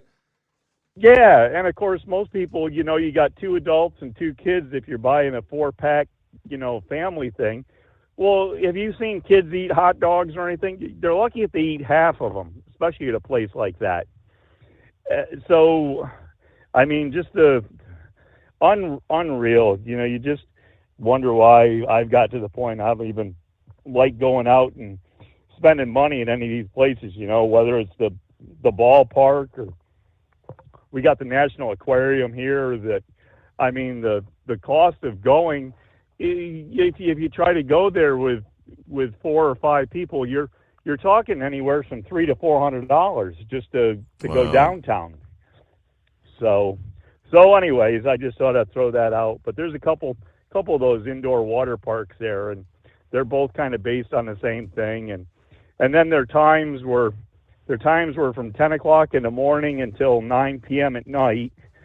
So, but if you wanted to spend an extra $35 or $40, you could get a VIP and go in, I think, 45 minutes early. Yeah. So you could try to avoid the half an hour to 45-minute lines if you wanted to to go in a little bit early, but it was kind of crazy. But I don't know. I guess that's what our economy is at this point, and if people keep paying it, that's what it is. But I'm just, we talk about the fast food people that get $20-$25 an hour and wonder why you got $18 hamburger, but then you get a resort place like this is charging $18 for just the burger instead of the meal, and just craziness going on out here in the world. Wow. So big bucks. Anyways, hey, with that, we'll let you go, and we're here doing our last delivery, and I think I see stars in the sky, but you know something? It's hump day, and you know what the temperature was on my truck on the way in here? What's that?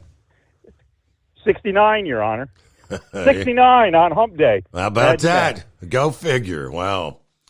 Well, hopefully swimming there at the water park is a little better than swimming in the Seine River, as multiple triathletes participating in the Olympics are now hospitalized after swimming in the Seine at the Paris Olympics, the polluted river used thus far for the men's, women's, and mixed relay triathlon events. It is still supposed to host the 10K open water swims on Thursday and Friday this week. However, 2 athletes have been hospitalized after swimming in the river. Switzerland's Adrian Brifford fell seriously ill after the men's triathlon last week. Let me see. Statement said the Belgian Olympic and Interfederal Committee explained the BOIC and Belgian triathlon hope that lessons will be learned for future triathlon competitions.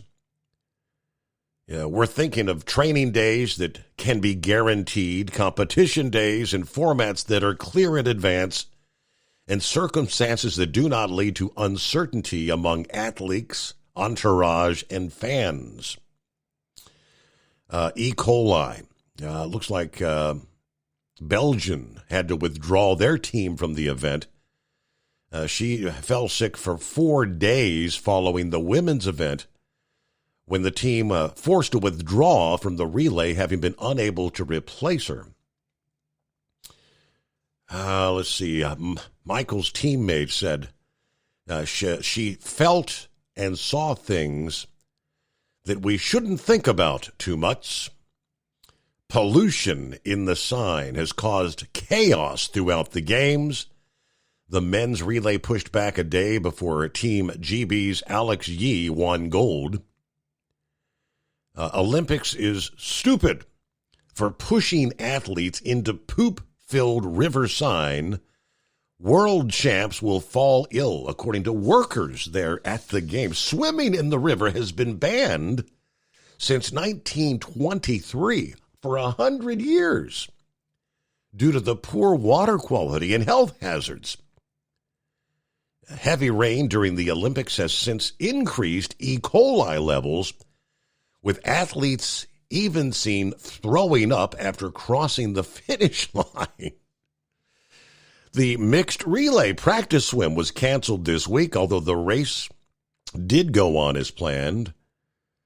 The practice sessions, I guess they're supposed to have the big 10K open water swim, as I mentioned, for Thursday and Friday. The practice sessions were canceled just 2 days before the event, with an alternative location at Vers-sur-Marne on standby right now. That venue has already hosted rowing at the Olympics, but is now available following the end of the regatta. So they may have to move the swimmers. So like they say they're literally swimming in poop-infested waters. Yum. Back after this, the Steve Summers Overnight Drive.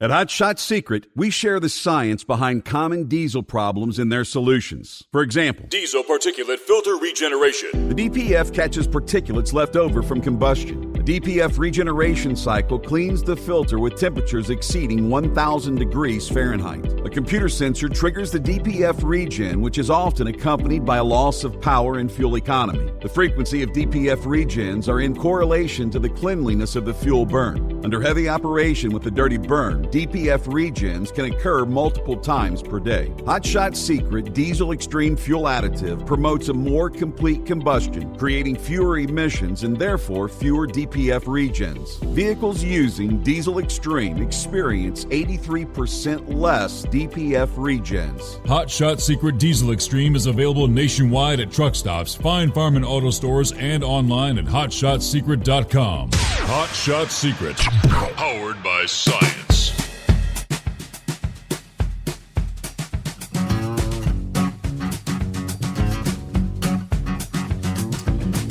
All right, at this point, we have not really touched much on Middle East tensions.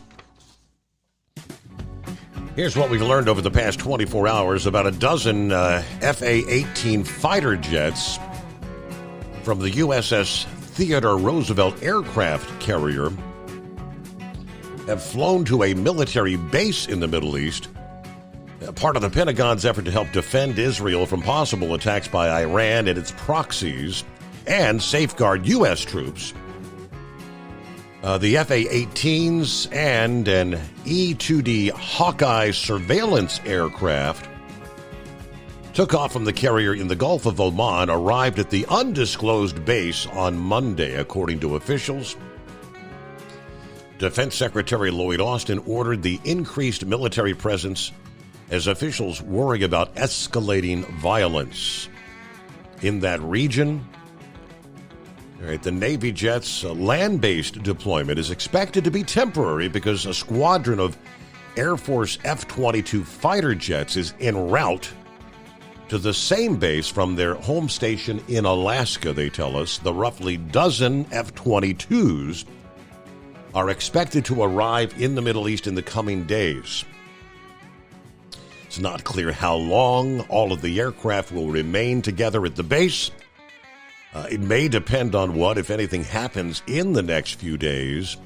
But this, as U.S. officials released more details about the rocket attack that hit the military base in Iraq on Tuesday, injuring American personnel. 5 U.S. service members and 2 contractors were hurt when 2 rockets hit that base. Now, they said 5 of those injured were being treated at the Al-Assad Air Base. 2 were evacuated. But all 7, they say, are in stable condition. They didn't provide details on who was evacuated. But this attack, just the latest in what's been an uptick in strikes on U.S. forces by Iranian-backed militias. In recent weeks, Iranian-backed Iraq militias have resumed launching attacks on bases housing U.S. forces in Iraq and Syria after a lull for several months, following a strike on a base in Jordan back in late January that killed 3 American soldiers and prompted a series of retaliatory U.S. strikes. Between October and January, there's an umbrella group calling itself the Islamic Resistance in Iraq that had regularly claimed attacks that it said were in retaliation for Washington's support of Israel in their war against Hamas in Gaza, aimed at pushing U.S. troops out of the region. So that's where we stand there. What do we have? A couple of minutes before bottom of the hour news break. Let's see what's going on with Gilligan this Wednesday hump day. Just getting your week started, huh? Yeah, Steve, thank you for taking my call. Yeah, Friday afternoon, my back started acting up. I ended up not working Friday night. And they were 2 loads short on Monday night. They called me and asked me. I said, yeah, I'll give it another day's rest. But I'm doing a lot better tonight. Those of you that I talked to on the side, they was aware of what was going on. I tell you, this just burns me. You hear like the left, and you heard there on that fake news that you get. I know that's all you have right now. I totally understand that. Hope you find something better soon. But that whole Well, the left is they're progressive. You know, there's middle of the road. There's nothing middle of the road about Kamala Harris and her new vice president candidate. I mean, they are as radically left as you can get. It's like you said. He even supports if some boy wants to convert to being a girl or a girl wants to convert to being a boy and they're underage, their parents can't stop them and even have them taken from their parents if they fight it. I don't understand that. I mean, you know, if they're too young to make that decision. You know, I don't get how the parents, they can be criminally liable if the child does something illegal, but they have no control over that sort of stuff. It totally just contradicts itself. But that's the America we live in, unfortunately. That's the kind of stuff that's being pushed by these radical leftists. And it's like another one of your listeners that's never called in, a friend of mine, said earlier, and you can't get through to them. They are closed-minded. They have that one-track mind. They have bought into this bit that, you know, that the Democrats are for the working people, for the poor, and all this. That's all they've ever heard all their life, especially the older people. And there's no getting through to them. Yeah. I know you're coming up on break, Steve. I tell you what, I'll go ahead. You can put me on hold, and I'll get. Okay, yeah, because we are. It is that time, 29 past the hour. More to come right after this. It is the Steve Summers Overnight Drive. From Feature Story News in London, I'm Ollie Barrett. Kamala Harris and Tim Walz have held their first rally together in Philadelphia after she chose him as Democratic running mate in the race for the White House. Republican presidential candidate Donald Trump has branded his rival's choice as dangerously liberal in a new attack ad. Kate Fisher reports from Washington. Democrats are hoping that Tim Walz's plain-speaking, small-town style will appeal to independents and conservatives in key Midwestern states. Republicans have branded the pair as beholden to the most progressive forces in their party, and the Trump campaign's already released an attack ad. Tim Walz will be a rubber stamp for Kamala's dangerously liberal agenda. Kamala Harris and Tim Walz. They're failed, weak, and dangerously liberal. Harris and Walz will tour key battleground states in the coming days to try to sell their partnership to American voters. Kate Fisher, Washington. Nobel Prize-winning banker Mohammed Yunus will lead Bangladesh's interim government after Prime Minister Sheikh Hasina fled the country following a mass uprising. Bangladesh's army chief has been holding talks with civil society leaders amid political uncertainty as the South Asian nation remains on the edge. Ishan Garg reports. Mohammed Yunus will be the chief advisor to the interim government, which is set to take shape in the next few days after the country's parliament was dissolved on Tuesday. The Nobel Prize winner has been a vocal critic of Sheikh Hasina and has faced what he calls trumped-up charges of corruption. He called Hasina's resignation Bangladesh's second Liberation Day. Hasina, meanwhile, is in India, reportedly seeking safe passage to the UK, where she is believed to be seeking asylum. Locals say despite Hasina's exit following weeks of protests against government job quotas, things haven't totally calmed down. While no major instances of violence have been reported since Tuesday, many are still concerned about lawlessness and violence against the country's minorities. Ishan Garg, New Delhi. Hamas has named Yahya Sinwar as its new overall leader. He's been leader of the group in Gaza since 2017 and replaces Ismail Haniyeh, who was assassinated in Tehran last week. UK police say they're prepared ahead of possible disorder on Wednesday. Officials have been monitoring reports of far-right calls for gatherings in dozens of locations. Prime Minister Keir Starmer says rioters can expect rapid sentencing within days. Tuesday night saw relative calm compared to previous days. Home Affairs expert Danny Shaw thinks some of the response so far could have been more rapid. Too slow in some cases. They haven't got the numbers on the streets that they really should have done fast enough. And I don't think there have been prosecutions quickly enough. From Bureaus Worldwide, this is FSN. Ultimate comfort on the road. That's the Bostrom difference, and why so many drivers are upgrading their seats to Bostrom seating.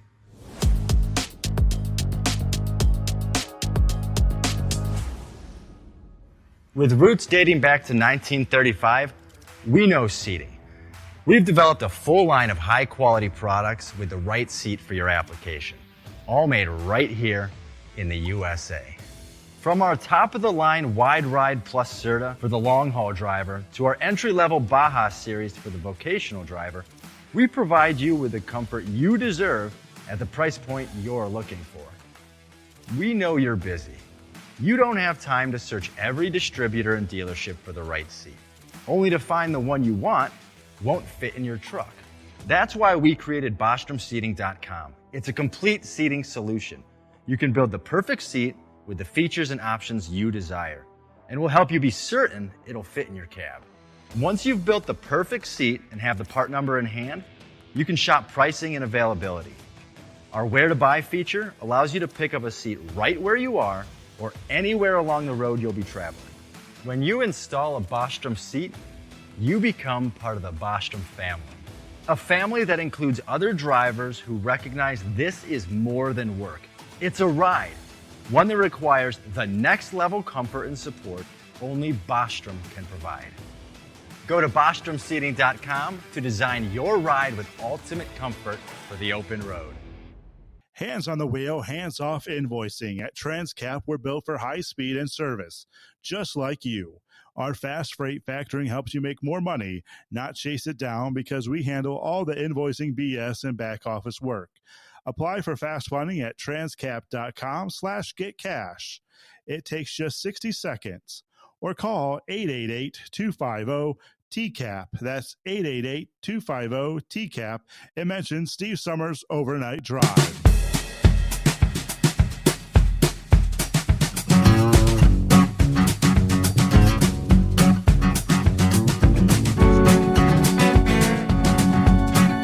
All right, welcome back. So here we are talking global tensions, Middle East tensions, concerns of a regional conflict. Hoping we don't come to a time when we actually may need our strategic petroleum reserve, because we really depleted the reserve quite a bit in the name of lowering fuel prices in the earlier days of the administration. How much have we put back? Well, the latest says the Department of Energy is continuing their efforts to bolster the depleted SPR with new oil purchases.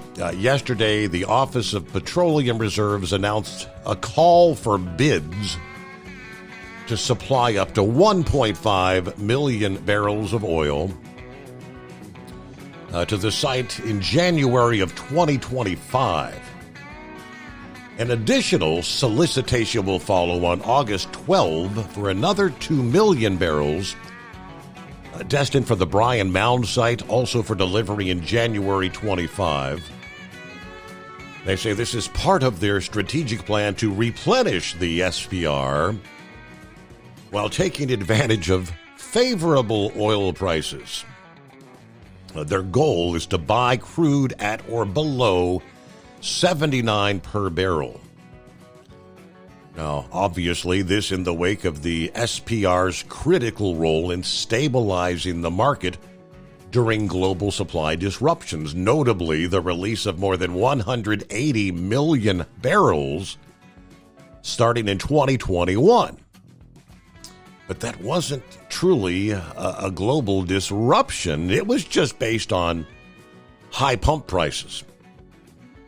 The Department of Treasury claims that these releases, along with coordinated international efforts, helped reduce gas prices by up to 40 cents per gallon in 2022. All right, the deadline for submitting bids are set for 11 a.m. Central Time, August 13.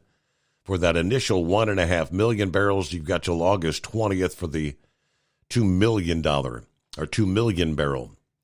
Right now, we've got 375 million barrels of crude oil. Yeah, that's 263 million barrels less than the amount that was in there at the beginning of Joe Biden's term in office. Capable of storing as many as 714 million barrels, it's kept underground salt caverns at 4 sites in Texas and Louisiana, designed to protect the economy and American livelihoods during oil shortages. So if you're 263 million barrels to the negative from where we were less than 4 years ago, I mean, this 1 million barrel, 2 million barrels at a time, yeah, they'll never get that back up. They're gonna have to buy some damn oil. All right, welcome back, Gilligan. Thanks for having me back, Steve. Hey, I talked to Terry, 57/Southern Guy, about a week ago. I tell you, I don't know whether you've heard from him lately, but he's definitely sounding a lot better. Of course, as I think most of your audience knows, his driving days is over. Mm-hmm. But have you heard from him or anything about him for the last week? I did have a chance to speak with him. Yeah, Heatwave had given me a call. He was on with some of the folks chatting. I don't think you were on there that morning. So I did get to speak with him for a few minutes.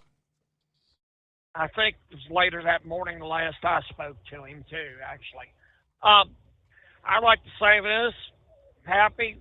Prayers go out to you. Hope everything heals up good. And Double R, especially to Anita. I was catching up on the show earlier tonight before you come on the air and heard his call. That's some scary stuff. Mm-hmm. I'm sure you remember, and a lot of your audience remembers, that 2 years ago, this last May, I actually lost my stepson to pneumonia, and it went septic. I hope Anita pulls through this. It can be done. You know, it's the heart issues, like Ed said, complicate things. But Double R, we're out here praying for you and Anita to bring comfort to you. God has his hand over you. You know, it's just keep the faith. And, well, Steve, that's about all I got for tonight, and I thank you for taking my call. Hope everybody has a safe ride. All right, Gilligan, thank you for checking in. Have a good morning. All right, 844-3388. Yeah, this is the way we do things in America, right? Why? Remember the story of the 2 Jordanian illegal immigrants who tried to breach the Marine Corps base here a few months ago? Last week, apparently, they were allowed to post bail and walk free.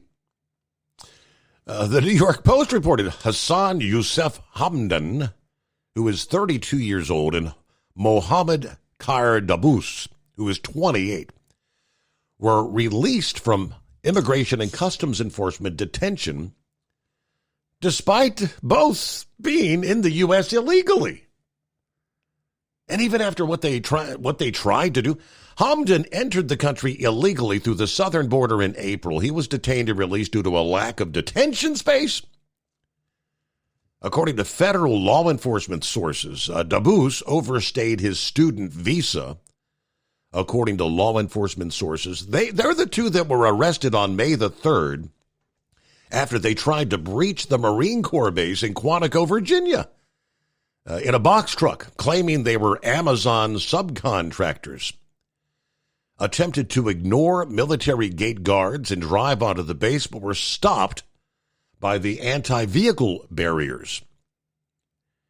It's still not clear why they were trying to enter the base, which is a major Marine Corps base, but also home to the FBI Academy and the FBI Laboratory and the Defense Intelligence Agency facility. Now, Hamdan posted bond set at $15,000. Dabbous posted bond set at $10,000. And apparently they were actually released in early June. They weren't even in custody but a couple of weeks.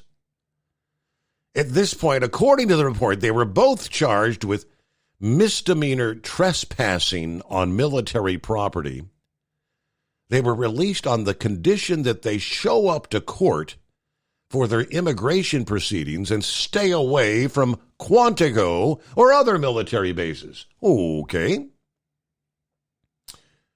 They said federal prosecutors actually supported their releases under those conditions. Yeah, that's a story that was first reported by the local news outlet, the Potomac Local News. Yeah, they're in a box truck in the country illegally trying to breach Quantico. I guess they were just on a sightseeing tour. Nothing nefarious here. And where'd they come up with $25,000 to cover their bonds? Okay. Things that make you go, what? What is going on with the leadership in this country? They're here illegally. Why in the hell weren't they sent back immediately to begin with? So let's let them loose into the country on, you promise you're going to show up for your immigration hearing? Yeah, I promise. I'll be there. Good morning, Brother Rambler. Well, praise God and good morning, Steve. I tell you what, you follow the money, I guarantee you them being bailed out is probably connected to Kamala Harris's little, you get in trouble, we're going to bail you out fund. That fund paid dividends, and granted, what happened to George Floyd was very, very bad, but not bad enough to where the entire city of Minneapolis and St. Paul was burning to the ground while Tim Waltz fiddled. You know how the old saying goes, Nero played the fiddle while Rome burned? Well, that's what Tim Waltz did. While Minneapolis burned, he sat up there on his high horse and just fiddled away. And that's the kind of person, I guess, that America wants, Steve, and by the way, Gouger, if you're still listening, brother, that's Bryce Canyon. That was such a nice, beautiful little old ride. Dirty Diapers. My old father showed me that little shortcut many years ago, and he had that old redheaded stranger called Robert Redford. Yeah, was able to get trucks banned from going in there, but it was a nice little shortcut, and it was a beautiful little old ride. So that was Bryce Canyon, and it got you over there to I-15. Steve, I'm a Trump supporter. I will vote for Donald Trump and J.D. Vance, but I don't know. I go to the Bible, Steve, and I go to Revelations chapter 17. And I want to read you a couple of passages of this, so y'all just bear with me. In Revelation chapter 17, verse number 3, it says, so he, being the angel, carried John, John the Beloved off in the spirit, and he had a vision. This is what he saw. He said, I saw a woman sit upon a scarlet-colored beast, and that scarlet-colored beast is the devil plus the spirit of Antichrist, full of names, full of blasphemy, having 7 heads and 10 horns. 7 heads means 7 continents. 10 horns means 10 kingdoms. And the woman was arrayed in purple and scarlet color and decked with a gold and precious stones and pearls, having a golden cup in her hand full of abominations and filthiness of her fornication. Now, you go look at the picture of Kamala Harris when she was sworn in as vice president. It's been floated around back in 2020. It's been, 2021, and it's resurfaced again. Look at the outfit. Look at the necklace that's around her neck, gold with pearls. And look at her outfit, what she's wearing, purple. And I watched the video, and either my eyes are playing tricks on me, but on that particular day, her hair looked kind of like a reddish tint to it, scarlet. Steve, almost frightens me to think that somehow, some way, they're going to win this election again. Now, that could be what's in the Bible here, because this person will have influence, and it will have influence over 7 continents, and we all know 7 continents are very powerful kingdoms. Great Britain, Russia, Italy. Come on, we just to name a few. She's going to have influence. She's going to be powered by the spirit of Antichrist and also the devil. And this could be what we're about to face. I pray not, but it could be. I want to say something to a caller of ours, and and it's nothing negative, but I want to just say a shout out to Mr. Darrell.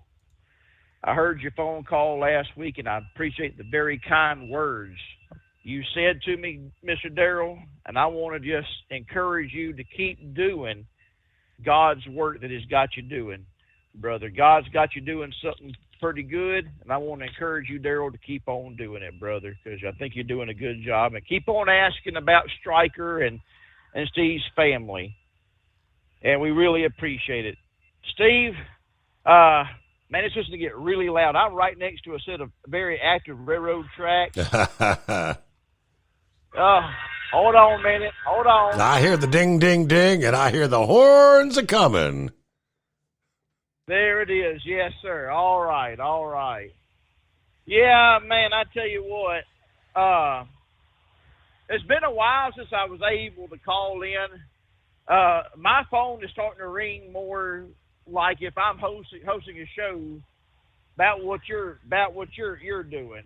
So I get inundated with phone calls, or I like to call in more, get back to calling in two or 3 days a week, but I don't ever want to, reject no one. And there's a lot of people that call me, and I want you to know that if I don't get to you, it ain't because I hate you. I don't hate no one. I love everybody.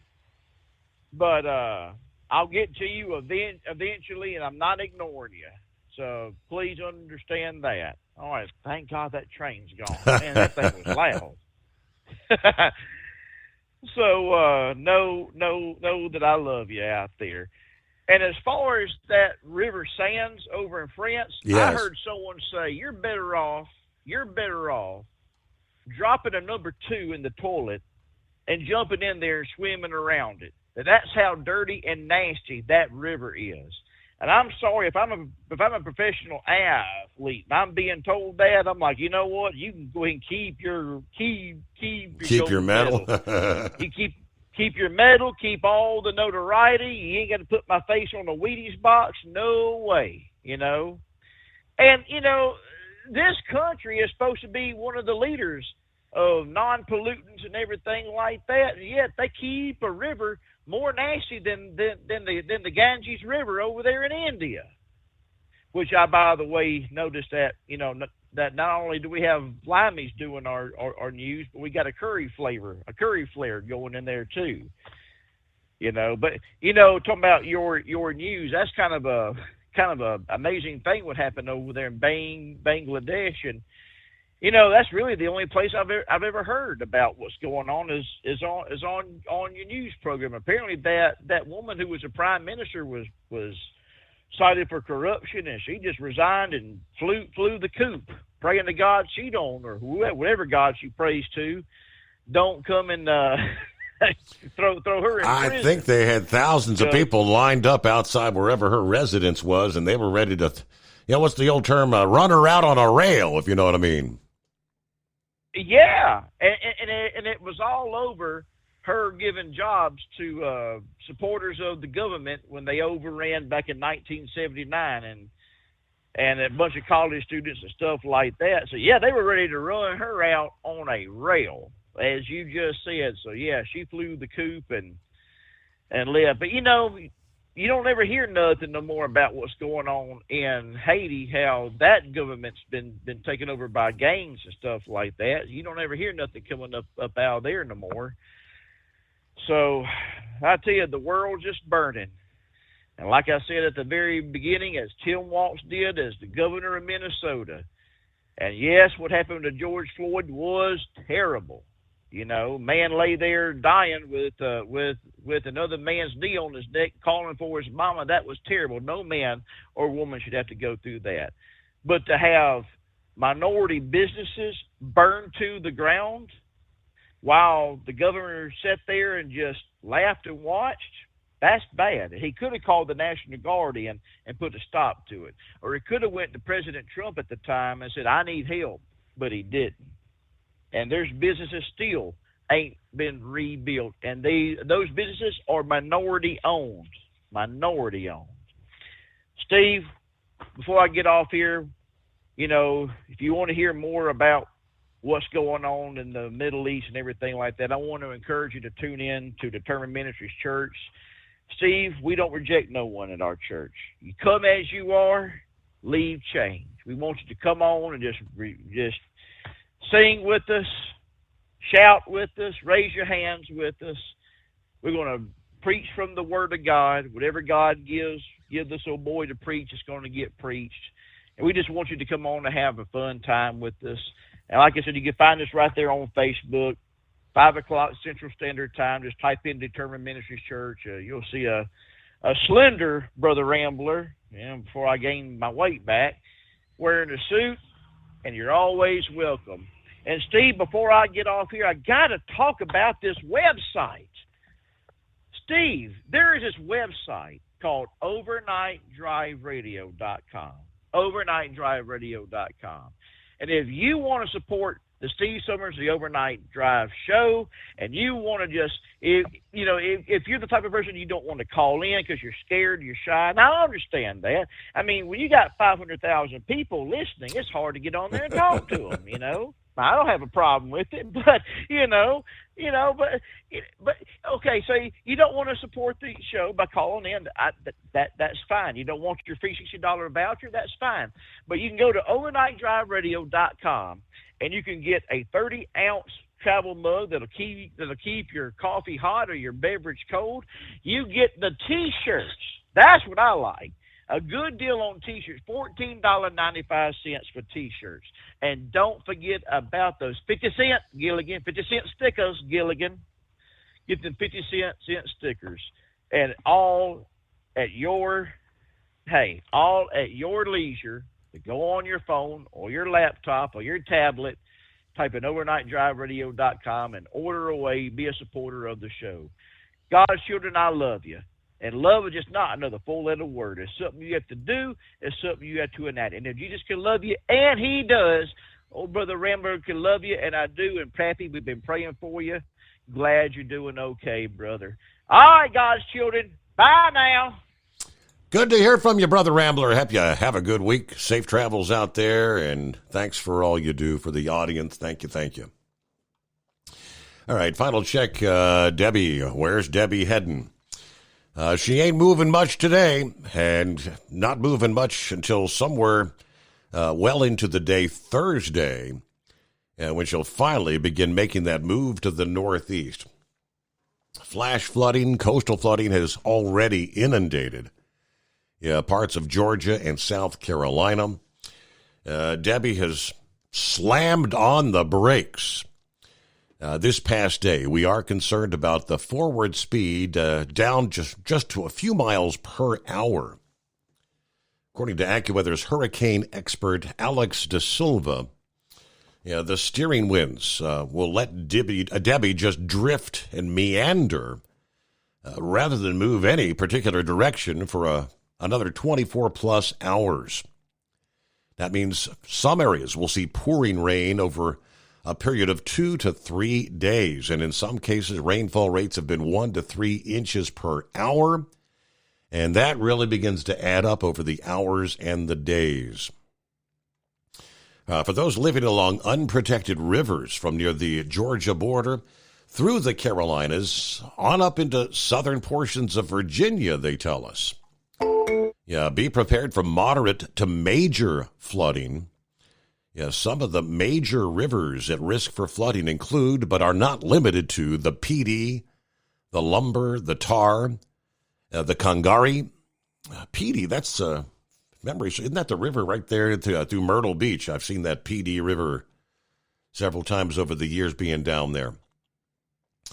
Because Debbie will spend a bit more time near or maybe even over the Gulf Stream there along the Georgia-South Carolina coast right on into Thursday. It's in a position to pump tropical moisture from the Atlantic into the Carolinas relentlessly. And we could even see Debbie maybe, well, at least maintaining some strength and maybe possibly strengthening for a time before the steering breezes finally pick this storm up later on Thursday and begin to accelerate it to the north and northeast for late this week and into the weekend.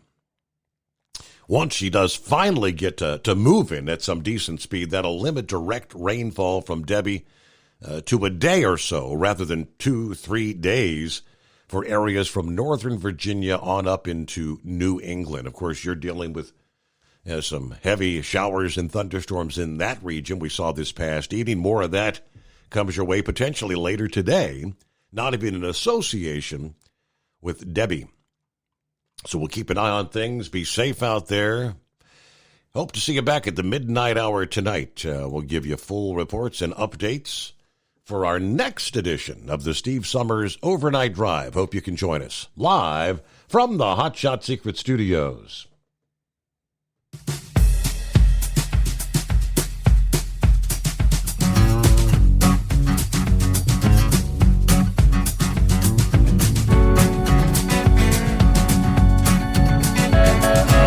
You never guess the places that I've been.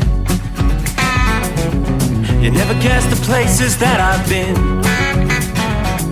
'Cause everything is like a dream, yeah, but only in that dream that I live in. I'm never gonna let the day begin. Never gonna let the day begin. 'Cause everything is like a dream, yeah, but only in that dream that I live in. Oh, don't wake me up before you go, and I'll just make this bed my home. Oh, darling, please just let me sleep. Give me my dreams.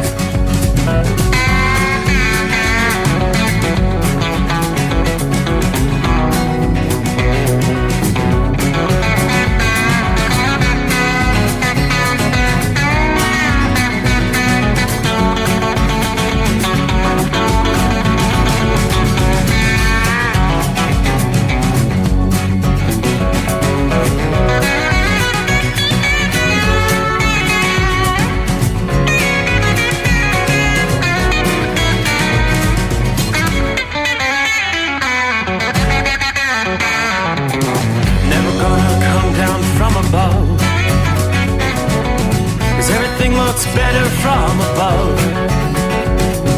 Nothing's ever as it seems, yeah, except in that world that I dream of. Never gonna lose the ones I love. Never gonna lose the ones I love. 'Cause everything is like a dream,